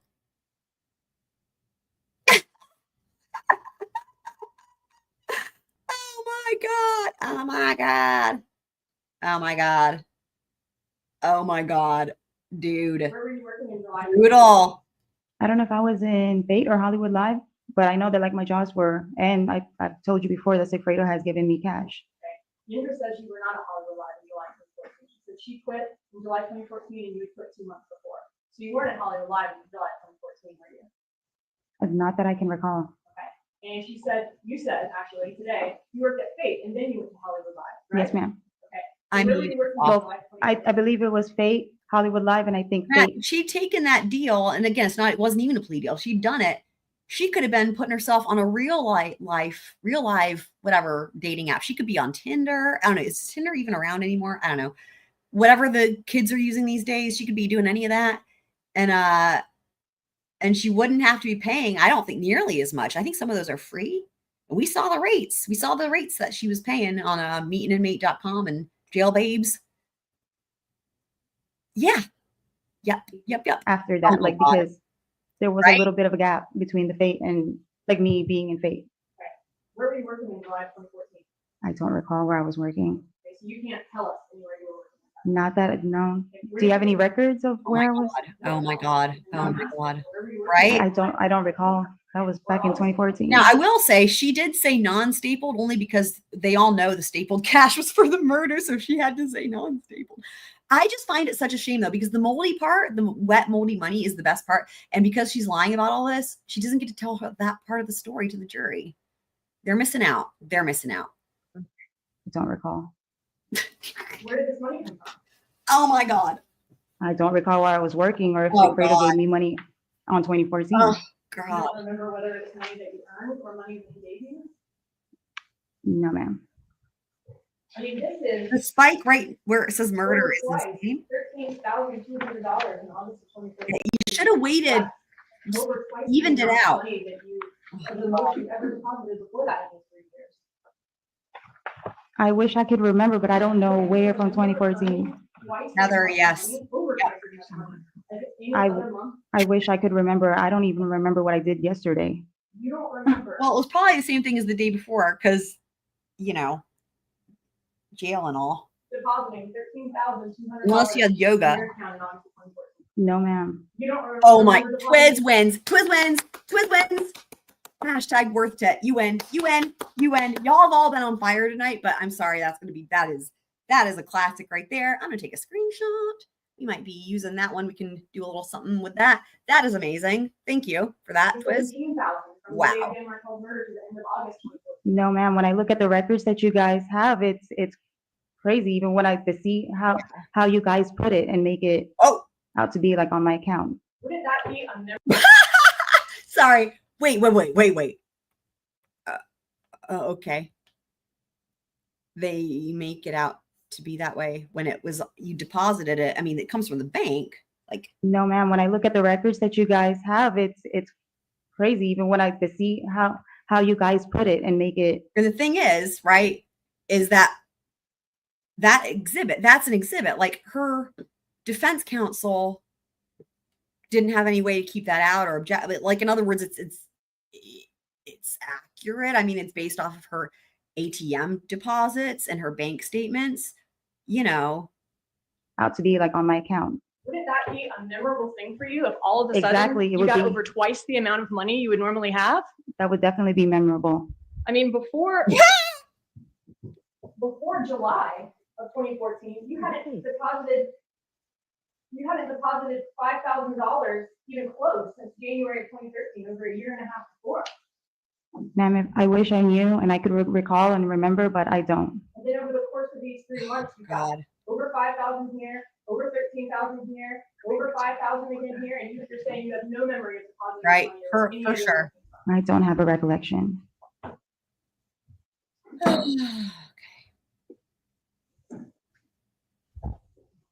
I mean, at least she comes clean after And you that. don't think that's something that you would remember? I would remember that, but I don't have any recollection of that date. Stop. I don't know I'm what. not talking about one specific date. I'm talking about those couple I of know you were months. saying those months, but I Right. remember when we were doing the chart, there was jobs that I was working and I don't remember Right. where I was working. So there it is. So she was even a part of making that chart. Wait. Sorry. I said those words and then I'm like, hold on. Wait. Hold on.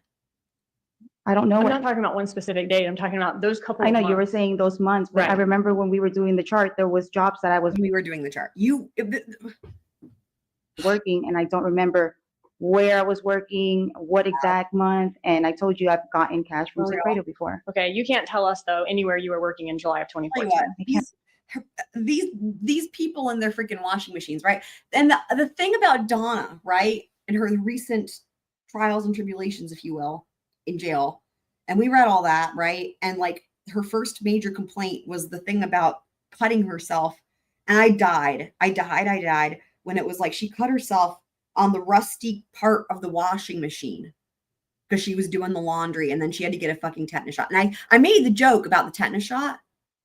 But initially, it didn't circle back. We didn't know initially because they were saying she was denied a Band-Aid and shit. And then it was like 2 months later, they gave her a tetanus shot. And I was like, oh my God, they actually gave her a tetanus shot.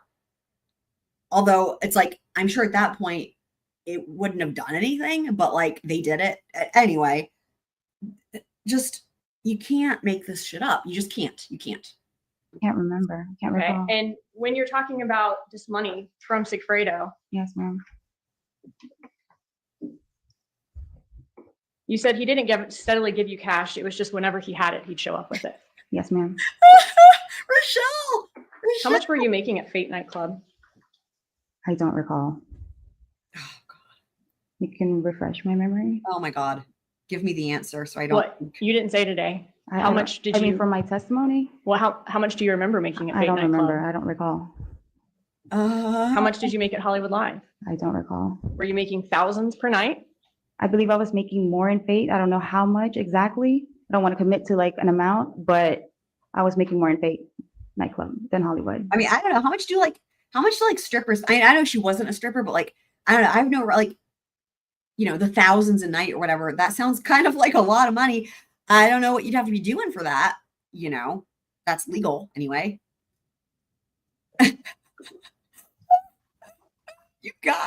You guys.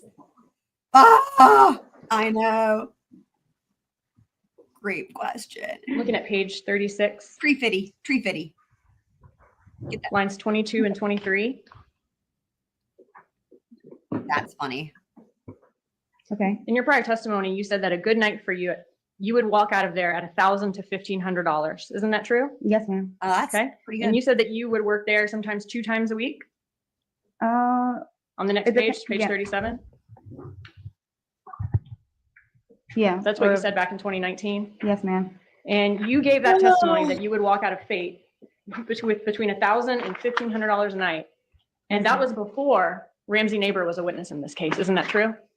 Yes, ma'am. Okay, that was before we had Ramsey Neighbor to come in here and say, the club was not successful. It did not Oh. work. My employees were Oh. not making that much. Oh, It was successful when that was happening because even like his time frame of like he Oh. was talking about like Oh. it being a hip hop club and then it became I was like a about to trans. say, like, that's amazing. And then it's like, no. She said that. And then it was proven false. So. whatever club, but in hip hop nights, we were making a lot of money. No, he said that his employees made between $200 and $250 a night every time they work.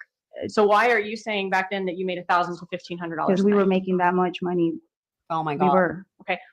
We have a paycheck from Fate where it says that you made $985 for a whole month of your Yeah. tips. Oh my Yeah, God. that was the credit card tips. So Right.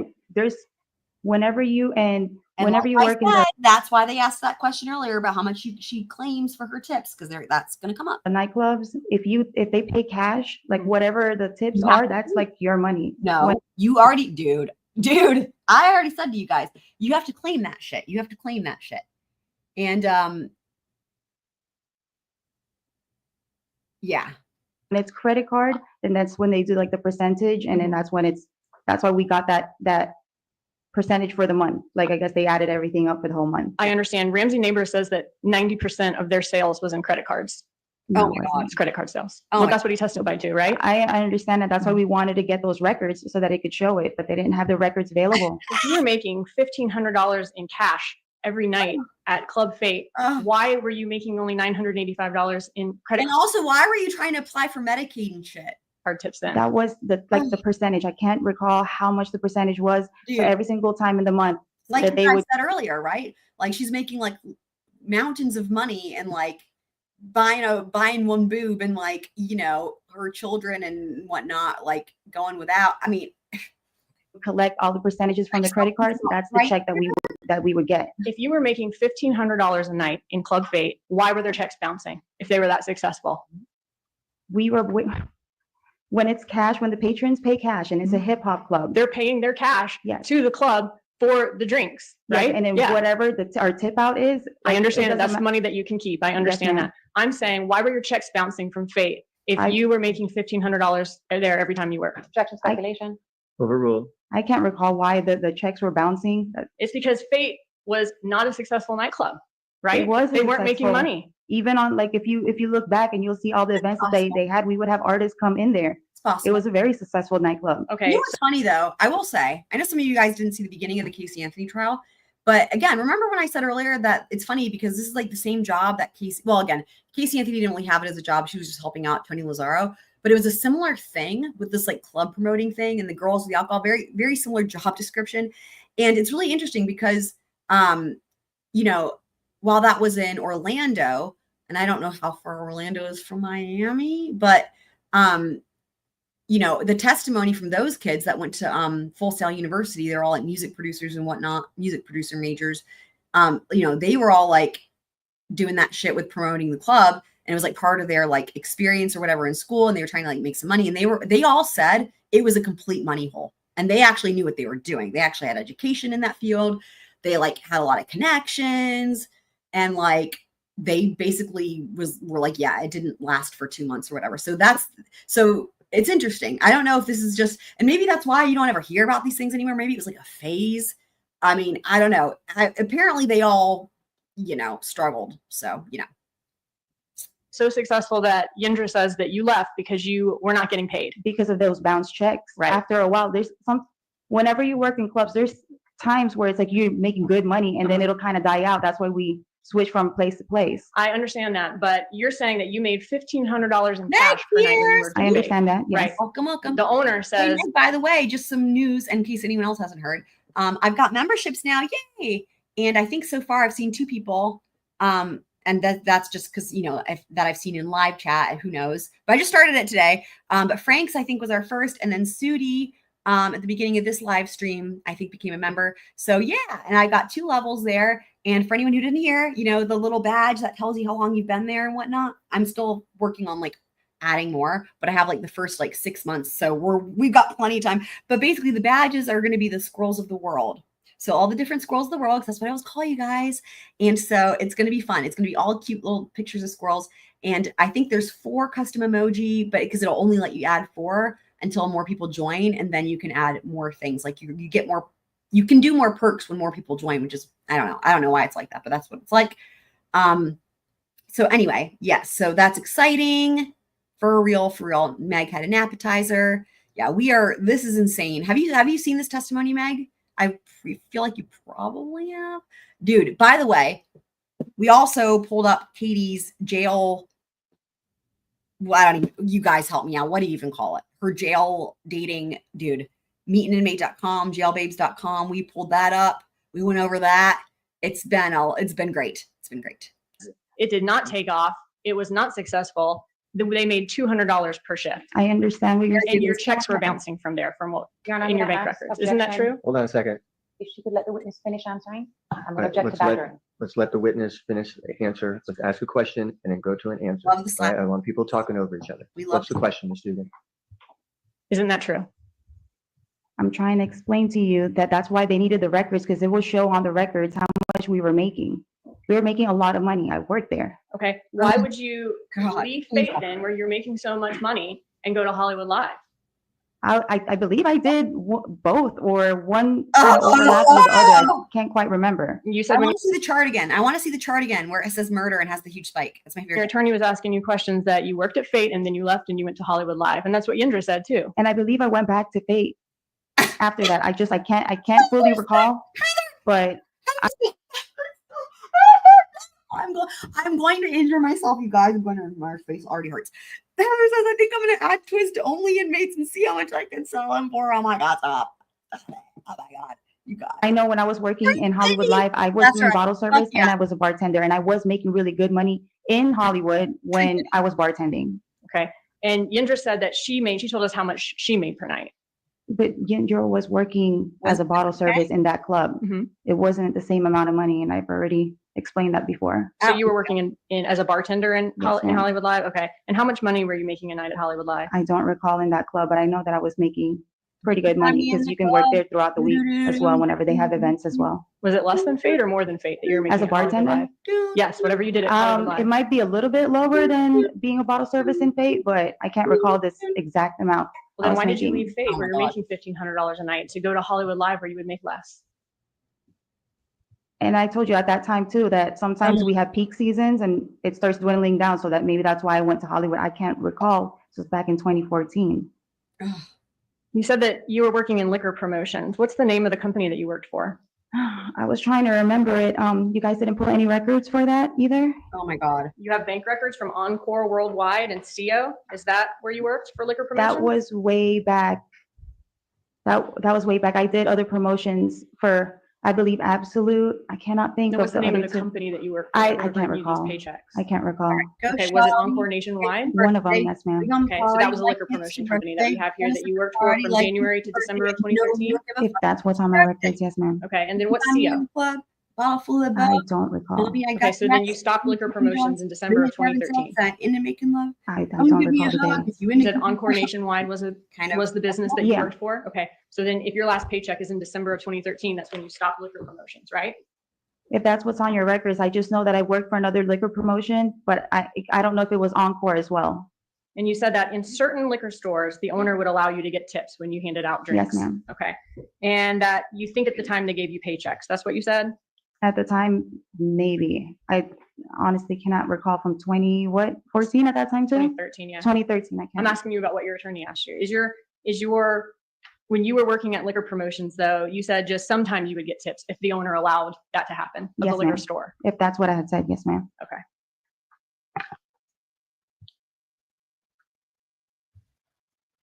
All right, today, you said that this 2014, this cash spike was from your nightclub work. Show it again. Show it again. And then from Sigfredo Garcia. How much of it was from Sigfredo Garcia? I can't recall the amount.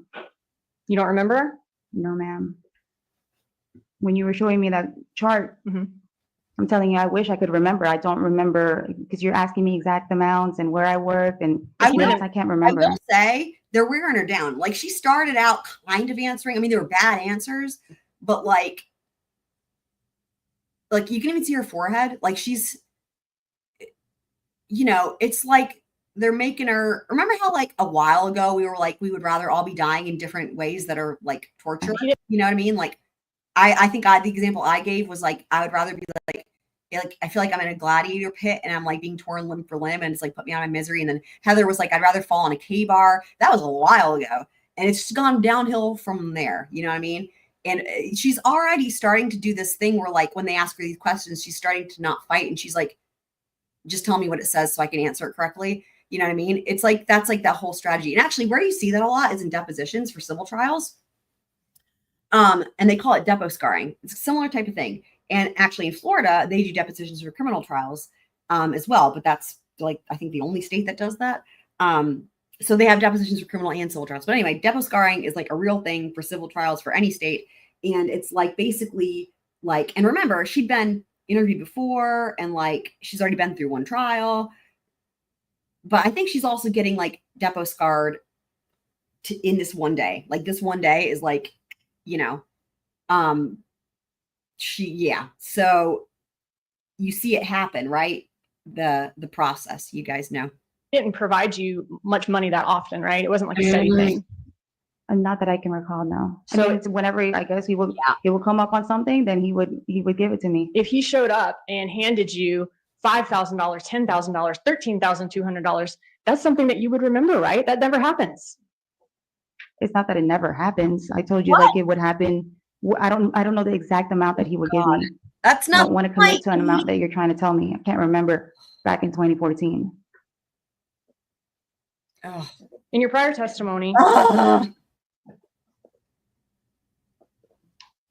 you said that he did not, and I'm looking at page 60, lines 18 through 25. You said that he did not steadily give you cash. He did not have a set date that he'd give you anything. Sometimes he would, you were asked, was there ever a time when he'd come to you and your attorney asked, well, would you consider $1,000 a significant amount of cash? You said yes. Then he give you a significant amount of cash? And you said yes. Kidding. So you never said in that prior statement that he gave you anything more than $1,000. Which page number? Page again? 60. 60 and in which line? Lines 18 through 25. No kidding. I just said that there wasn't like a set amount that he had to give me anything. Right. It would be whatever he had. Your attorney asked, did he give, would you consider $1,000 a lot if he would give you $1,000? And you said yes, right? Yes, ma'am. Okay, so $1,000, him coming and giving you $1,000, that would be a lot from him. For my testimony, yes, ma'am. Okay, and so if he came and gave you $5,000 in July or October, or $10,000 or $13,000 in August, that would be very abnormal. It wouldn't be abnormal. It would just, you're trying to say if I could remember that amount? No, I'm saying that before you said $1,000 would have been a significant amount. Yes, ma'am. Okay. So if he was giving you more than that, that's something that you would remember. That would be significant, right? Yes, that would be a significant amount. But you don't remember. You have no idea. Oh God. There you go. There you Isn't go. it true that the reason that you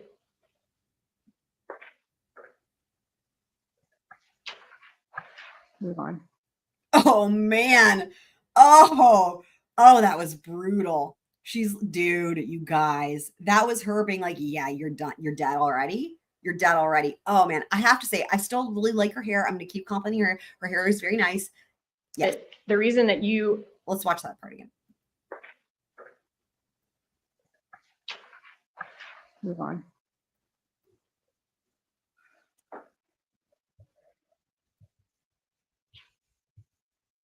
Ain't no alibi here.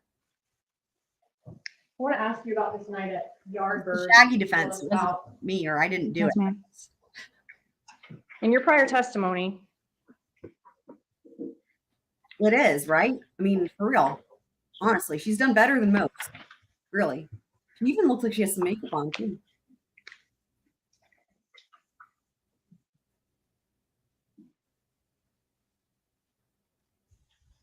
did you have any indication that Sigfredo Garcia knew you were at dinner there, or knew that you had gone there for dinner? No, ma'am. Okay, so Sigfredo Garcia didn't say anything to you that would lead you to believe That was that he knew you were at dinner. with Yeah, that was the first Yardbird. time I mean, not the first time this time around, but I heard it through the trial. Okay, so you had no indication that he knew that. No, ma'am. Oh, I heard it through the grapevine. And the whole July 1st jet ski incident, that was, you said, the same day as the voicemail to Harvey Adelson from Charlie Adelson? Yes, I'm ma'am. sorry, from Sigfredo Garcia? Yes, ma'am. Very nice. Do you not know how to do a braid, though? Because that's concerning. So.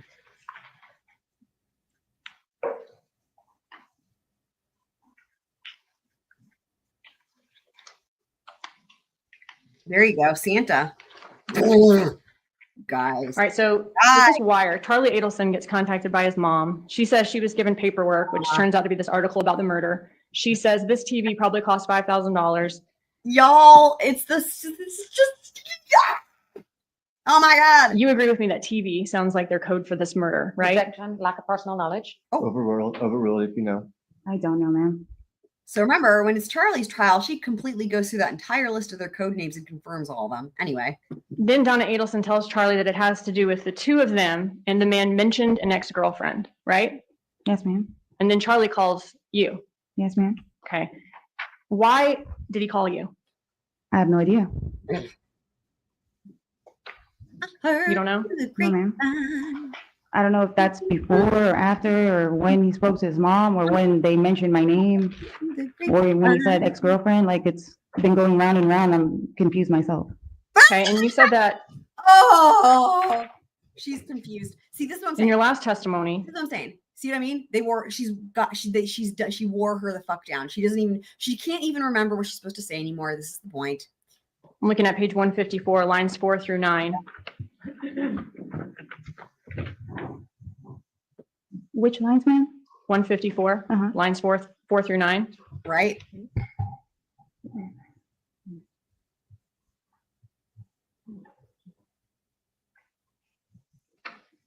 Yes, I was saying that I'm his last ex-girlfriend. That's what you said in 2019, right? Yes, ma'am. That you were his last ex-girlfriend. Yes, to my knowledge, yes. We've had testimony during this trial that he's had several girlfriends since you dated. So Yeah. between that and the bump, right? Yes, but I was explaining here that I'm his last ex-girlfriend. Like, he was dating June, I think, at that time. June? So I didn't know about Whitney, so I was his last ex-girlfriend. You didn't know about Whitney? No, I heard about it. It's really funny. We don't know much about Whitney, but Whitney is like the wild card in this situation with all the Charlie ex-girlfriends. June had a funny response also when Whitney got brought up, and so did Charlie. I want to know more about Whitney. What's her deal? No. Wasn't that like his first serious girlfriend after you and him broke up? I don't know. That's why I'm getting confused, because I'm learning so many things from here that I don't know when I knew that was his girlfriend, or I knew of that girlfriend. Whitney. But you know what, though? Remember, there is that day when he didn't realize it was his sister and he was flirting with her. That was like the best day of his trial. So, yeah. Oh my God. Right? I know. Oh, God. Yeah. I know about June because she testified over here. You knew that he was talking to lots of girls. Yes, ma'am. And dating lots of girls. Yes, ma'am. And you would actually chastise him in the messages about like him dating so many girls, moving them into his house, letting them drive his cars, right? Yes, ma'am. And you would check in with him about these girls. So you would say, are you still talking to this girl, right? I might have mentioned it, but just to say it, you'd have to show me. Okay. In December of 2015. Here we go. You have to show me. Sure, no problem. The girl who's hot and really not, and he says yes, or I'm still seeing her. Yeah, but I don't know which one that is. Okay. I guess my point is, you know that you knew that you were not his last ex-girlfriend. To my knowledge, I was his last ex-girlfriend because he was dating June. Mhm. Didn't really know. I didn't know about Whitney. I don't know if I've learned it from trial, but I was his last ex-girlfriend. If he was dating June and he dated me, I'm his last ex-girlfriend. Well, by your own admission in the wiretap call, you say you've had a million ex-girlfriends, right? I understand that, but Like I'm saying I'm his last ex-girlfriend. everybody says that though. Like literally everybody says that he had a million girlfriends. Talking about this. Right. But he Right. had Meg, I think it was right before you got here. Actually, we were talking about Charlie, and I was like, I was mentioning how he's in South Dakota. We tried to find him on the inmate dating site, couldn't find him. But yeah, that's a great point. You could go visit him, Meg. What do you think? him had broken up in the fall of 2014. And this bump is in the spring of 2016, right? You'd been together with Sigfredo Garcia again for a year at that point, at the time of the At bump, that point, okay. right? He had dated tons of girls in between that, right? I believe so. Okay. You know, You were not his last ex-girlfriend then. But I'm saying from the timeline I from hope these people were all using protection, because we've got a lot of people sticking it in each other's places going on here. Like, yeah. June, like June, the girl June. Right. I was his last ex-girlfriend. We were talking about it in here. Like you're talking about wasn't this from That was from October from of the bump though? the transcript you're looking at is from October of 2019 when you say you were his last ex-girlfriend at the time of the bump. That's what you said last time was the reason that he called you when an ex-girlfriend was mentioned. But that's what I'm saying. But you're talking about a specific date on this, what's going on right now too. This is not on the 19th. This is the transcripts from the 19th. Right. I'm saying though that you knew you were not his last ex-girlfriend. Isn't that true? I'm confused because I'm saying that I was his last ex-girlfriend. What are you talking Okay. about from when we were talking in Dolce Vita? Right. So you Okay. thought that you were his last ex-girlfriend Objection, before. ask and I'm ask. so, So you're gonna ask it one more time. Yes, sir. That's it. That's You one way believe to you were his last ex-girlfriend ma'am. before the bump, and that's the reason he called you? yes, ma'am. It's biblical though, right?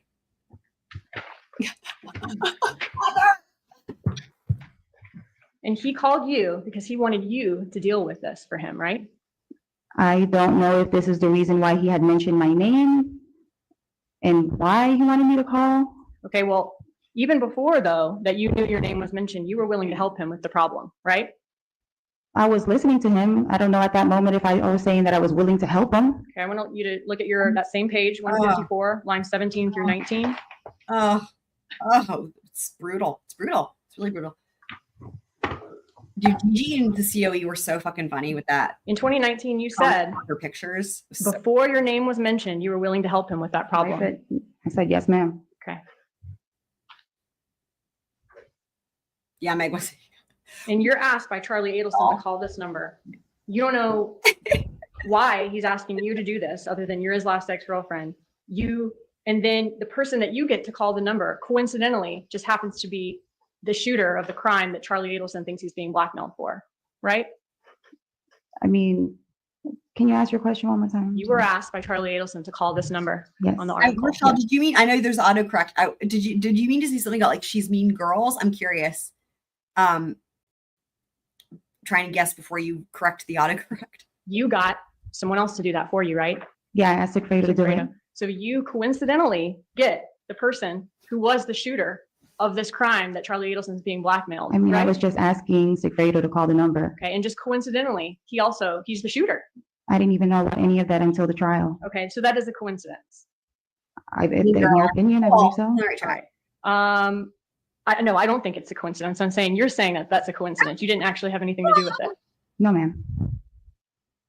And you didn't actually know what it was about or who you were getting to call for that reason, anything. No, ma'am. Well, we know the one boob is like a whole thing, right? Because we know that it's only half. Like that's in like the fucking court filings and shit. Like I think that's even in like the PCA.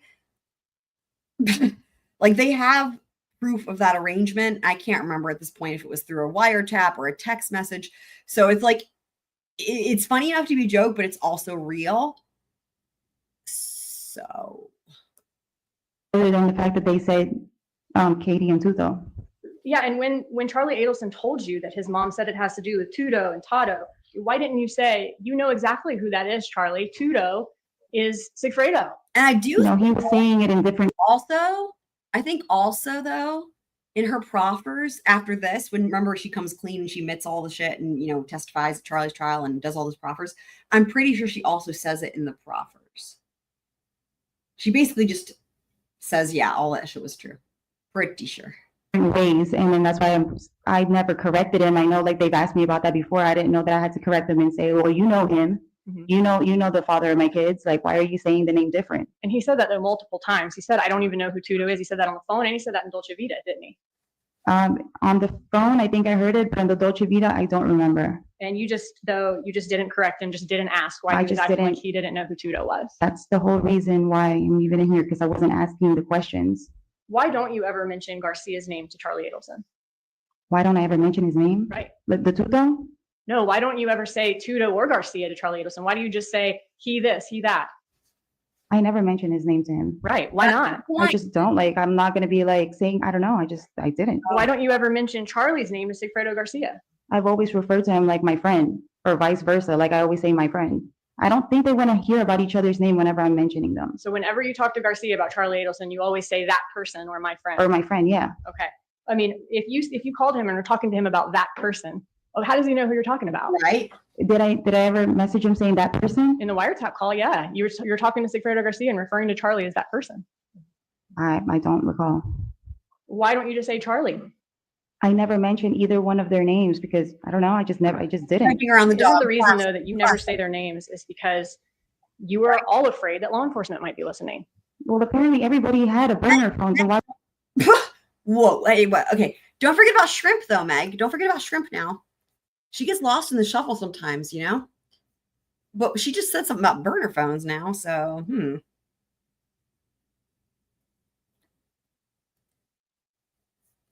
Eh? Because I don't know. I just didn't. Isn't the reason though that you never say their names is because Say my name. you are all afraid that law enforcement might be listening. No one is. Well, apparently everybody had a burner phone, so why would anybody even be talking on the phone? What are you talking? Charlie called you. Charlie said that he wanted the problem flushed. That problem was this bad guy that was Objection, that's trying, not in evidence. See, baby. Overruled. that was trying to extort his mom. That was a joke. Okay. Oh, God. But he wanted you were the person that he wanted to take care of this problem, right?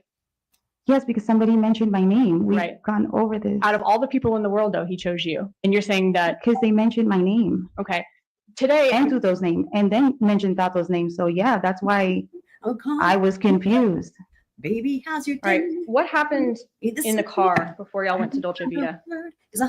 I don't even recall that. That's what I was asking when they said that there's a 10-minute meet up in a car. Like, where's that video or where's that? Did he search you for a wire? I am not the one. You're talking about Charlie Charlie? Adelson. Yeah. No, because I don't even recall that happening. All right. When did you find out that Dan Markel was murdered? You cannot say my name. I believe I found out when Sigfredo got arrested. Okay, so that was the first time that you'd ever heard of Dan Markel, his brother-in-law, being murdered. Yes, ma'am. Charlie Adelson never told you that. No, ma'am. And you and him talk all the time. Not all the time. You'll see the phone records. It shows. I've seen them and y'all talk all the time. You were just telling me earlier that like our conversation stopped, like dwindled down. No, I was Within saying those- that Oh my you God. said that he was ghosting you. Okay. Okay. You and Charlie Adelson talk all the time, right? I guess so. Okay. And when Sigfredo, I mean, he Alfred. never mentioned to you that Dan Markel had been murdered. No, ma'am. What was it that you thought he was saying that made national news, BBC News, Good Morning America? What was was he who, talking- what was who saying? What was Charlie Adelson talking about? What made I don't know. I didn't even know what BBC was. Yeah, you already You know talked what Good Morning America is, Yes, right? I know that, but I didn't. Oh my it God. wasn't anything that Oh my was like God. popping out. He never mentioned Dan Markel. He never mentioned Tallahassee. He never mentioned anything about a murder. Those things would stick out. Right. I would think that they would. But he didn't talk about that. I'm telling you. And Why didn't you ask? I mean, what was on Good Morning America? What was Right. on national news? Yeah. I don't remember what happened. I mean, we have the whole video and it But didn't even then pick he up would have anything I explained said. to you what he was talking about. He didn't explain anything. He was saying scenarios. Okay. In the Dolce Vita video, he's saying it's either somebody trying to blackmail his family or it's the cops working undercover. Yes, Why ma'am. would it be the police? Why would the police be investigating his family? I don't know. No kidding. Why isn't your first question, why in the world? So she learned about like the what was it like the fucking like warrant out for her arrest, like literally everything she. There's a warrant out for her arrest, and she learns about it from TV. I can't. World would the cops be running an undercover investigation on your family? I don't even know if I ever mentioned that. I don't know. Don't remember what happened in 2014. Ugh. No. Say my name. Say my name. Oh my God. No. Looking at page 155, lines 3 through 11. Yeah, literally everyone else on the planet knew. Even George knew. Well, George probably was one of the first. You were asked, why would it be the cops? On page 155, lines 3 through 11. You were asked why it would be the cops. You said, I don't know, because he's always talking about the cops. You were asked, but didn't you ask him why the cops would be running an undercover operation on his mother? And you said, no, ma'am. So I didn't ask. Right. You didn't ask. Sorry for that terrible pause, Kate.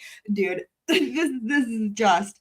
Didn't you ask him why the cops were running an undercover operation on his mother? I can't even. I can't. I'm dying. Why wouldn't you ask? Right? Why would the cops be running an investigation on your family? Oh I my don't God. know. That's why God. that's the whole reason of why he was meeting up with me, because he doesn't even know what was going on. Why would you know? Now I see that he did. Why would he ask you? Right. But we're not talking about him, though. I'm saying you didn't ask why the cops would be running an undercover investigation on his family, did you? Freaking No. FBI undercover investigate. Like, Man. Okay. And this may be the third time objection asked and answered. All right, that you was have to asked be and answered. special. Okay. to earn that. I want to ask you about this Dolce Vita video. Yes, ma'am. I don't know who that is, but like, oh, DM. Oh, yes. Like, whoever it is, they definitely knew. Yes.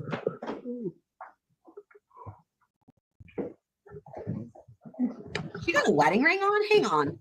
What? Hey now, don't be cheating on your prison pen pals.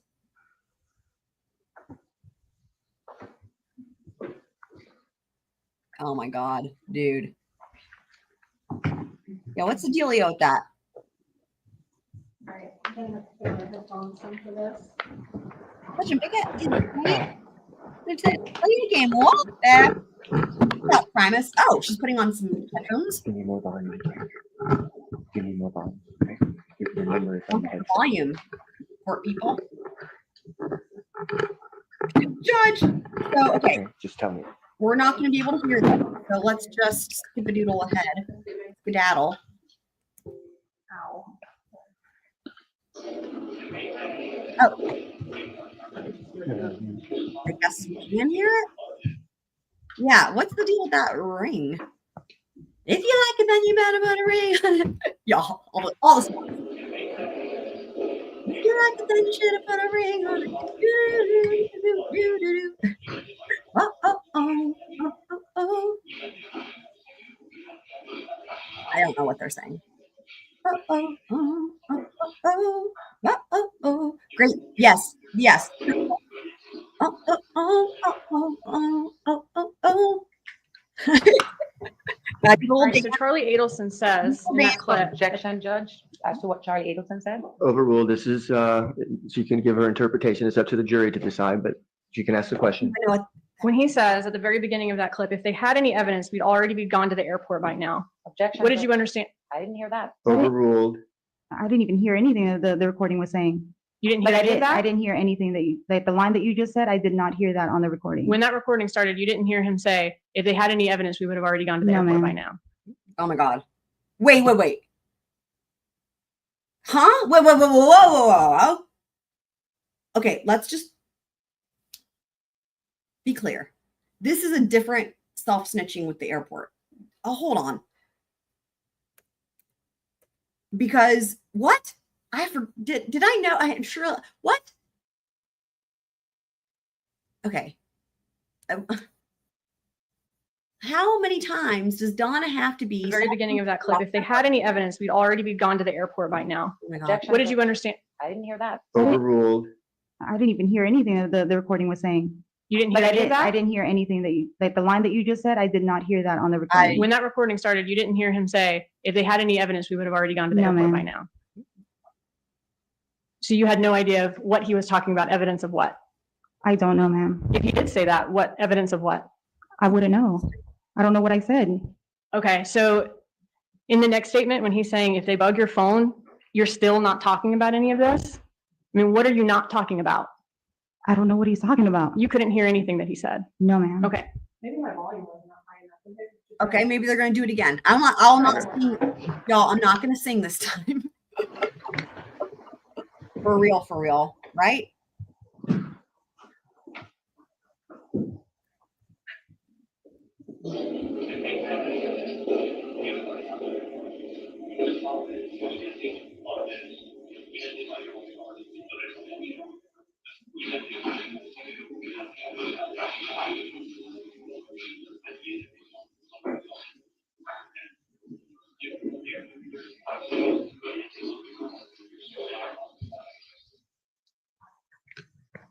So you're at the beginning of the clip that time when he says, if we had any evidence, we would have already gone to the airport by now? Okay, we're going to back it up.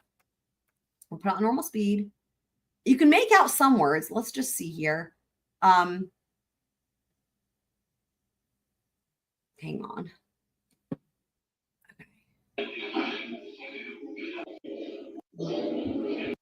Let's try it one more time.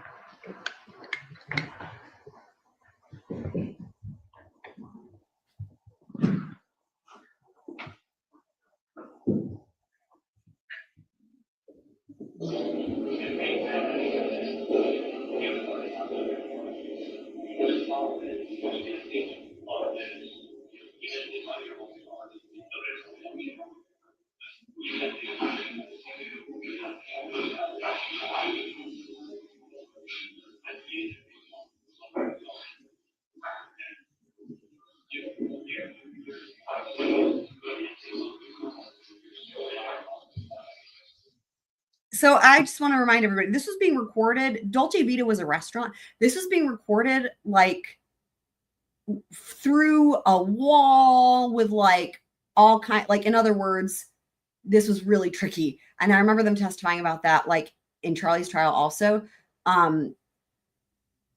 Like, I can't remember where they had the microphone placed, but basically they were wired, they were surveilling. They're like, this is not a phone line. This is them eating at a restaurant or whatever, right after the bump.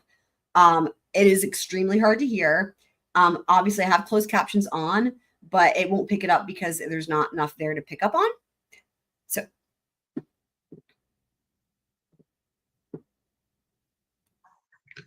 So you're at the beginning of the clip that time when he says, if we had any evidence, we would have already gone to the airport by now? The only thing I caught was bug phone. Okay. I didn't hear anything in the beginning. If he had said to you, if they had any evidence, we'd already be gone to the airport by now, what was he talking about? Evidence of what? I have no idea. I told you he was saying scenarios and I can't remember what he was talking about at that time. So he wouldn't have been trying to ease your mind, let you know if this is the cops, they don't have anything on us? No? When he says, even if they bug your phone and at the end he says, you still have not been talking about this. What have you not been talking about on your phone? I didn't hear anything that said anything about me not talking on the phone. When he was talking about, even if they bug this, even if they bug your phone, Okay. at the end of the clip, he says, you still have not been talking about this. So even if your phone is bugged, you're But still is not he talking implying about to this. me like he might have been saying scenarios? You guys are keep taking things out of context and it's Scenarios. not, I don't even know. I can't answer that question if I don't know the whole thing. Okay, so I'm telling you what I'm hearing on here and I'm asking you about it. What you're hearing? All right, I don't want to get argumentative. You've already asked and answered that question. Yes, Let's sir. move on. You never went to Tallahassee, did you? No, ma'am. And you never shot anybody, did you? No, ma'am. I want to play the next clip Oh dear. for you.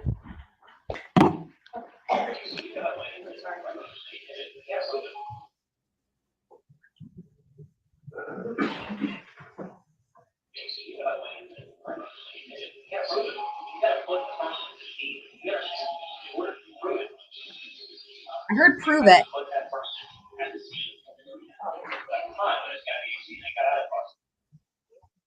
Car. Prove car.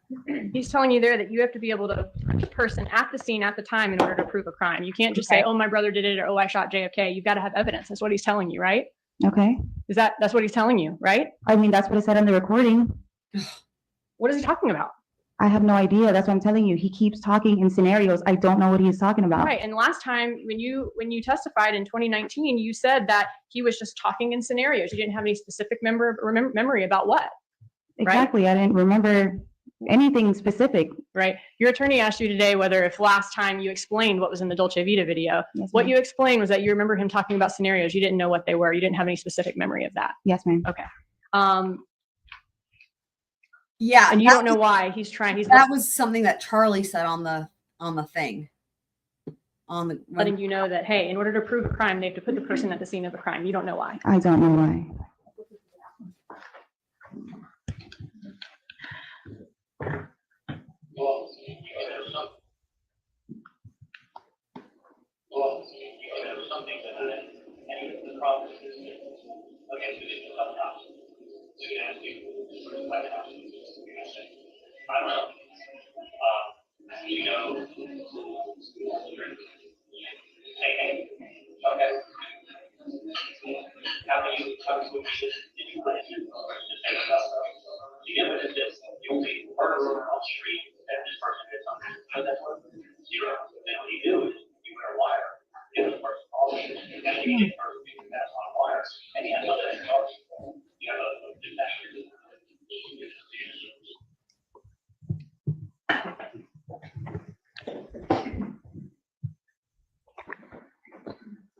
And not when he tells you, if this person went to the cops, they're going to be asked, well, where's the weapon? Did you witness it? No, you just heard a rumor. Well, that's worth 0. You have to get them on a wire. You have to get the person to confess. Outside of that, there's no The evidence. irony, though, of That's that, what you right? heard, right? The irony. Parts of it, yes, ma'am. Okay. And he's saying, right, that if That's you right. guys all keep quiet, no one's going to have any evidence of you, right? I didn't know what he was talking about.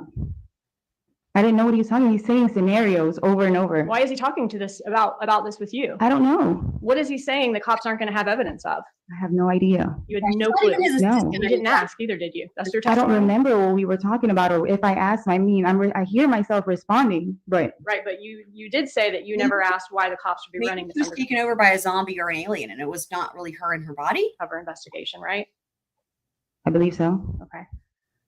You were in this Prius that Garcia and Rivera rented for the July trip to Tallahassee. You were in it at some point, right? No, ma'am. You never sat in it? Never sat there. Never rode with Garcia just to get food or something? No, ma'am. All right. The father of your children was in that Prius though, right? Well, with the picture that they've showed, you see, yeah, he was. Yeah, in a- she's already denied this. I mean, she's denying the entire thing, and of course, she's come clean after this. You know, even from she has the proffers, the whole thing changes. Yeah, it's crazy. Like literally everything is the opposite. Yes. Okay. And in this video, Charlie Adelson is giving you examples of how just because a person was in a car that someone used to commit a crime, that doesn't mean anything, right? On the video, On the Dolce Vita video. I don't recall that part. Okay.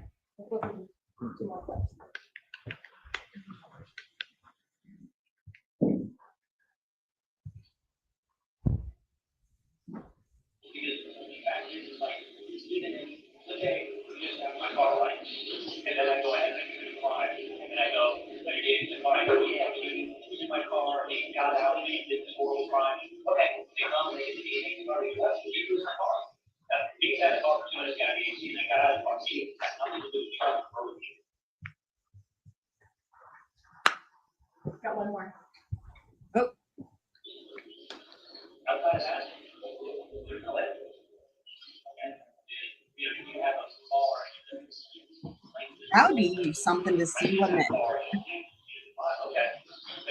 But they were also driving that day and rented it and let it go front. What if you rent the car and I have 8 nights?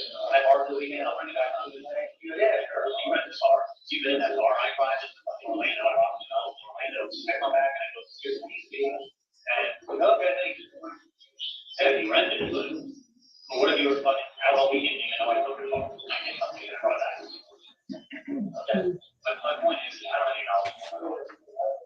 And then the prosecution pretending to who knows. I don't want someone to change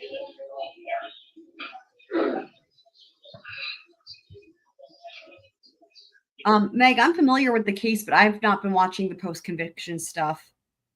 I mean, is it different from a regular appeal, like a standard direct appeal? But Franks was here earlier. She was talking about it.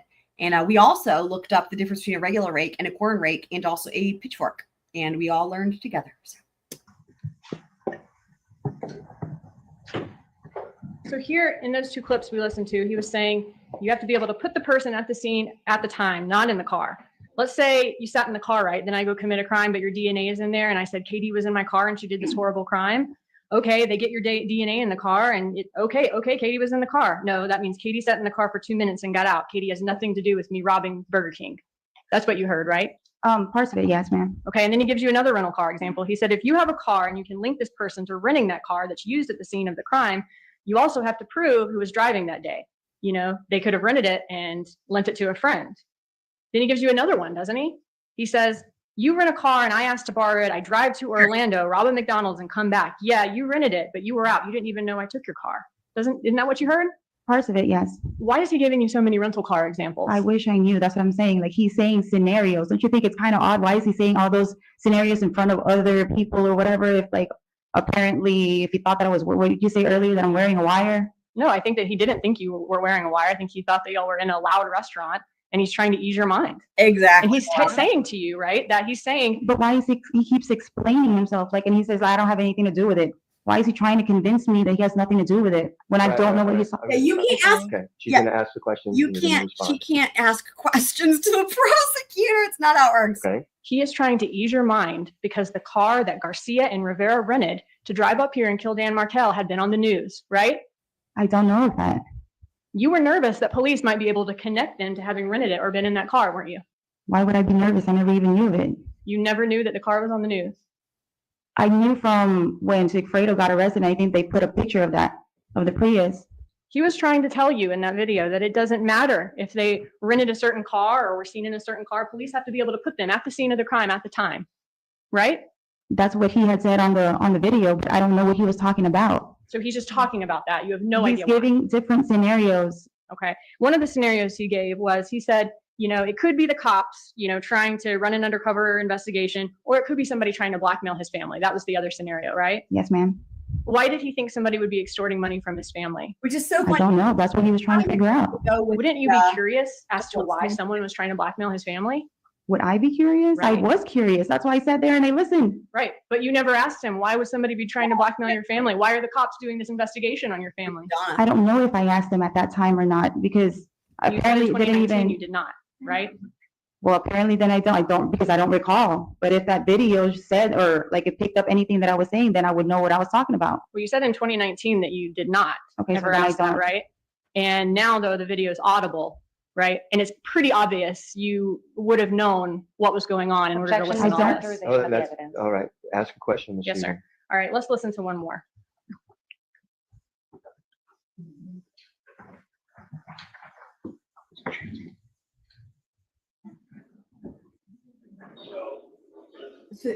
Subtitle said cheesy.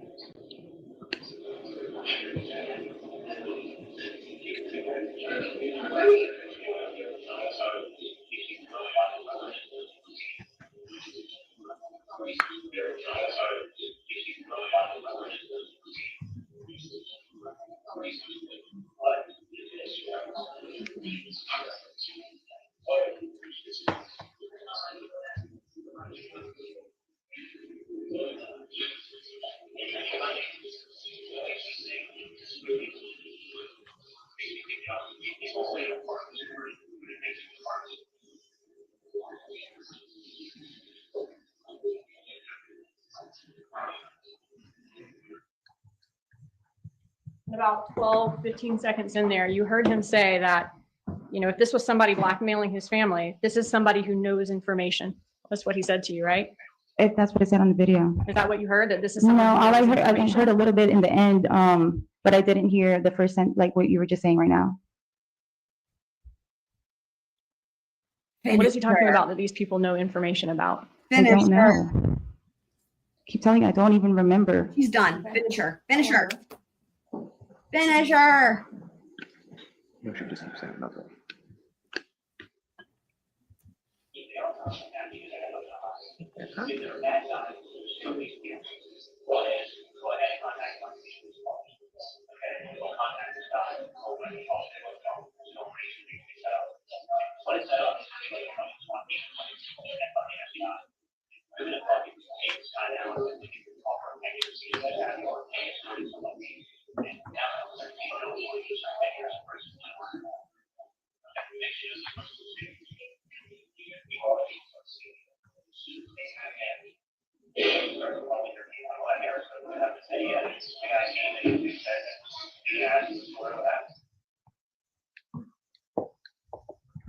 All right, so in that clip, he's saying this is a bad guy. There's two ways of dealing with it. We can go ahead and call the police. They'll contact him, arrange a setup, take him down. But then he'll be telling everything he knows, or else he's going to serve 10 years in prison. And the next thing you know, that person's singing, and he's going to start calling your name out. And my parents are going to have to say, they're going to be asked the story of what happened. Isn't that what you heard? I didn't hear that, like not all of everything that you're saying, but like I said, I don't know what he's talking about. Well, you heard him say at the end of that clip that they're going to be calling your name out. That My blackmailer. name? Right. No, I did not hear that. This bad guy who knows he's going to tell the cops information. Why would he be calling your name out? I don't know. All right, got one more.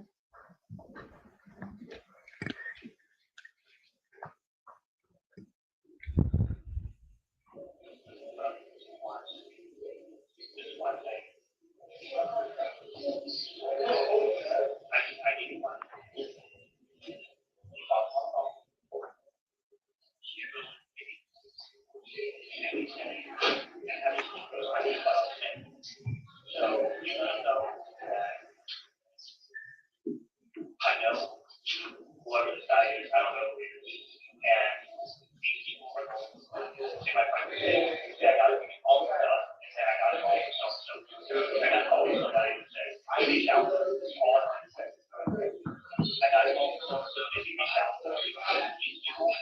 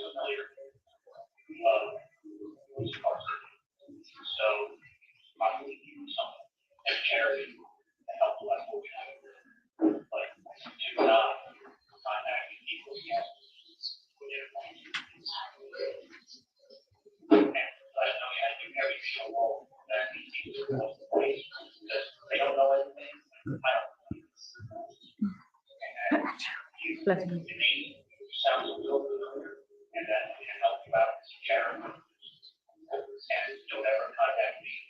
My friend. Twiz might have passed out. Twiz, are you with us? Twiz. They're strange. If you disappear, we love you, Rochelle.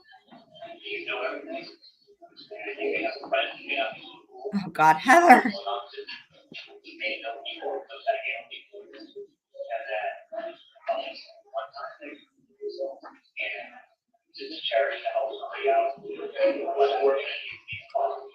I heard the word charity.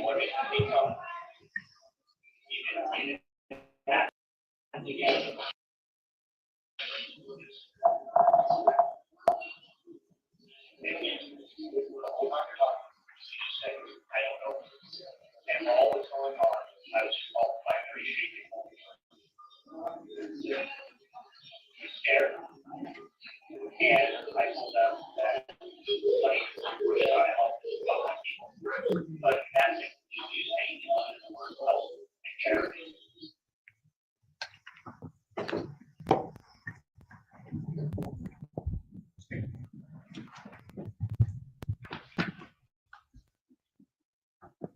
So in that clip, after he explains that this bad guy could tell information to the police, could call your name out, he says, "This is my idea." And he gives you very precise instructions, doesn't he? In that Yeah, clip. he was talking about the calling to say it's yeah. He told you to say, "My friends have no idea what you're talking about. And frankly, I don't know what you're talking about either, but the name sounds familiar." Who's incarcerated? Yes, ma'am. Whose name did he think sounded familiar?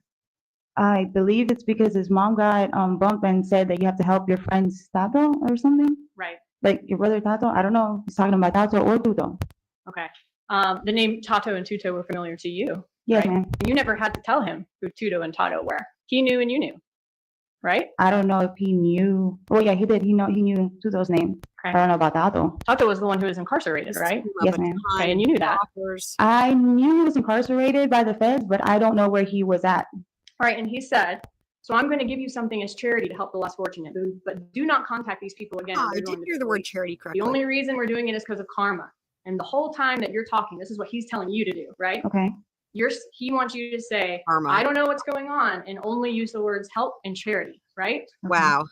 He really didn't want you to give this guy any information about what you knew, did he? Didn't want to give who? He really didn't want you to give this blackmailer any information about what you knew, right? He's saying, don't say anything else, right? No, he's just he's trying to convince me now that how many times I've listened to it. He's trying to convince me to do this. If I was in any way, shape, or form in this with him, why would he throw me to the cops and tell me to? Because say you this? were the ex-girlfriend who took care of this problem for him. You were his connection to these people. He wants you to take care of it. No, they mentioned my name. They mentioned Tuto's name, Right. and then they mentioned about a brother being incarcerated, which was Tato. I know. And then he starts talking about Sigfredo Garcia right after that clip, right? That we just heard. He starts talking to you about Sigfredo Garcia, doesn't he? The question, like, what Charlie was he saying? Adelson starts talking to you about Sigfredo Garcia, doesn't he? I don't know who he was talking about.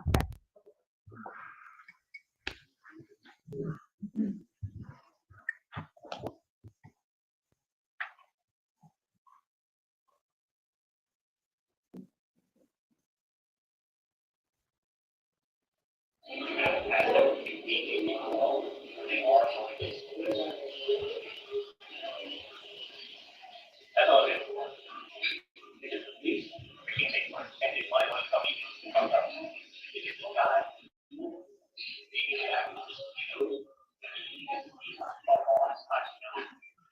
And now he's talking to his wife. And he's talking about things. And he's talking about things. But he himself, he got killed. He's a big problem. He can't do it alone. And so,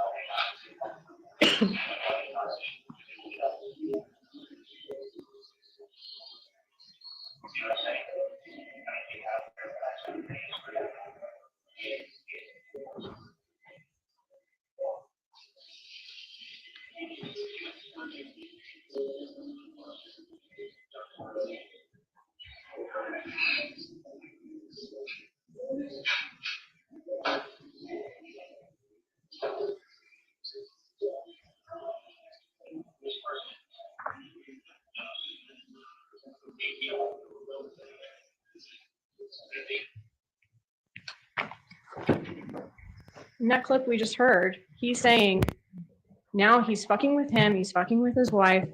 If he's fucking with the king himself, you better kill him because he's going to be a big problem. He knows who you are. And if he can't do it, have someone else do it. Right? Yeah, but he's not talking about Dutra there. Like, wait, not? no. Okay, well, let's keep listening, but 1 second. He's telling you, though, in that part that I just talked about, how mad Garcia needs to be about this, right? Some guy is messing with you, putting your name out there as part of this, and you need to kill him or he's going to be a big problem. He either needs to do it or have somebody else do it, right? That's what I'm saying. Like, I don't think he's talking about Secreto there. Okay. When he says that to you, why don't we see you jumping up from the table? Why don't we see you raising your voice saying, whoa, kill? What are you talking about? We don't. Yeah, I would have said something like that, but I didn't even know what you're saying about kill. Obviously, I didn't react that way because it wasn't something that's like. Well, you heard him say, you better kill him or he's going to be a big problem. Either he can do it or have someone else do it. You heard him say that, right? Part of it, yes, ma'am. Okay. And you didn't jump out and run out of there? No. Okay. You didn't raise your voice and start, whoa. I'm not being a part of anything like this, did you? No, but if he's like saying scenarios and he's talking about stuff, like I'm probably not even, like it's nothing that like made me like, oh my God, like what are you talking about? Like, why are you even talking, period? Charlie said, so help me God, if they fuck with my family, it's going to be Nazi shit. This will be done. I mean, Katie, I don't care what I have to spend. I swear to God. He's telling you that he needs this guy killed and he doesn't care what he has to spend. That's what he's saying, right? Overruled. I mean, if that's what he's saying, I can't say what he was stating it for. What did you understand him to mean when he said that? Charlie's always talking about, you've heard people say that he's always talking about some weird stuff. Like, that's not something that like, oh, somebody's messing with his family. I get that. And somebody's trying to blackmail his mom or whatever, but it's not to the point where I was like, you know, like it didn't make me like, whoa. I have one question. He said to you, you better kill him or he's going to be a big problem. If he can't do it, have someone else do it. And he didn't care what he had to spend, right? Objection, asked and answered. That's been asked and answered. You seem pretty calm when he's saying this to you. Wouldn't you agree with that? I don't know how my demeanor was. That's what I'm saying. I wasn't like, whoa, like I didn't run out and jet out of there. Had he said that to you before? Like when he wanted his brother-in-law killed? Said what? He's never wanted spoken someone about killed. He didn't care how much he had to spend to do it. No, ma'am, he's never spoken about Professor Markel or murder or having anything to do with that. That's why it didn't raise anything to me. I want to show you one thing. Just gonna make this screen. So this is the same clip we've been listening to, and I've been pausing this one. Great Let's point keep here, listening Heather. to who Great he point. was just talking about. I think Twiz has fallen asleep. I think we can confirm. Oh, there's the video.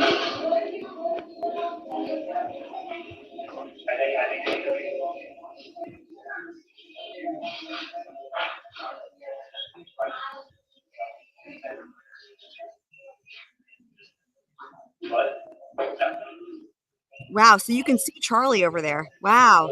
So that's how they had it set up. I forgot that it was in the restaurant. Crazy. What are you browsing there, my friend? That's hilarious.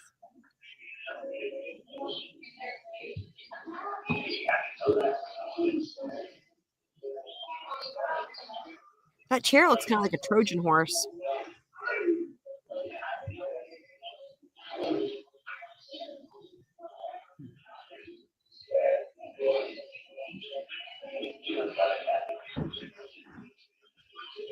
That's fun. Try your hand at an orchid. Oh, Rochelle. Yeah.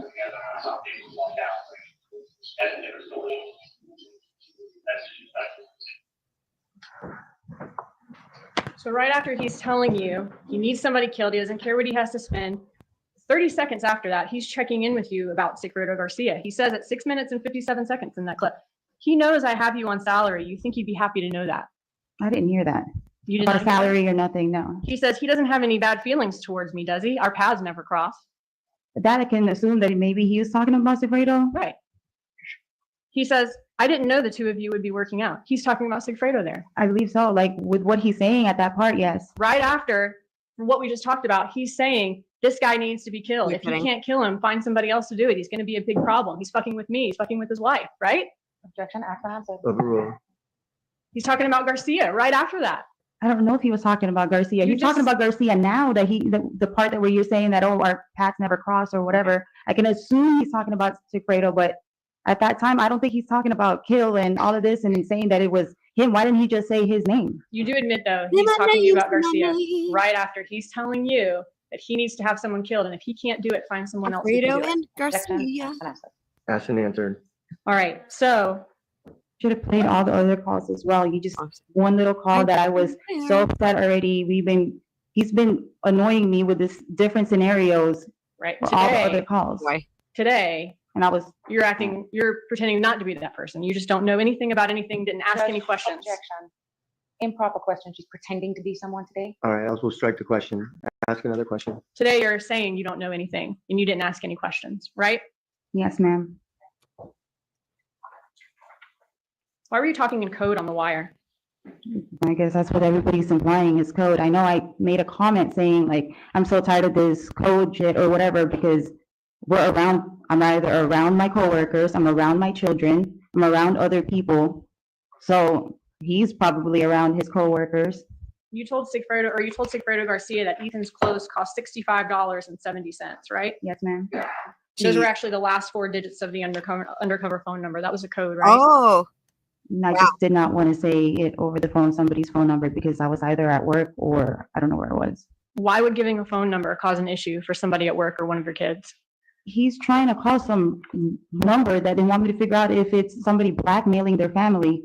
Why would I say that phone number out loud? Right, but you're not saying the whole story. You've already told Garcia the story when you're at home. On the phone, you're just giving him the number. Why couldn't you just say the number? I just said it that way. You didn't say the number because you were afraid law enforcement might be listening and you knew exactly what it was about, right? the number. Why Say would I the think they were number. listening? I wouldn't use my phone. All right, you say that, you said that you got a burner phone, and you got a burner phone the day after the police went to his job, right? I never Interview got him? the burner phone. I said Sigfredo got the burner phone before he got arrested. Didn't you think it was crazy that Garcia wanted you to use a burner phone? The feds just went to go question him. For And at the same real. time, I didn't even know what For they were doing at real. the same exact moment that they were banging on my door. If you had nothing to do with the murder, why did Garcia get you a burner phone, not just him? I don't know, he's the one who got it. Because Okay, he figured that it was somebody banging in the door, and then I guess that's why we wanted to talk. but you'd had the same phone number your whole life. Weren't you curious as to why he didn't wanted say you that. to use a burner phone now? No, You didn't ask. no. The feds just came to his job. Okay. We heard that interview as well. And after getting the burner phones, you fled your home. I never fled. You never stayed at your home again. I packed up myself a couple days after, but my family You wanted. had someone pack up your stuff. No, I packed it. If they had the cameras over there, they would have seen that I went there. I packed my stuff, and then I had one of Sigfredo's guy friends to go do the U-Haul for me because I can't lift anything. You said that you had no idea that this murder of Dan Markel occurred that summer of 2014, right? Yes, ma'am. So Sigfredo Garcia never, where did he say that he was going when you took him to the comfort rental car? I never took him. Okay. It's just a coincidence then that of all the places, I never knew his whereabouts or whatever around that time because we weren't even together. okay, just a coincidence then that of all the places you could be in Miami and that he could be in Miami, you're using a cell site that services comfort rental at the exact moment that he's renting a car, and you go straight there, time on the rental car, and you go back home. I never took him to go get a rental. Okay, so that is just a coincidence, you're saying? If that's your opinion, yes, ma'am. It's a quinky dink. Wait, we have a sound clip for that. We have a sound clip for that of Charlie, literally. Hold on. It's either a coincidence or she did that. And he was also in that rental car as soon as he got back from that trip to Tallahassee. That was outside of your apartment, right? They had that The car, GPS ping? yeah, the GPS ping on that parking lot, but that parking lot, other people live there. Okay. Did you ever see him in the rental car?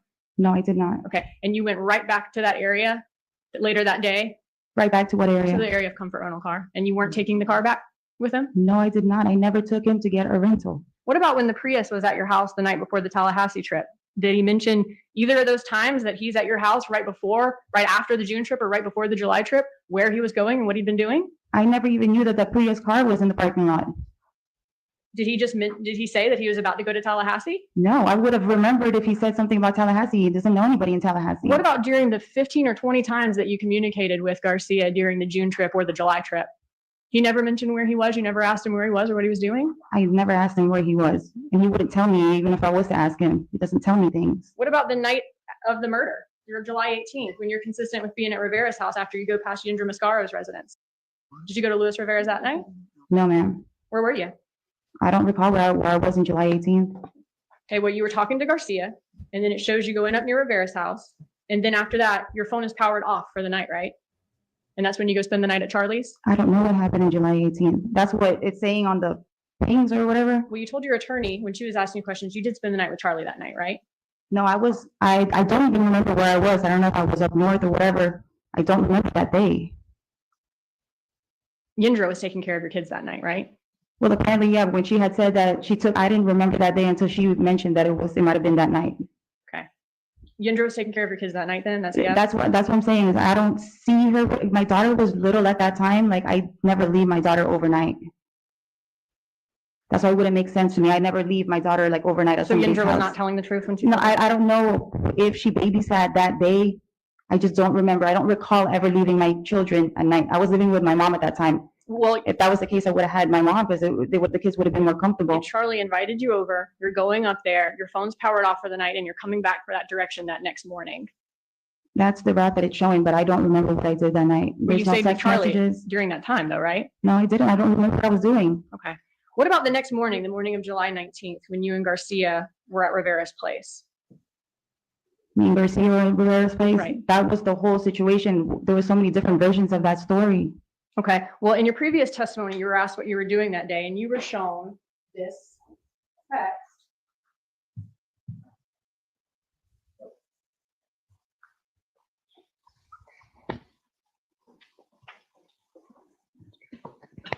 You were shown this text.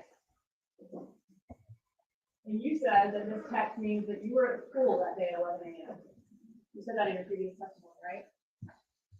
I didn't know at what time, but I was at the pool and from the text. Like I was shown the text, and I guess I don't know what the timestamp was at that time. Okay. This message does not say you were at the pool at 11 a.m., right? It says you just got back from the pool at 4:54 p.m. Yeah, but what time did I go to the pool? You said you Probably at the pool. 12:18 p.m. Okay, so, So you were not at the pool at 11 a.m. like you said in your prior testimony. but when I was shown that, I'm pretty sure it had like a timestamp or something on it. I don't know why it said 11 at a specific time. Because you were, Proper impeachment, Judge, that's not what she said in 2019.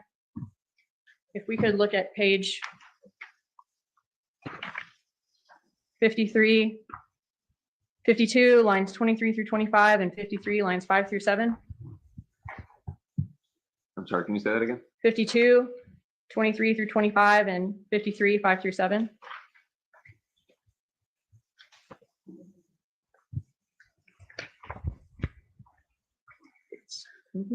Objection, improper impeachment. That's what it says. I just said that. It said, All right, okay, hold on a second.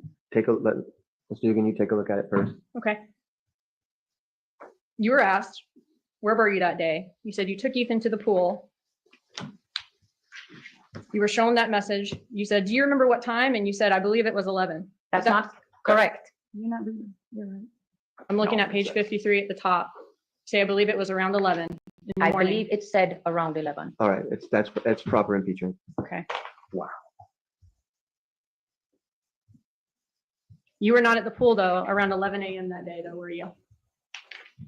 For me to have said this day because I didn't remember what I was doing, and for me to come up with that time, it's because I was shown something. Well, these are the statement. messages about you going to the pool that day. I see your messages now, but at the Right. time when we did this and I was shown what time I went to the pool, I wouldn't have just come up with it at 11 o'clock without seeing a text message with the time. You said in 2019 you took Ethan to the pool around 11 a.m. I because believe that it. means that you wouldn't be at the money drop around 10:30 and 11 a.m., right? Mischaracterization of what she said in All right, that's 2019. sustained. Mr. Dugan, Okay. move on. This has been asked and answered. All right. You We need to called. be mindful of the time also because I Yes, have to sir. give time for redirect. I'm almost done. You called Luis Rivera during the June and July trips. You called his old number, right? That 934 number you had in your phone as Tato. I called the number, but I never spoke to Lewis. When you couldn't get in touch with Garcia, you called that I number. believe so. And you didn't talk to Garcia because that wasn't his phone at the time, right? What, the 934 number? Right. Yes, ma'am. Okay. You never talked to Luis Rivera on the phone, usually. Not that I recall, no. Okay. You did talk to him though. You called him those 2 dates and then you talked to him the day of the money drop, July 19th, right? It said that he had called me. Right. You called him, he called you and then you called him back, right? I believe so. That's Okay. what the call log says. And you spoke to him. You tried to call him in June and July because you knew that he and Garcia were together in Tallahassee during that time. I didn't know that they were here. Well, then why would you call Luis Rivera? I don't remember why I called him. I called him in June and in July. Yeah, on the June trip and the July trip. If he was with Garcia, maybe I was trying to get a hold of Garcia. Yeah, Those were this the only was, times all summer though that you called that number though. yeah. I don't That's what recall the that. expert said. Prius. I don't recall that that's the only time. If you were always trying to call Rivera whenever you were looking for Garcia, you would have called it more than 2 times the whole summer, I right? don't recall that. And then on July 19th, the reason that y'all were talking that day, you and Luis Rivera, was because that was the day you were supposed to deliver money, right? I never delivered any money. You said, so the only time that you call him is during his June and July trip to Tallahassee and the day of the money drop that summer. And your phone locations are consistent with being at his house, but those are just all coincidences. You didn't have anything to do with this murder. That's what you're saying? Yes, ma'am. Brilliant. Aren't you mad at Garcia and Charlie for doing this and you're innocent and you're having to answer for it? Am I mad at them? Yeah. Yeah, I've been upset. If you were mad at Garcia, I mean, just not long ago, just this month, you said on a recorded call to him, I can't talk to you, I can't touch you, I can't see you, I can't feel you, and you were crying about it. Yeah, he's the father of my kids. So I'm gonna love him forever. And this $17,000 cash spike during the 6 weeks after the murder being put on the Adelson payroll, even though you didn't collect rent, you made the one appointment, your $4,000 breast augmentation, all of that within the 2 months of the murder. Oops. Those are just all coincidences to it. You didn't have anything to do with this. The money had nothing to do with anything that you did. I've explained everything already. Okay. You did All the favors that Charlie did for you after you and him broke up, the trips, nothing with that had to do anything with the murder. That was just a coincidence too. Just him just being nice. I guess so. Okay. The fact that he called you out of all of his ex-girlfriends after his mom just said an ex-girlfriend was mentioned. That's a coincidence too. I guess so. The fact that your husband committed a murder for your boyfriend. That's also just a coincidence. You didn't have anything to do with it. I didn't have anything to do with it. I mean, those are some pretty unbelievable coincidences, right? Objection improper. That's sustained, Okay. You either have the worst luck or you did this, right? Objection improper question. sustained. Garcia would never do anything to help Charlie Adelson, would he? I wouldn't think that, but with everything that's all in the evidence and stuff, I mean, it looks pretty bad. that gosh darn evidence. You said in 2019 he would never do anything. I did say that because I would never think that they would like each other in any way or do favors for each other. Okay. I see why I'm in the middle. I'm smack in the middle. I see it. That's why I'm fighting for my life. And so you did say Garcia would never do anything to help Charlie Adelson, In my 2019 testimony, yes, I did mention that. right? And in opening, your attorney said that there was definitive proof of a link between Garcia and Charlie. What is it? Ooh. What did my attorney say? No, what's the link between Garcia and Charlie? That they knew each other or they spoke to each other. Oh my God. How? I don't know. Apparently everything's being done behind my back. That's why. That's all. Thank you. All right. Incorrect. Oh, look at her. It's short. It's going to be a short one. Wow. Ms. Magbanua, Yes, ma'am. let's talk about your memory. Yes, ma'am. Miss Dugan was not present at Dolce Vita, was she? No, she was not. And as much as she's trying to insert her opinion as what is being said, it's just that, right? Yes, ma'am. You have ears, correct? Yes, ma'am. So does the jury, Yes, Yeah. ma'am. so they can listen for themselves of what happened at that restaurant. Yes, ma'am. Now, I do want to talk about some things that Miss Dugan purposely left out that we could all hear on that video. Okay. Like the time when he said, if they are the cops, I'm happy because I have nothing to hide. Yes, ma'am. You remember when that was played, Miss Dugan skipped over that part and went to what she thought she heard afterwards, right? Yes, ma'am. And that's because that makes no sense. Of course. If you are all involved in a homicide together, why is Charles Adelson telling you that if it's the I cops, think I know what you mean. I'm happy? That makes no sense. No sense. Okay. Does make Because if you were all involved in a homicide and it was the cops, what would happen? He'd get arrested. And if you were involved, what would happen? I'd get arrested. You all right. both did. This happened. Now, Here. she also brought up I'm confused. all of these portions of what Charlie Adelson is supposedly saying, Yes, okay? ma'am. It's clear that half that entire video is missing. Yes, ma'am. Let's talk about how that enhancement came to be. You provided testimony back in 2019, right? Yes, ma'am. That's before the state was able to create this new audio. Yes, ma'am. So when you testified in 2015 and answered questions, Yes, ma'am. you had no idea that they would even be able to create this new audio. Yes, ma'am. That's what I stated, that everything in my testimony is consistent with everything that was on the video that they just enhanced. Now let's get to that about just enhanced, right? You were set for trial in February of 2022, right? Yes, ma'am. Valentine's Day, you were supposed to go to trial. Yes, ma'am. And then the state provided us with this this new enhancement, Yes, ma'am. okay? And we actually agreed to reset your case Yes, ma'am. so that we could all get the enhancement. Yes, ma'am. Because as far as we're concerned, it would only contain evidence to exculpate you. Yeah, exactly. If you thought that there would be anything on there that would prove your guilt, you would have gone to trial in February. Exactly. You wouldn't have even given them an opportunity if you thought anything on that video Yes, ma'am. would have come up against you. Yes, ma'am. And as we sit here and listen to this video, this covert undercover thing that they did, do you hear any direct evidence in there of something to do with a homicide? That's why I stated that I've never heard Dan Martel's name. I never heard homicide. I never heard murder. I never heard Tallahassee, nothing. And I'm telling you that he is going on and on about different scenarios. Like one of the clips that she played where he says, he starts talking about a scenario like if I go to Orlando and I rob a Burger King. There's no robbery of a Burger King, right? Yes, ma'am. Are you here for a robbery of a Burger King? No, ma'am. Okay, but that's what one of the scenarios he presented to you. Yes, ma'am.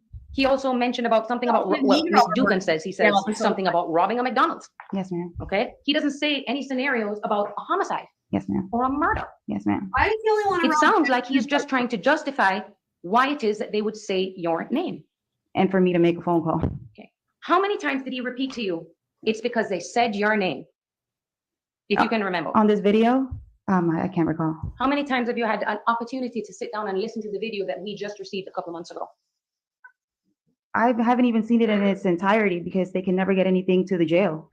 And so Can't this, get that evidence. was this maybe the second time in this trial that you were able Yes, to listen ma'am. to it? This is like the second time. Okay. And we still don't know what the first half was, or this time that I went to the car for 10 minutes. Like, They have no record of that, right? apparently, that's what I wanted to know. Where was the record for that? There's no video of that.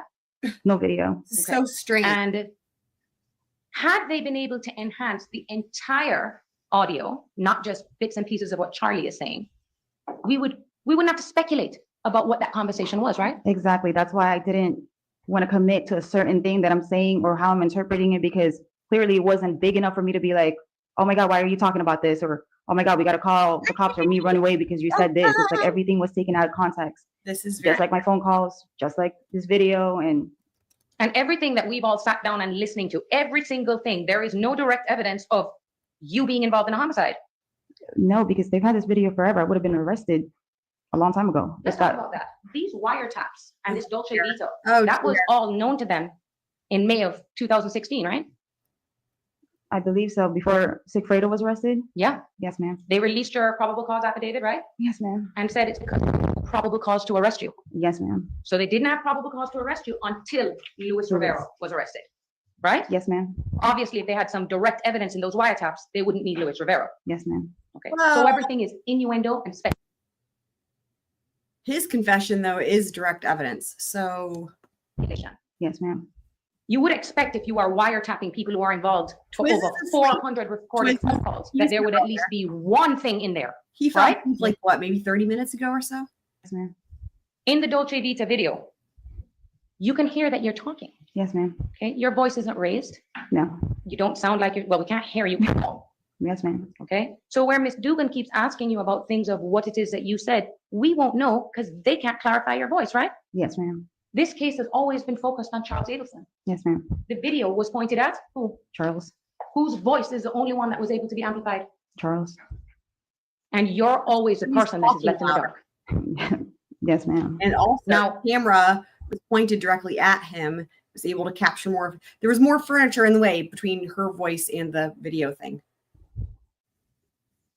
I want to go over some of the text message that Ms. Dugan tried to commit you to try and explain what they meant, right? Yes, ma'am. Okay. Can you tell me what we talked about, I don't know, 4 months ago on February 23rd of this year? No, ma'am. We have no Do you even problem. know what day of the week it was on February 23rd of this year? No, ma'am. You were asked questions about text messages over the course of 2013, 2016. That's why I was getting a little upset because I can't remember those times, and I know they want me to commit to a certain date, certain time, certain scenarios, and I just I want to be able to provide that information, and I can't. Ugh. Bleh.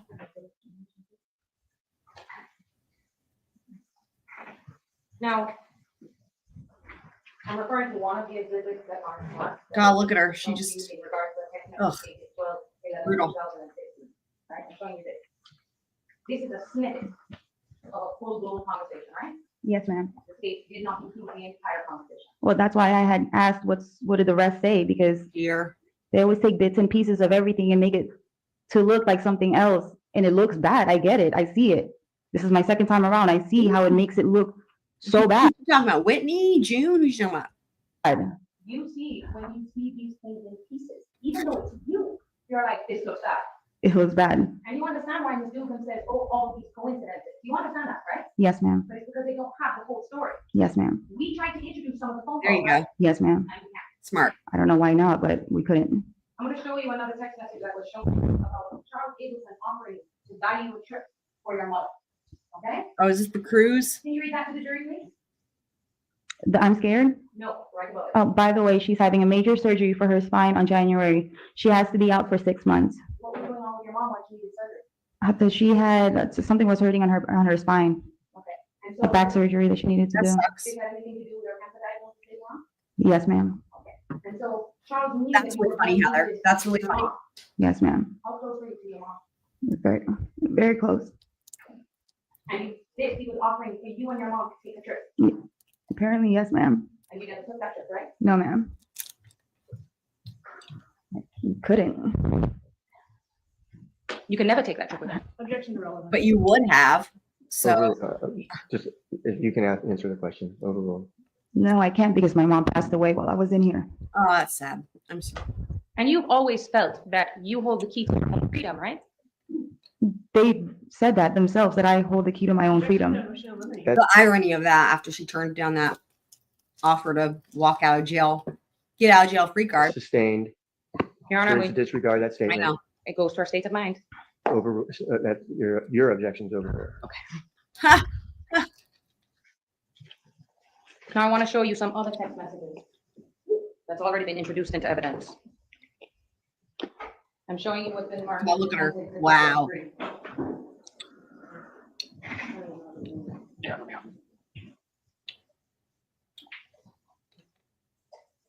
Okay, do you see the date of this text message? Very sad. Very 3/12/2014. Okay, and this would be the morning after you had dinner at Yardbird, right? He called me and said, yes, ma'am. Okay, can you read that text to the jury?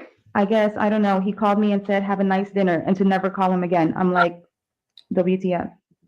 And you're talking about the Fredo there, right? Yes, ma'am. These text messages come from Charlie's iPhone. Yes, ma'am. You don't have the text messages from that there. I don't know why we don't. But that indicates that someone was watching you have dinner, right? Yes, ma'am. And you said, and it sounds like he's mad. Objection to leading. That's Yeah. sustained. Does it sound like he's mad? Agreeing the whole Yes, time, ma'am. Also too, right? kind of strange, don't you think, that Charles would be asking you about Tuesday the next day Yes, ma'am. to see if he maybe told you about their meeting the night before. Yes, ma'am. Now, let's look at. And I will say, she did show a lot of remorse and compassion in the proffers. And in fact, she had no incentive to own up to everything. But if you guys remember, in the second proffer, third proffer, one of the proffers, she was really like genuine, I felt like, when she said that it wasn't right, that there hasn't been justice for the family and, you know, and all that. And so, you know, again, you know, it's like, I don't know why the fuck this is happening. I don't know why she didn't just walk out with the deal. And then she wouldn't have to be doing this in the first place. It will never make sense to anybody. I don't know what was going on with these attorneys, but anyway, yes, absolutely true. But yeah, but she did end up, I will say, just to her credit, she did, of course, end up. I mean, I just have to wonder if that's her guilt. Like, because there was no incentive for her after her conviction. It's like if you were gonna, I don't know, if you're gonna come clean, you could have done it beforehand and then walked. But you know, she came clean after the fact, and it seems like maybe she had a lot of guilt about that. And you know, now she's basically cooperating as if she's got some incentive, right? Testifying at all these other trials, and not getting anything in return. Oh. Exhibit 29. Can you read that for the jury, please? I'm letting go of the night job. I'm not going in this weekend. They're behind on paying me and shit, and it's a lot of work. Like, we shouldn't have to clean up after that. What I tip out the bus boys for, and they suck. This is evidence that he's working that night. Yes, ma'am. Objection, can we ask for a date on that? Yeah. April 30th. This is in evidence.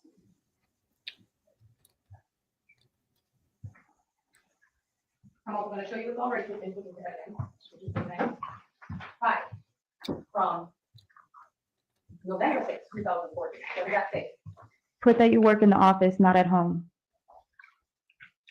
All of these little Obviously. come from the iCloud. Trying to make All of it these are legitimate. Pieces of evidence that prove that you were working for him, Yes, ma'am. okay? And there was a text message also about you paying for the Lexus. Is that a Yes, joke? ma'am. There's also paperwork to Wait, support wait. that you're paying for the Lexus. Yes. She's saying those 2 text messages are supposed to be the proof that she was working for him, like legitimately? Is that a joke? That has to be a joke.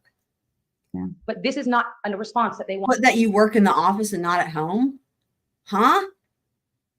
And then the previous text was even worse than that one in terms of indicating anything. Wow. Want to hear from you. No, ma'am. It's only about their truth, Yes, ma'am. not the real truth. Or what they have. Well, Now, I want to, she asked you about Charlie, that there being evidence that Charlie called in prescriptions for you. Yes, ma'am. Did Charlie treat your son? Or his father did dentally? Is that I don't quite remember. He might have. But you got services from them, right? Yes, ma'am. I believe one time they're bringing up something about you pulling your wisdom teeth. Yes, ma'am. You need a prescription after that, don't Yes, you? ma'am. Yeah. Oh, no, it wasn't for any type of weird prescriptions. It was for the pain. The vitamin, I'm assuming it's I vitamin. don't even remember what it was for. I'm But assuming. yeah, from like an extraction. Oh dear. Now, the state tried to discuss with you about that money spike, Yes, ma'am. Oh God. and That she was- wants you to pinpoint where that money came from. Yes, ma'am. Do you remember where that money came from? No, I didn't. Didn't even know that No. it was spiked up like that on that exact month and from You their could chart. easily look at this jury and say it was on that day, right? No, ma'am. I'm saying Oh, you what? could do that, Yes, ma'am. okay? If you wanted to Oh my make the God. evidence look better for you, Yes, ma'am. okay? But that's not what you've done. No, ma'am. She just answered it. Even- Even and the attorney, dude, this is insane. So you keep saying, I don't remember. You've said I don't remember a lot. Yes, ma'am. Let's talk to the jury why it is so difficult for you to remember what happened in 2014. Why do you think it's so difficult for you to remember things? Besides the fact that it was 8 years ago, I've been incarcerated for 6 years and I had COVID twice and I can barely remember anything. Okay, and then you were able to recollect certain specifics once these Right. text messages were shown to you. Yes, ma'am. And it's because it jogs your memory. Yes, ma'am. And it's right there. Right. Even that I'm scared right because who created those? You can't Now, deny the the evidence. state there. is saying that it would be weird for Garcia and COVID. Charlie to be speaking, Yeah. as far as you knew, right? Yes, ma'am. Okay. Wouldn't it be more weird if Charles Adelson asked his girlfriend to ask the father of her kid, who hated him, to commit a murder for him? That'd be extremely weird. Okay. The person who doesn't tolerate cocaine use is going to be okay with a murder, right? Exactly. Now, if law enforcement, if you are even worried that you did anything wrong, okay, and that it could possibly be law enforcement monitoring what you're Oh, doing, God, look at her. what would you or any other reasonable person do? Apparently everybody had a burner. Like I'm learning it every single time or don't speak on the phone. If you were involved in this homicide, and Charles Adelson Definitely came- don't do a Donna Adelson and have your phone on speakerphone when you announce that you're going to be leaving the country. to you and said, Don't do that. listen, That's a no-no. some dude from up north went and mentioned your name and Tuto's name to my mom. What's up? Yeah. You were involved in that. Would you have freaked out? Of course. Would you have agreed I thought that's to what call happened. someone who Oh my would God. potentially been the FBI? Yes. You would have if you were involved? Oh, no. Oh, If you goodness. were involved, I you'd took that out. probably say, Uh, don't ask me to do that. You do Exactly. that. What? Exactly. He kept pushing for me. Sorry, this attorney, like literally, the state could be objecting to absolutely every, I don't even want to say it's their questions because they're not really questions, they're answers. This is insane. And even with the attorney feeding her the answers, she's still answering them, I guess, incorrectly. And then the attorney's like clarifies it and then she answers it the opposite way. This is crazy. Me to do it. That's the part that I don't quite understand. He kept telling me. And he kept saying to you, it's because they said your name. Yes, ma'am. Say my He name. also say my says to name. you, they brought this out, go in there and say that this is charity and give them the money. Yes, ma'am. Is that because he says if they take the money, then it's not the cops? Yes, ma'am. He also insinuates that, hey, we're helping He out was the cops wrong. by finding out who this person is, Completely wrong. right? Yes, ma'am. He even mentions in there that when we kind of bring him out, Mhm. we'll then call the FBI. Yes, ma'am. He was trying to convince you that he had nothing nefarious going on, Exactly. okay? And he just kept repeating himself over and over again. And over. That's why I wish they heard the other, however many other calls. Or if there was an actual full recording of what was happening at that table. Yes, ma'am. Baby, how's your Miss day? Dugan keeps saying that you didn't say this or didn't say that, or your voice didn't get loud. If you were involved, your voice probably would have gotten louder, right? I mean, I would probably be pissed off and Okay, but all the furniture in the way. reacting a completely different way. Because you'd be suspecting that, oh my God, I'm about to go down for a murder. Exactly. So why I not have two explain kids. it Exactly. loudly? No, wrong. You wouldn't sit there and let him talk his mouth off, right? Or God. continue to use the phone. Why? Exactly. Why use the phone? Why meet up? Why is crazy. be in even a public place? What is going I on? mean, Can you pinpoint to all of the recordings that you listen to? Okay. Is there ever a time where there is something about anyone, you, Yes, talking about being worried about getting called by the police? No, ma'am. You are actually, explain to the jury why you got so angry on that phone call, On the one that I was, yelling at Charlie to stop aggravating you and to do something about this. because it was just so many phone calls after phone calls, and he's been talking about the same thing over and over and over, different scenarios, or do this or do that or whatever, and like you call him, you call the number. And is that part of what annoyed you, is that he was pressured, like you call. Yeah, because they kept saying my name. That's the only reason, because they It just gets worse for her. And honestly, just there's so many opportunities to start singing again. kept saying my name. And every Yeah. time you start saying, I'm gonna call the FBI myself, because if anyone's messing with me, because they said your name. I hear that now. Ring a ding ding. Hey, hello, FBI. Hey, it's me. You can't just call them up. And I hear it from the phone call that he was trying to calm me back down. You used to call Immediately me as on you the suggest that you're gonna call the telephone. FBI, what does he say? No, Katie, listen. Yeah, all of a sudden it's, yeah. I guess actually it's cell phone, but whatever.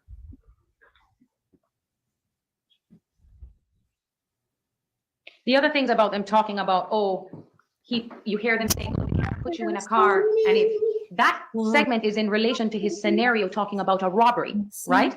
I believe so. Like he's explaining to you probably why, hey, listen, the FBI might be suspecting us of something, but don't worry, we're not involved in anything. That's why I was getting kind of confused, and like how she was saying like what was being said, because I could barely hear it and I can barely understand it. And like I said, I don't want to commit. I know how it is with this whole thing, committing to certain things, and then they go back and they make it look bad. It already looks bad.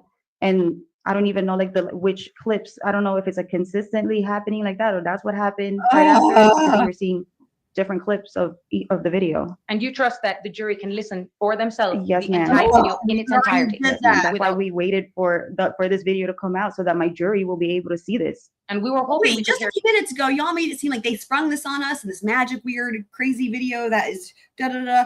And now it's like, oh, well, we wanted them to see it, but you're saying that there's no point because they can't hear you anyway. Pick one, and stick with it. For you, Yes, ma'am. but coincidentally, we can't. I don't know why I never moved from the table. I was the same exact spot. And we just can't hear you. Now, the state also brought up the fact that Charlie does favors for you and pays for things for you. Yes, ma'am. Someday we'll find it, the rainbow connection, the lovers, the dreamers, and me. Nay. Yes. So funny. I still remember the words to that song from like 50 bazillion years ago. What are they doing now? An exhibit, I think. Are they going to play the video again? I swear. They're almost done. We're wrapping this up.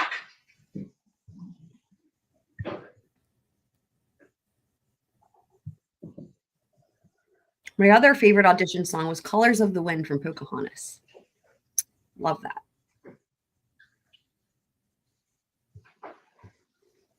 Your Honor, may I approach? You may. Recognize what this is? Yes, ma'am. And do you see Charles Adelson's name there? Yes, ma'am. Does this look like a fair and accurate representation of a segment of his iCloud account? And they're getting some admit- evidence. And this is from February 2nd, 2014. I've never seen The By the Matrix. way, I need a favor. Whenever you get the chance, I need to borrow from you. Yes, ma'am. Charles Adelson's response: no problem, I'll call you tonight.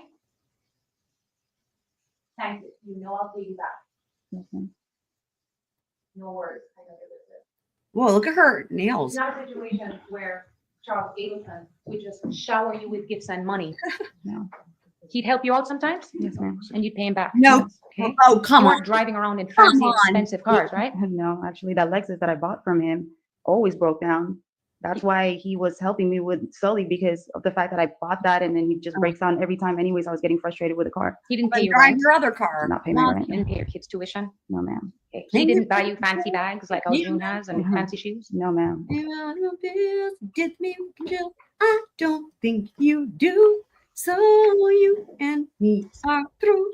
Okay, one, Judge, I'm gonna just take they're two separate exhibits. Let me show it to the Two state. bills, Go ahead. so, you know. Tracy, so she can mark them, Okay. and then I'll ask a few questions so that when I do this, I can. It's crazy. Her right. testimony is just like begging for Destiny's Child all the way through. It's pretty funny. Now, you had mentioned previously, and Ms. Dugan brought it out, that there were times that you were speaking in code on the phone. Yes, ma'am. Okay, you can hear it, right? Yes, ma'am. Now, back in 2019, when you were on the oath and you were asked about this, you admitted that you were talking in code, right? Yes, ma'am. And you said to the state exactly why it is that you were speaking that way. Yes, ma'am. Does Charles Adelson, whenever he talked, for example, about marijuana, how does he refer to it on the calls? And in code? The bonsai trees, Yeah, the right? bonsai tree, yes. Okay, Oh my so God. it wasn't unusual to him, to No. you, that he was kind of behaving that way. And that's the thing. When he starts talking, it's like you kind of like pick up like kind of how his, like his way of talking, his little lingo, and then it's like you're talking kind of like back like him, but you're not really. It's not like because you're doing a code or you're coming up with this elaborate scheme of how to talk on the phone. You wouldn't talk on the phone to begin with. I mean, Since it the wasn't days of your allowed. arrest, It was have you heard stupid. a peep So from Charles Adelson? No, ma'am. Has he done anything to help you? No, ma'am. Have you even spoken to him? No, ma'am. And she's like, I ain't no June and Chinda. you've known from the date of your arrest who the state wanted, Yes, ma'am. okay? They made it very clear. Wendy. Yes, ma'am. And you know they wanted you to, Objection, motion to eliminate. the next question is, do you know they wanted you to cooperate? All right, you can ask that. Oh, You know they Oh. wanted you to cooperate. Yes, ma'am. oh, oh, oh. But why? It's not worth. This is not worth it though. Just to be able to put this in front of a jury and say you could have cooperated and you didn't. And it would be as easy as you could have pled guilty and Oh just my given them what they wanted, right? This Yes, is ma'am. But that wouldn't be what? Truthful. Oh my God. This is You have what. to lie about your involvement. Exactly. Oh my God. Or backwards. whatever they wanted me to say. Oh my God. And you've Oh my tried to explain yourself And to now the she's doing government it anyway. over and over again. Plenty of times. Okay, and your story has never changed Yes. since day one, Never changed. not like Louis Rivera's. Definitely not like Louis. And you know that this is a very tough time for you right now, sitting here having to answer all of these questions about your personal life, right? Yes, ma'am. Okay, and there's a camera behind us, Yes, ma'am. so you've had to go through this before and have all of your Yes, ma'am. personal business all over, It's not. everywhere, right? Yes, ma'am. It's not easy, No. and you still elected to get up and do it again today. Yes, ma'am. Why? Yeah.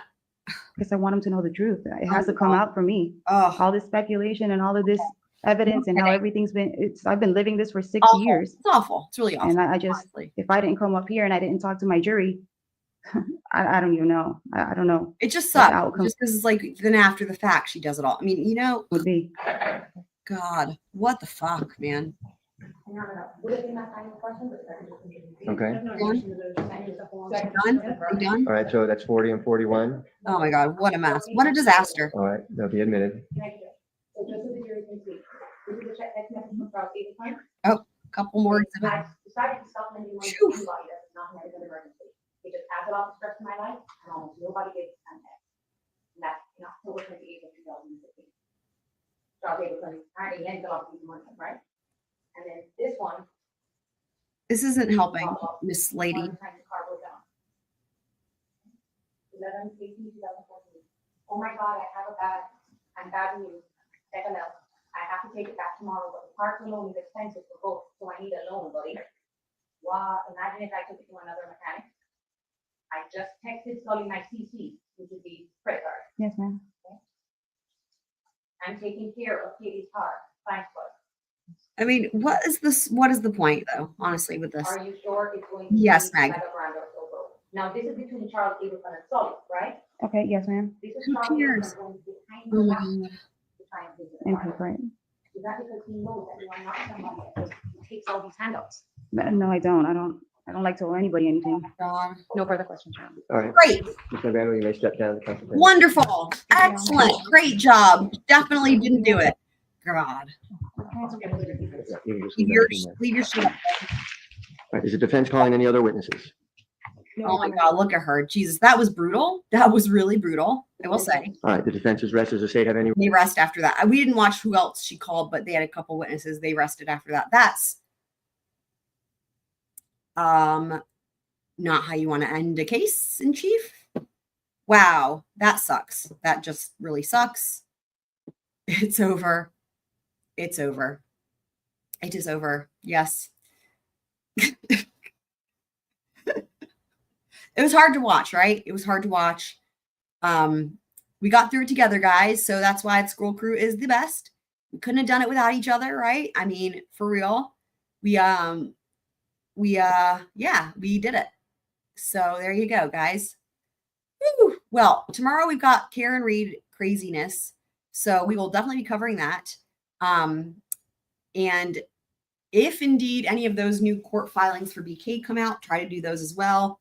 Depending on, I don't know, they might not be out tomorrow because sometimes, they take a couple days. We'll see. Hopefully, we'll cover what all we can, but we'll definitely, we know Karen Reed is happening and we know it's going to be, I don't even know the word.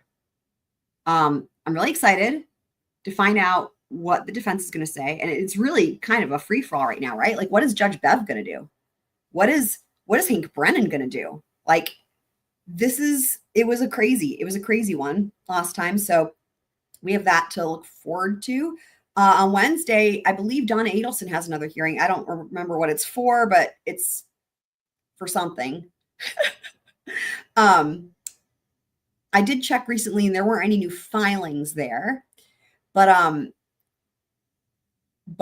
yeah, I guess the most recent ones were still pertaining to, I guess the most recent one actually, it was a motion to suppress